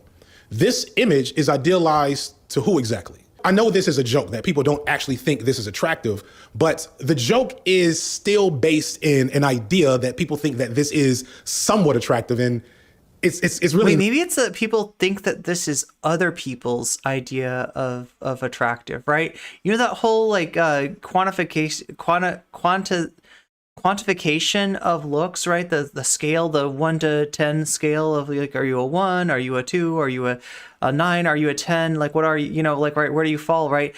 I feel like when people answer those questions, right, there's your personal viewpoint of, you know, how attractive you find a person, but I feel like when people quantify it like that, a lot of times what they're quantifying is how they think other people rate that person. And there's almost this idea that there's an objective level of attractiveness, that there's a real thing of a 9. There's a 9, a 10, a 7 is a real thing when, you know, it's inherently subjective, right? Google says that Giga Chad is Ernest Kalimov. So is he actually a Russian? Maybe he's a Russian model. There was some connection to Italy. I thought maybe he lives in Italy. Not. And it greatly illustrates a gap in how men understand their own desirability versus how women perceive it. And I guarantee that to most women, a man with this type of physique is not really ideal. The idea for this video came from a TikTok I saw a while back where a guy was trying to figure out why he wasn't getting matches on online dating. The simple answer is because their photos suck. They may think they have good photos. In fact, quite often they do. Maybe they were taken by a professional photographer, but it doesn't mean the photos don't actually suck. Like this guy. So he emailed me and he was like, dude, I am convinced that Tinder doesn't work for anyone who's not a Giga Chad because I'm not getting any matches. So we took a look at his photos and this is what we saw. We have one photo where he looks like a hitman. The second one we can barely see his face. The third one where the lighting is insanely creepy and he looks superposed. And the fourth one which has the same exact issue. Now this guy is definitely above average looking, but he's getting zero results again because his photos are bad. So here's where we have the first major disconnect. A lot of men and boys center their perception of masculine desirability on what other men define as such. This guy in this picture looks like an axe murderer. The Giga Chad meme is grotesque looking, to be honest. It feels like something from the darkest sectors of deviant art. But clearly this guy took this pose from... I feel bad for the Giga Chad being like talk about being objectified, right? His image of what the Giga Chad would get on Tinder, and he's not getting it. There is an overvaluing of certain types of bodies and physical features and presentations of those bodies of being the most desirable when data and research tells us that women show interest in a variety of men's bodies and often find the typical ideal as understood by men to be not nearly as appealing as we think, at least in isolation. Again, to be clear, having a fit body for a man is going to make you more attractive to more women in a specific way. And that way is often for explicitly seeking sexual partners. There is a wide body of research that shows that men who are more muscular and or taller are seen as more desirable by women, having a greater sense of body image, and have more sex partners than non-muscular men. I will not be gaslighting you in this video and telling you that that is not the case. However, much of that same research also indicates that these men that look closer to the Giga Chad... I don't know. There's like there's maybe like it's like a Goldilocks thing, right? There is like, you know, it's not that like, because I've heard this expressed by a lot of people that they are not necessarily turned off by bodybuilder physiques, but there's like a certain degree of leanness that is maybe, you know, optimal for, and again, it's up to the person. It's by the person. It's that are also less likely to be seen as viable partners for long-term relationships. When it comes to being taken, never really cared about the big muscles. I don't know many people who are into that. seriously and building connection, looking like this can get in the way. And I'd argue that it kind of goes both ways. And this kind of sucks for multiple reasons. Firstly, male body image dissatisfaction is a significant indicator of mental health issues such as depression and anxiety, possibly even drug abuse in young men. Yet pursuing that ideal body image, while it may lead to some more opportunities for short-term partnering, could also hinder one's capacity for more meaningful long-term partnering. It's a really awful paradox that a lot of men are putting in a ton of effort to look like the ideal for seeking out partners, but that ideal image ends up working against them for seeking out actual long-term partnership. So basically from like grade 10, so I'm like 16-ish, I start to work out consistently, like 3 times a week, let's say. And I pretty much have done that ever since. Like there's times when I'm not as much and sometimes when I'm a bit more, but basically being able to actually be of decent. I don't know. I feel like if working out does anything positive for you as far as being attractive, being, you know, perceived as attractive in a relationship, right? I think the biggest thing has got to be those mental gains, like feeling yourself, being happy with yourself, you know, getting that kind of boost that you get from working out. Once you find the kind of exercise that really stimulates you both physically and mentally, right? I think that's the biggest thing. Like some people are really into cardio. Like I mean, when I do cardio for an extended amount of time, like when I ride my bike, you know, around town, like right when I get off my bike, I'm like just. I mean, I'm not. It's not like I feel jacked or anything like that. But like, I feel a flow. I feel in tune. I feel really, really, really good. And I think that might have something to do with it too, right? If they're to the you know extent that it is about that. I don't like the bodybuilder types. I'm only met one person who liked that, and she was. She had some weird ideas, and her boyfriend, oh no, her boyfriend was abusive. Exercise is good for the person doing it mentally, and that makes it a better match in a relationship. Yeah.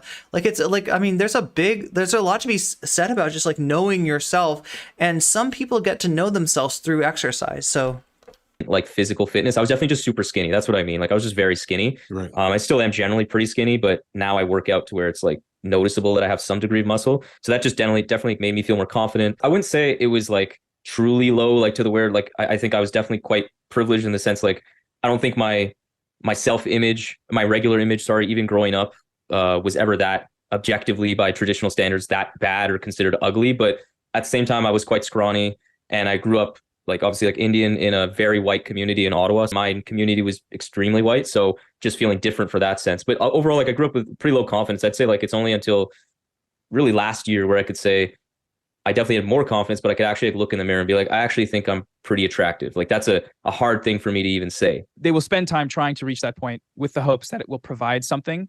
And some people do this like they kind of make it their life. Like I think gym culture, as important as I recognize it is for health, like people that do it for health, very rarely do I get the sense that the primary sort of adherents to gym culture are doing it for that reasons. They're doing it for aesthetics. They're doing it. They look at themselves in the mirror. They take photos. They compare themselves to the people around them. It's the pursuit of this body that when it is tied to that value, will never be enough. You'll never get to a point where what you've worked for is satisfactory in all the ways that one might think. Like for some people, it's like they like being ripped, and that's fine. But you know what I'm talking about like yeah. There's the guys that like it. enjoy working out and like doing stuff to their bodies, and then there's the guys that are like, once I get ripped, that'll show them. Then if you go back and consider. It does seem to me that a highly muscular man's physique is more ideal that men have, more of an ideal that men have for each other. Yeah, I could see that. It's more of like a intergroup hierarchy, or you know, a way to distinguish oneself, as if they think that that's what women desire. That's mostly projection. Norm Macdonald. Okay, that's the guy that played Burt Reynolds in Saturday Night Live, and it was really funny. It's a really funny skit. When I went to see Laura Jane, I could tell it was a trans crowd, as I was taller than most of the men and shorter than most of the women. Consider the proposition of what it takes to look like the Chad combined with the actual benefits in terms of desirability. To me, it doesn't seem. Yo, I kind of want to see. I want to see some stuff from Mob Psycho 100. Has anybody ever watched that? Like Mob Psycho 100. It's a weird name for a anime, but it's about a kid that is has psychic abilities and doesn't really value themselves for that, like, right? You know, everybody else in the show like kind of wants to have psychic abilities. Some people are even faking psychic abilities, but Mob, you know, what's his name, Kageyama, best anime of 2022. I think is his name Kageyama. I can't remember exactly, but like, right, he actually joins, what is it, like, there's a psychic powers club that he ends up joining, and it's mainly they recruit him because he actually has psychic powers, and they're like, that's really cool, and they all want to have psychic powers. But there's this whole issue where if you don't have enough members for the club, you lose the club and some other club takes over, and the club that wants to take over, yes, is the Body Improvement Club. Shigeo is his name. Shigeo. Okay, I don't know, maybe that's, I'm misremembering his name, but like, yeah, so the Body Improvement Club wants that space, and you know, there's only a few people that are in the Psychic Powers Club. So eventually Mob decides like to drop out, allowing that club to be closed down, and then joins the Body Improvement Club because that's what he really likes, even though he's definitely not Giga Chad, you know, but he wants to do like, you know, physical self-improvement, even though he's already got like these psychic powers that like everybody else in the club is kind of, you know, envious of, right? What he wants to do is just kind of, you know, like something that he's not necessarily good at, but wants to improve. Like it's all that worth it unless you are really that much into fitness, which if you are, awesome, keep doing that. If you're into... What is this? Oh, is this One Punch Man? Being fit and working out for that reason, for actual passion for fitness, that's actually a really great thing for your desirability, which I'll get to later. However, if you're a skinnier guy... Yeah, they were actually nice. Yeah, surprisingly. Like, right, they're you know, stereotypical. You'd think that they're bullies or something like that, but they actually turn out to be really nice. A fatter guy looking to looks max, I don't know if it's worth the effort to go super hard in this area, because when you listen to women and observe how desirability is often... Wait, there's a TV drama? Are you saying like a real life what is it? What, I'm trying to think of the name for like non-animated, like, right, live action. Yeah, there we go. Live action. Communicated in women's media, you see a very different story than what we understand from the perspective of men. The group of men with the most body image issues tend to be gay men. What's up, For every negative element about body image that I mentioned earlier, gay men have it worse. And if you think about it, it makes a lot of sense. Gay men have the deadly 1-2 punch of having both the societal pressure of presenting ideally for the male gaze and having that idealized image be embodied by the masculine ideal. So they have the pressure of one... And that is male gaze, GAZE, that FD is saying here. To be desirable to men, and then that image of desirability is explicitly defined through a masculine lens. And I'm bringing this up not to, like, again, do some weird, you guys are actually gay stuff, but to kind of point out that the image of masculinity that men most see as appealing is actually one that's most appealing to other men, whether they be straight or gay. And what that should tell you is that straight men, on the other hand, might want to be the masculine ideal, but as I explained here, what that ideal looks like from the perspective of women can be very far from what the ideal looks like from the perspective of men. I already mentioned the they-them mass desirability that has always been around. A low-level analysis of the images of men created for and by women is a huge hint as to what women actually desire in men. The annual Sexiest Men Alive issues of People magazine, while not a perfect indication of what women like, clearly seeks to present an image of men that is warm and caring and engaged. These are still traditionally masculine men who are attractive and handsome in any traditional sense, but what they're presenting to be seen as actually desirable is not these chiseled physiques, but those chiseled physiques that they're presenting as desirable are hidden behind comfortable clothing and gentle smiles, not flexed out muscles with sweat and veins popping out their necks. If you tie that to gender, it's from my argument is that you can be super masculine if you want to be aesthetically. You can perform that way because yes, some women are attracted to a rugged guy who's like really muscular and stoic and stuff, but you can't be that. That can't be your end all be all. There has to be a little bit of emptiness, a little bit of space for growth or nuance, adaptability, because, you know, taken to its extreme, that sort of gender fundamentalism or identity fundamentalism, especially with masculinity, could be harmful to other people. If you overtly want to prove that you are innately masculine. Men would probably have a better idea of what women think is ideal if they actually talk to women about it. True, yeah. And you can end up, you know, causing some form of domestic abuse. You can end up, you know, pathologically sleeping with a lot of people, becoming like a fuckboy, kind of not outliers. We want, at least for that first interaction, we want. Is that... Wait, I'm confused now. But okay, so this concept of fuckboy, right? This is a term that originates from AAVE, right? And I feel like it's one of those terms that maybe white people tend to get wrong. Can somebody just clear this up? I feel like is that like that usage of you know fuckboy is like a promiscuous guy or like a player, right? That is, I feel like that wasn't the original like definition of fuckboy. Am I right about this? Want somebody that's pretty like plain, pretty like safe and secure, especially. And then I think you pair that with guys are probably not great with taking photos because they're not socialized to rely on pure aesthetics. They're supposed to rely on kind of competence and performance, and women are socialized to rely on aesthetics. So you're engaging in a platform that really favors people that are good at aestheticizing. Right. Sisyphus makes a really good point here about how boys and girls are socialized differently when it comes to aesthetics and beauty. There are many more consequences for not being physically attractive for women versus men, and thus women... Fuckboy is a good dude that's only good for fucking. And girls begin to figure out aesthetics and beauty at a very early age, and entire industries are built around aesthetics for women, while men are openly discouraged to learn these skills, and thus many go through life never having had a great grasp on how to how to make things look pretty. I always mispronounce that too. It's not some high-minded philosophical thing to say that women want men that make them feel aestheticize. Is that the word? Safe, and also seem safe, as in not a creep or a weirdo or someone who is operating with a lack of emotional intelligence. And what is desirable to women isn't always conveying dominance and strength and power, but conveying those features of being safe and being a provider or being a companion. Now, lookism and patriarchy mean that women will be more likely to attach those features to attractive people, but it's a complex... Yeah, you have a lovely night too, Krusty. ...bell curve, and hyper-focusing explicitly on looks is a good way to, one, completely misunderstand what women... I have to do some research. I just remember we have a set of clocks. That's tonight? Oh no. Oh no, it's happening. Yep, it's March. It makes sense. It means a womanizer. Okay. Looking for, and two, exert energy and personal resources in the wrong thing.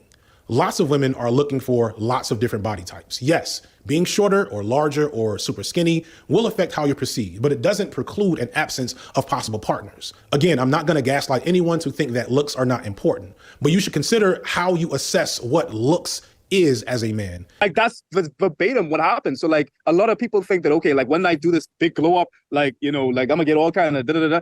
Not really. Like a lot of people actually, to like a certain extent, may feel as though like you're so attractive now that you probably get this a lot, and therefore I am not going to add to that. Like you have like almost like an ironic reaction, like a backlash to an extent. So there's a perceived, there's almost like a perceived desirability that could end up cutting against somebody. Yeah, fuckboys are shitty assholes that just want to fuck you and play. Okay. You're gonna be mad at me, but like I really ain't had a whole face like that. Oh. Because keep in mind, coming from being fat and like being unattractive, being unworthy of affection, I still, even though like I was in this body, like I was still a fat guy. Like I was still a little fat chubby kid from high school. People, I love meeting new people. I love first dates. I'm like not the type that doesn't. I find them fun. But I do wonder how much of that is me like compensating for all those years where I never felt capable. Right. You know, because and I think that may have came up in recent relationship where I was seeing someone. Right. I regret that. I think it's hard to sometimes because I still think I'm in that process where I'm not feeling super in touch with and super truly confident where I'm able to be myself and not scared of losing people and all that. Sometimes it's hard to even read how you feel about situations, and it's hard to be like present and like absorb other people and be like, oh, I like this, I don't like that. It's hard to trust what you see, basically. It's just like a fog. Oh my God, I forgot. There's one more thing we need to cover. We're in bed, and she'll literally like, put your leg on me. And it sounds weird to tell another person when like you say it out loud. But you also, I know you know what I'm talking about. No, I know exactly what you're talking about. Yeah, like 100% exactly. Never too late to have a hoe phase, says the woman crafting a diamond hoe in Minecraft. This weekend, exactly what you're talking about. So it's like, and that's why I'm glad you're making this video and also like talking about it in this particular way. Because if we could, I do believe it maybe not as simple, but let's say a great first step to just let boys, not even men, boys know that like your body shape has people that like it. Like there are already women who like you for their own selfish reasons. Like this sounds weird to say out loud, but yeah, like my girlfriend likes my personality and my body for like selfish reasons that like I don't necessarily have to always understand, is what she told me. She's like, don't worry about that.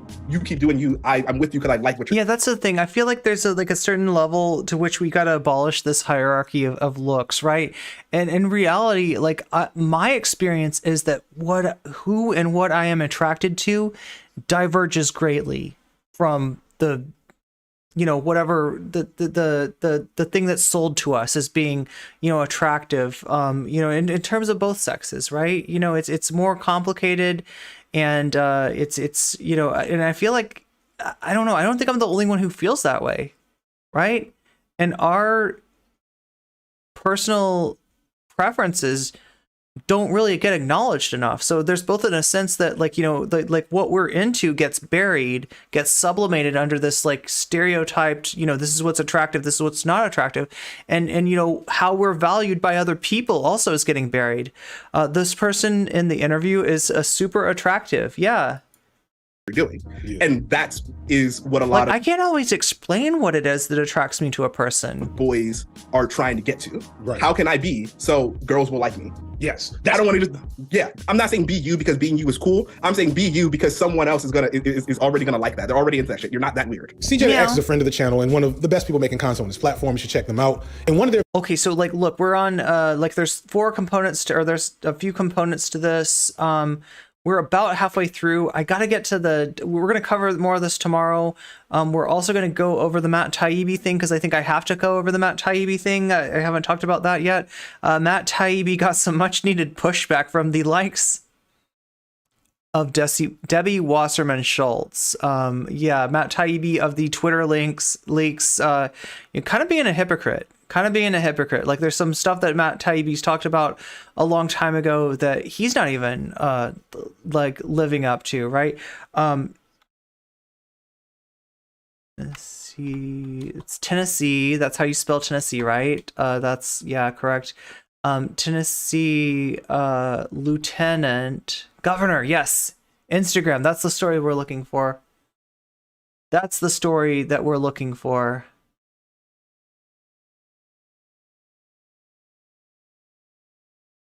Wait, apologizes? The thing is, you wouldn't have to apologize. Okay, let's look at this. The thing is, though, he wouldn't have to apologize if it wasn't for his like anti-LGBTQ stance and being part of an anti-LGBTQ administration, right? There shouldn't have to be anything to apologize for. Other than just, I don't know. What do you hope comes out of this? Well, I think I'll be a lot more careful about using social media. Amid a sudden uproar over his provocative social media interactions, Tennessee Lieutenant Governor Randy McNally sits down this afternoon to answer Phil Williams' questions about the controversy. Good evening, everyone. I'm Rory Johnston. Carries off tonight. Now, those social media interactions with a young gay model brought accusations of hypocrisy against the East Tennessee Republican and countercharges that he's become the victim of a left-wing attack. Well, our chief investigative reporter Phil Williams has covered McNally for more than 30 years, and he has the exclusive details with the man who says his posts reflect his evolving views on the LGBTQ community. Initially, I was not very kind to that community.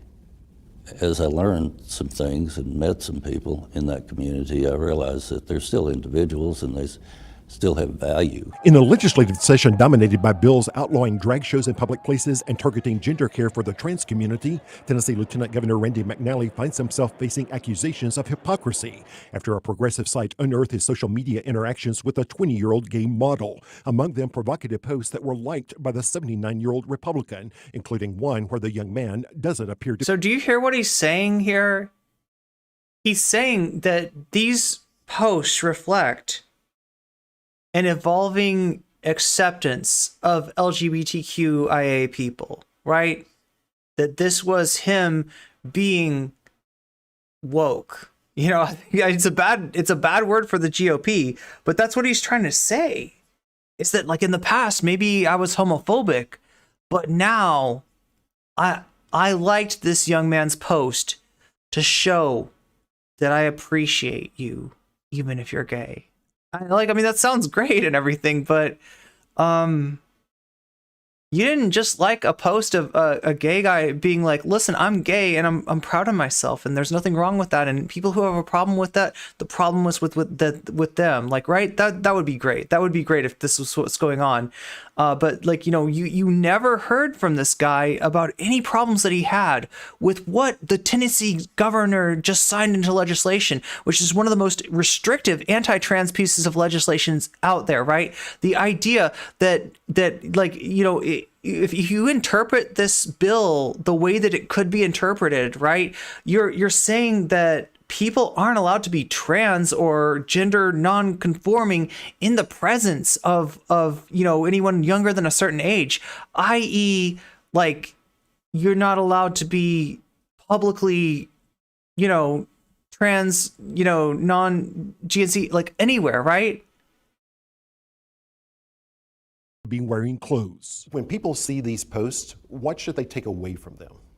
But yeah, he's liking sexy pictures, right? And there's nothing wrong with that, you know, right? But the thing that's wrong with it is the hypocrisy. The thing that's wrong with it is you know, not what you're doing, you know, on Instagram, but it's what you're doing in the legislature. I don't know that they should take away a whole lot. In an exclusive interview, McNally described how he befriended the young man. He looks kind of like a melted version of John Bolton. On Facebook, then on Instagram. Among the posts, this close-up of the young man's backside, McNally responded with 3 red hearts and 3 on-fire emojis, along with a comment, "Finn, you can turn a rainy day into rainbows and sunshine." It's just that...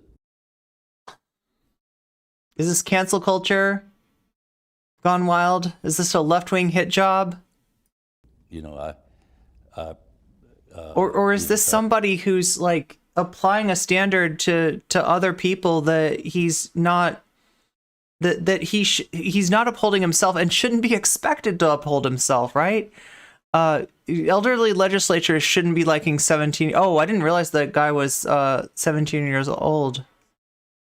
Yeah. So there's that aspect of it too. But like, I mean, this is just like a huge amount of hypocrisy, a huge and it's got some parallels, right? So we'll look a little bit at a situation that happened in the midst of the discourse about gay marriage, right, with a senator from Idaho, right, who was actually caught coming on to an undercover FBI agent in an airport bathroom, right, and kind of the reaction to that, right?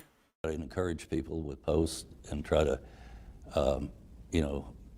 So he says he's trying to be encouraging. He's trying to be accepting. I don't know if that's what you. I don't know if that's what you communicated with those emojis. Help them if I can. Were you trying to help this young man in some sort of way? Just basically trying to encourage him. There was also this post where the man said he was, quote, not a whore, but a hoe. One is a slut, the other is a prostitute, adding, "I'm the one that gets free weed for giving," then a reference to a sexual act. And it was liked by Lieutenant Governor McNally. Yeah. I don't know that, a lot of times on people's posts, you see the name and you see what they've written and you just press the button. I mean, that's fair enough. Like sometimes you don't see an entirety of a post. Sometimes you might like something that upon further reflection you might disagree with, right? It says like. Listen to what he says, though. You didn't read that post? I don't recall reading the part about the weed. I know that. But what about the prostitute? I might have read that. In that I might have read that. case, was it appropriate to like the comment? Probably not. Probably not. Then we came to a moment in our interview that could not be avoided. I need to ask the question that people are suggesting on social media to let you respond to it. Have you ever had any personal relationship with this young man? No. You've never met him in person? No, never have. In fact, we found other LGBTQ-related posts liked by Tennessee's lieutenant governor, who says he's gotten to know members of that community, including some from his own family, and that he's tried to be more affirming of their identities. He also knows... Well, if you want to be affirming of their identities, then speak out against what your governor's doing. That he has spoken out against some legislation pushed by his Republican colleagues. Okay, see, he's worried about the blowback from businesses. That's not the same. That is an economic concern for the state of Tennessee, right? And that's valid too, right? And like what happened with the bathroom bill in North Carolina, there was economic blowback to the state of North Carolina. That might have been part of what contributed to the eventual change of those laws, right? But there's more at stake here. There's a lot more at stake, and the fact that like all you can do is offer some weak like concern over this might really hurt our businesses here in the great state of Tennessee, like that's just, I don't know, God, like how does anybody buy this? How is anybody buying this? Does this affect your ability to lead? I hope not. And I've had some of my colleagues say that they're supportive, both Republicans. This is why those fiscally conservative, socially liberal folks aren't helping anyone. Yeah. Democrat, and I'm really, really sorry if I've embarrassed my family, embarrassed my friends. Is anyone buying this? Well, like they're gonna say later, like they made some nod to the idea that some on the GOP are claiming that this is an instance of cancel culture, that this was some kind of a left-wing hit job on my dude here, right? Any of the members of the legislature with a post. It was not my intent to, and not my intent to hurt them. Roll call, Mr. Clerk. In the end, the Tennessee Senate chooses the lieutenant governor, a title that senators can also take away. Have you thought about resigning? I think that's really... Okay, so that's interesting. It's not that he's nominated by the governor, right? So, I'm not even sure how this works in the state of Tennessee. Like in some places, the lieutenant governor position might be largely ceremonial. Here, it's bestowed by the state legislature, by the Senate of the state, right? That's who gets to pick the lieutenant governor. In other states, it's a separate election from the governor's election. And I mean, I assume like maybe in other states, it might be the governor who, so it's not quite exactly like a vice president, right? But it is definitely somebody that has clout, whose opinion matters. And if what is happening is disgusting, unprecedented anti-trans legislation in your state, and you're concerned about LGBT people that you know in life, LGBT people that you know in your own family, the least you could do is speak out against the bill. Speak up for gay people, right? Like I was saying, there's nothing wrong with this. I didn't realize that we're talking about a 17-year-old. Obviously, that's, that's messed up, right? And I didn't realize how thirsty his post actually was. But what's wrong here is the difference in the standard that he's allowing LGBT people to be held to in his state, which is like not in the case of the bill, not to be in drag or to be trans, not to wear clothing that don't, quote, correspond with your birth sex, which is a ridiculous notion on its face, right? In public, for fear that it might harm children somehow to see that, right? He's holding that standard there. And then, as far as for himself, it's not obviously, something that he really believes in. That's the problem. Up to the members of the the Senate. It's almost like the hypocrisy hasn't done. I don't know. I don't know if he's like covering it up. I don't know if he's hoping this will blow over. I mean, we've seen this kind of thing before.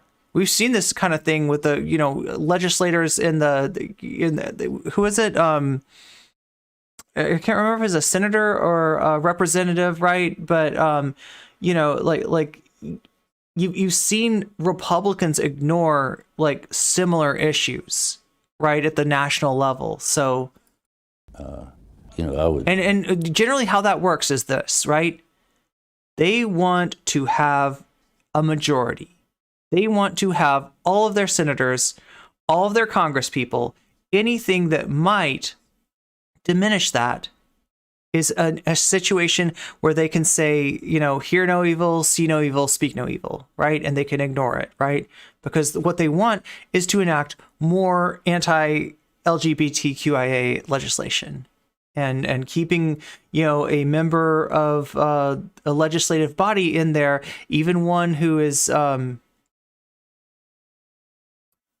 even one who doesn't uphold these, principles, these conservative principles in their own personal life is a means to an end, right? So that's generally how that works. It would serve at their pleasure, and it would be up there, my boss. Phil Williams, News Channel 5 investigates. There is no doubt that Lieutenant Governor McNally is extremely active on social media, often offering positive comments about people's families, latest achievements, as well as birthdays and anniversaries. He tells Phil if there's any lesson for him, he needs to be a lot more careful with what he posts and how those posts might be perceived. God. We talked about this the other day. Governor Bill Lee was, has he already signed it? The drag show bill? Yes, yeah, he has. He signed the drag show bill, despite the fact that he's dressed in drag, because dressing in drag is just like, I don't know, fun to do. People like to do it. Yeah, and Giuliani did it. It's almost like when he does it, because he's not, not somebody that identifies as trans, because he doesn't, identify as part of the LGBTQIA community, then it is just for fun. It is not dangerous. It is not harmful for him to do that. Now, these are like old pictures, I think, from like, is it a high school yearbook? Is that where the pictures of the governor? So, this is, there's an issue with the governor, an issue of hypocrisy with the governor, the person that signed the bill into law, right? And there's an issue now with the lieutenant governor of Tennessee. You've got, both of those, you got a lot of hypocrisy showing up here. Mrs. Doubtfire did it. What's Bob Hope? Yeah. Uncle Milty. Almost like it's almost like what we were talking about earlier, where this stuff isn't bad unless it's seen in the context of the queer community, right? That ostensibly like cis straight people are given a pass that LGBTQIA people are not. I mean, everybody. Those names you probably wouldn't heard of, but that's Steven Crowder's one. There's Steven Crowder. Steven Crowder does that specifically to hurt like LGBT people, right? That's Uncle Milty and Bob Hope, they would dress in drag years and years and years ago. That's why you guys don't know any of those names. Some Like It Hot. A very extremely famous movie for people my age. The subtext there is, different than it is now. Bosom buddies. Right. I don't know Tom that Hanks. one. How much more like anybody know these references? Like apple pie can you be than Tom Hanks? Can't be. Or Robin Williams for that matter. But one wonders, a lot of times when politicians. Oh wait, Tom Hanks did drag? Promote these type of like transphobic. This was also the case with the homophobic legislation. That sometimes it's like, they're trying to sort of, I don't know, build up some type of alibi or story. Because it turns out that Bill Lee's lieutenant governor in Tennessee, Randy McNally, is that his name? Yeah. Is that actually Randy. Really Randy McNally? Isn't that like the name of like some kind of like road atlas or something? Randy McNally. Well, Randy. And Randy's been feeling Randy. Nominated to determinism. Am I right about that? Yeah, it's like FD said in his video on conservatives and sex. They want whatever they want, but other people can't. Well, the thing that I like about what's going on with the politicians in Tennessee, they're really taking an interest in their constituents. I mean, there's a lot of cognitive dissonance that goes on here too. Like, right, you've even got examples of like, conservative people who have, like feelings of same-sex attraction, for instance, right? And who tell themselves like that they are bad for having those feelings, but that somehow like harsh legislature suppressing LGBT people will prevent will prevent the next generation from having those feelings, right? And when you look at their whole social contagion idea, their whole concept of grooming, that just basically being aware of the existence of LGBT people could somehow lead children change their orientation, change their gender identity, that's where that comes from, right? Instead of the idea that that might make them aware, that might make them more likely to seek some sort of transition or medical therapy or whatever. But it's not changing who you are. It's not changing your identity, right? Identity's there whether or not you realize, and supportive. All this could do is maybe make people realize that. On a micro level. This is a news report, Channel 5 from Tennessee. Some Like It Hot is just a good movie. Marilyn Monroe is in it. Let's see, with News Channel 5's Rory Johnston. Amid a sudden uproar over his provocative social media interactions, Tennessee I love how they describe it as provocative, right? Lieutenant Governor Randy McNally sits down this afternoon to answer Phil Williams' like he's being edgy or something. Like that's not questions about the controversy. Good evening, everyone. I'm Rory Johnston. Carries off tonight. Now, those social media interactions with a young gay model brought accusations of hypocrisy against the East Tennessee Republican and countercharges that he's become the victim of a left-wing attack. Well, our chief investigator. I really want to hear more about that. I really want to hear more about these countercharges. These countercharges have got to be golden. Reporter Phil Williams has covered McNally for more than 30 years. And he has the exclusive details with the man who says his posts reflect his evolving views on the LGBTQ community. They're evolving in an interesting direction. Initially, I was not very kind to that community. As I learned some things and met some people in that community, I realized. I feel like Some Like It Hot is before Sam's time. Well, Sam's into a lot of classic movies, right? Oh wait, wasn't there a guy from the Young Turks that was literally the host of like a classic movie show or something? My guy is floundering. It's worse than Alex Jones. Gay agenda forced on him, like those posts. Yeah.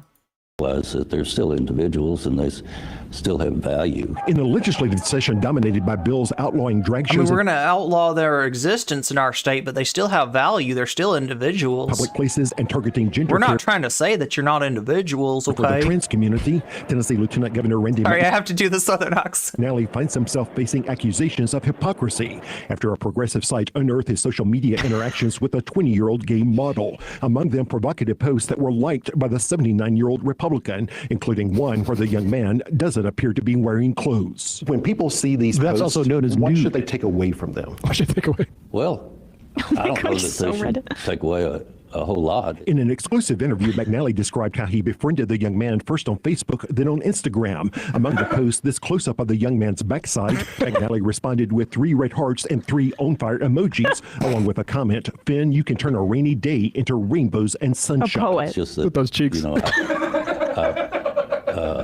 Try to encourage people with posts and try to, help them if I can. Were you trying to help this young man in some sort of way?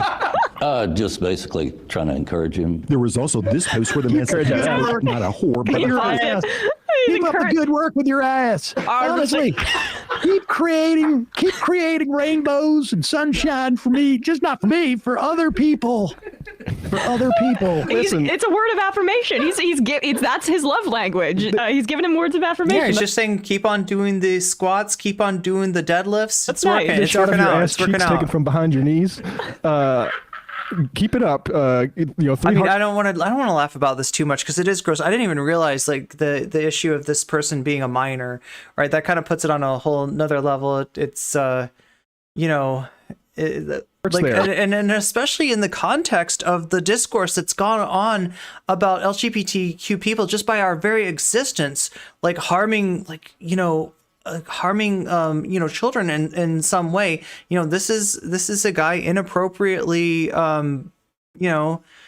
going after like a minor, right? This is a whole nother level, right? You can see that it's not about people being gay or trans. They just want to dominate. Yeah. It's about denying power to marginalized people. It's about putting marginalized people in a situation where our very existence can be outlawed. Not just one, but three. And of course, none of those rules applied to them. Of course not. All right, should we keep going? Oh boy. You know what? You really got to hand it to this guy. Like, do you think he's like sedated? Like, I mean, he's really just like, oh, Yeah. I mean, that just trying to be encouraging. I just can't imagine him even going into this interview thinking like, oh, you know what? We're going to clear this up. We're going to make this all okay. It's going to be all right because, like, I don't know, like this isn't something that you could, the only way to explain this away is to say that you are sick of being part of the party that is harming LGBTQIA people, and that you should have spoken up sooner. Encourage all forms of and honestly, yeah, resign, because like this is a minor that he's saying that he's making these comments on. Like, right, this is completely role models. Doesn't matter to me. Anybody chasing their dream of modeling on Instagram, I gotta stop myself from making I will follow chaser them from jokes their Instagram there. accounts to their Facebook accounts to their Grindr accounts, their TikTok. He's rich and white. He has always been able to talk himself out of these things. So he thinks that, yeah, it's entitlement. You're right, Jules. You're right. That's his commitment to being empowering, right? He's I'm empower my constituents. Oh, my rainy days, rainbows and sunshine. There we go. All right. This young man in some. I don't know. I can't laugh. It's not. Just basically trying to encourage him. There was also this post where the man said he was, quote, not a whore, but a hoe. One is a slut, the other is a prostitute, adding, I'm the one that gets free weed for giving, then a reference to a sexual act. And it was liked by. First off, I love this, how just like utterly sort of like terrified the TV station is for like talking about this stuff. A sexual They're act. also kind of handling them with kid gloves, right? Like, I mean, this is like if what they want is like engagement, if this whole their normal way of proceeding is if it bleeds, it leads, right? And like that sometimes applies to violence, but it can also apply or to harm or like stuff like that. It could also apply to like just destruction of somebody's career, which in this case is kind of appropriate. But you see that they're not doing that. You see how they're conducting themselves around power. It's very different than how they conduct themselves in the absence of power. Free weed for giving head. Sounds like a good trade-off. Listen, that sounds like sunshine to me. Is a prostitute, adding, I'm the one that gets free weed for giving, then a reference to a sexual act. And it was liked by Lieutenant Governor McNally. Yeah. I don't know that, a lot of times on people's posts, you see the name and you see what they've written and you just press the button that says like.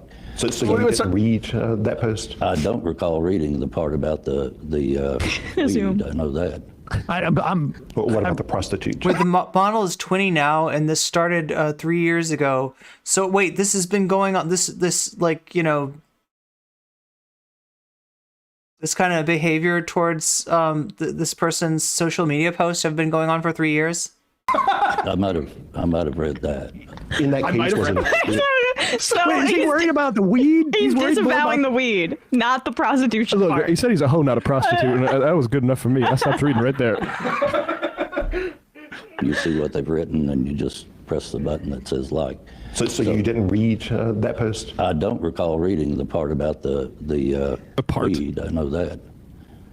But what about the prostitute? He's been liking these posts for like 3 years. He also left comments. Yeah, they showed some of the messages, and yeah, they were not just they were a little bit more than words of encouragement, right? I might have read that. In that case, was it appropriate to like? Yeah, like you were talking about like fire and heart emojis. The comment? Probably not. Probably not. Then we came to a moment in our It sounded interview like chill, that like could they're not probably be not. avoided. Although to be fair, I mean, he didn't say he was a prostitute, and he is not. You know, he could have said like, "I'm not going to slut shame anybody." I'm just not going to do that. I don't think I've ever liked a post I didn't read. There's been posts that I've liked before where like I read most of it. I thought I understood what it was about and I liked it. And then when I looked at it again, there was like one aspect of the post that I had an issue with, and I took back the heart later on. But yeah, not like this is a whole nother thing. I am sex positive, but weed negative. In that case, was it appropriate to or more likely when, you know, I liked a post because I agreed with it and I looked at, you know, who was posting it and you know, I felt uncomfortable with, you know, giving that person, you know, my endorsement, right? There's been issues like that, but yeah, again, this is like this is not that. Probably not. Probably not. Then we came to a moment in our interview that could not be avoided. I need to ask the question that people are suggesting on social media to let you respond to it. Have you ever had any personal relationship with this young man? No. You've never met him in person? No, never have. In fact, we found other LGBTQ related. I mean, that's not the only possible problem, right? That's not the only issue is like when you're talking about like him, you know, these like exchanges, you know, like with a minor, like it's A post liked by Tennessee's lieutenant governor, who says he's gotten to know members of that community, including some from his own family, and that he's tried to be more affirming of their identities. He also notes that he has spoken out against some legislation pushed by his Republican. Okay, yeah, there we have it. Like, I mean, and I don't know if there's more news stories, if there's more legislation that he's spoken out against. I mean, great, but like this is just not. Yeah, it's just a business concern from what they're showing. Colleagues, does this affect your ability to lead? I hope not.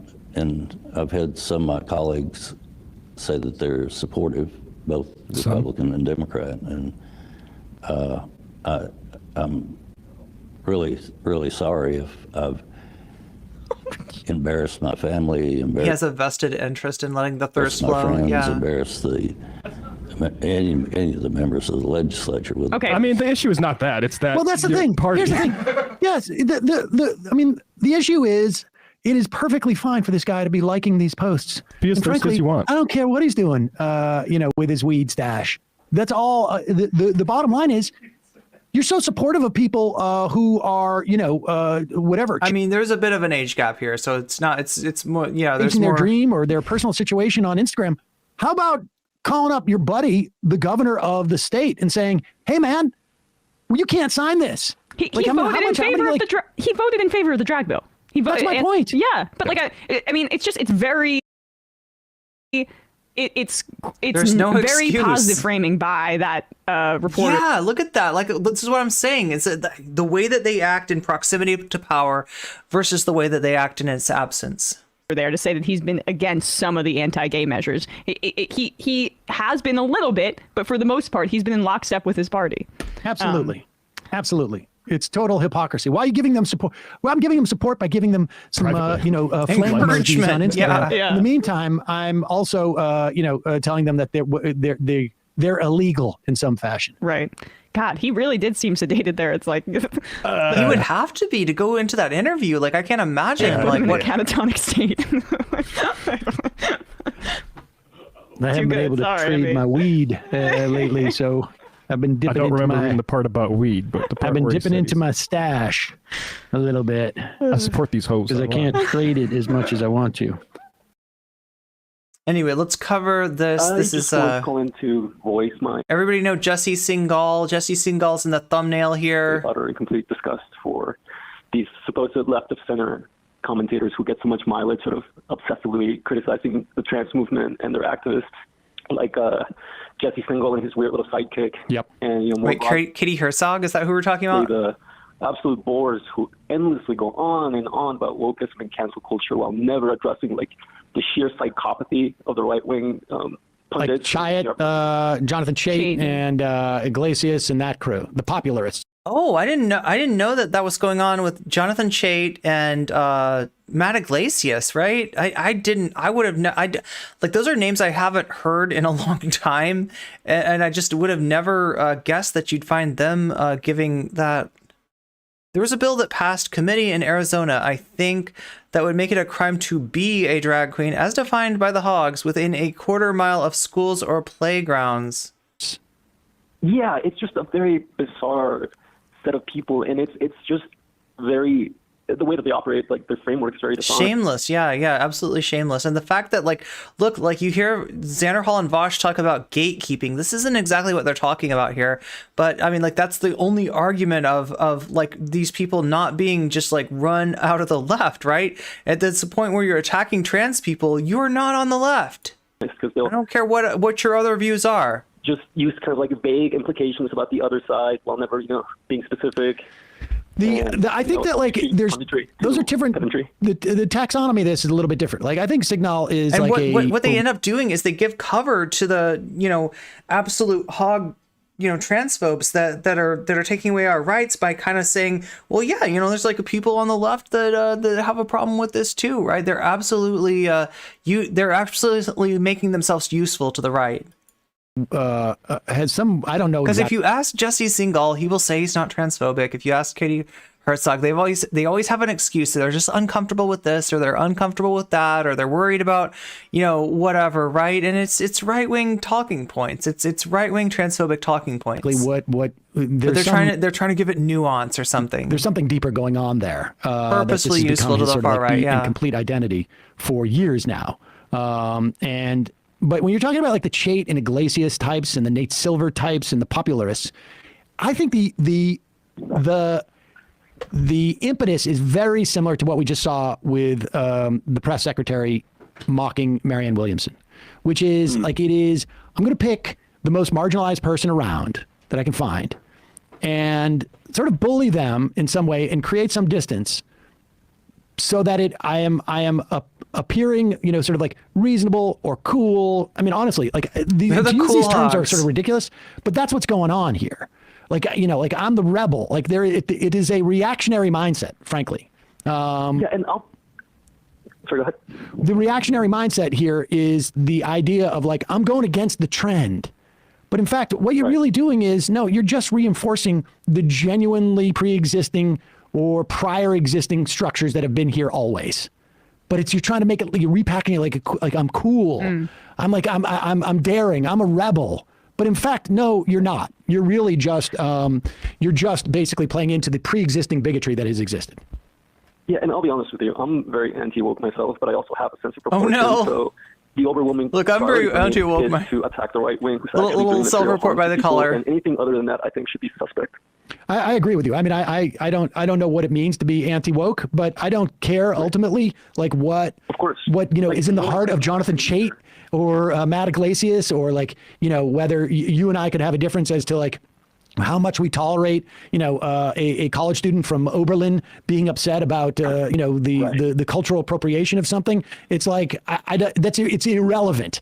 It's really just a question if you're a pundit or you're writing or you're even, just going on Twitter and, using whatever platform you have, whether it's like, 10 followers or 10 million followers and doing it and espousing this stuff. It's really just like, what is the important fight to have here? And, how much of like society goes through growing pains where there's no doubt in certain areas, there's, sort of like a over, getting out ahead of your skis a little bit, but society, like the real thing that will happen with all this stuff is it will be overcorrected. Any gains that any groups make in terms of like emancipatory or in terms of like actual rights or social acceptance or whatever it is. So we're talking about backlash here. Anyway, thank you everybody for being here with me. We're going to raid into Poly People. Tomorrow I am going to be covering, I know for sure, the Matt Taibbi stuff. We haven't covered that. There's probably a few other things. Let me look down at my thing here. Is Peterson up to something? Anyway, can we put out those Discord links once again? I want to get you, all of you who are not in the Discord yet, into the Discord. because I want you to let me know in my streaming suggestions what you want me to cover. Thank you so much, everybody, for being here. Yeah, we're gonna raid into Polly and give Polly my love. I will probably be in there as well for at least a little bit. Don't show Peterson tweet on stream. Oh, the Peterson tweet is really bad. Okay, I'll have to. Oh my God! So we already raided out before I can even stop talking. Anyway, chat, I talk too much already. I'm sure you're no, you're probably not sick of me by now. But yeah, we are raiding into Polly people because she's awesome. And I will see you all later.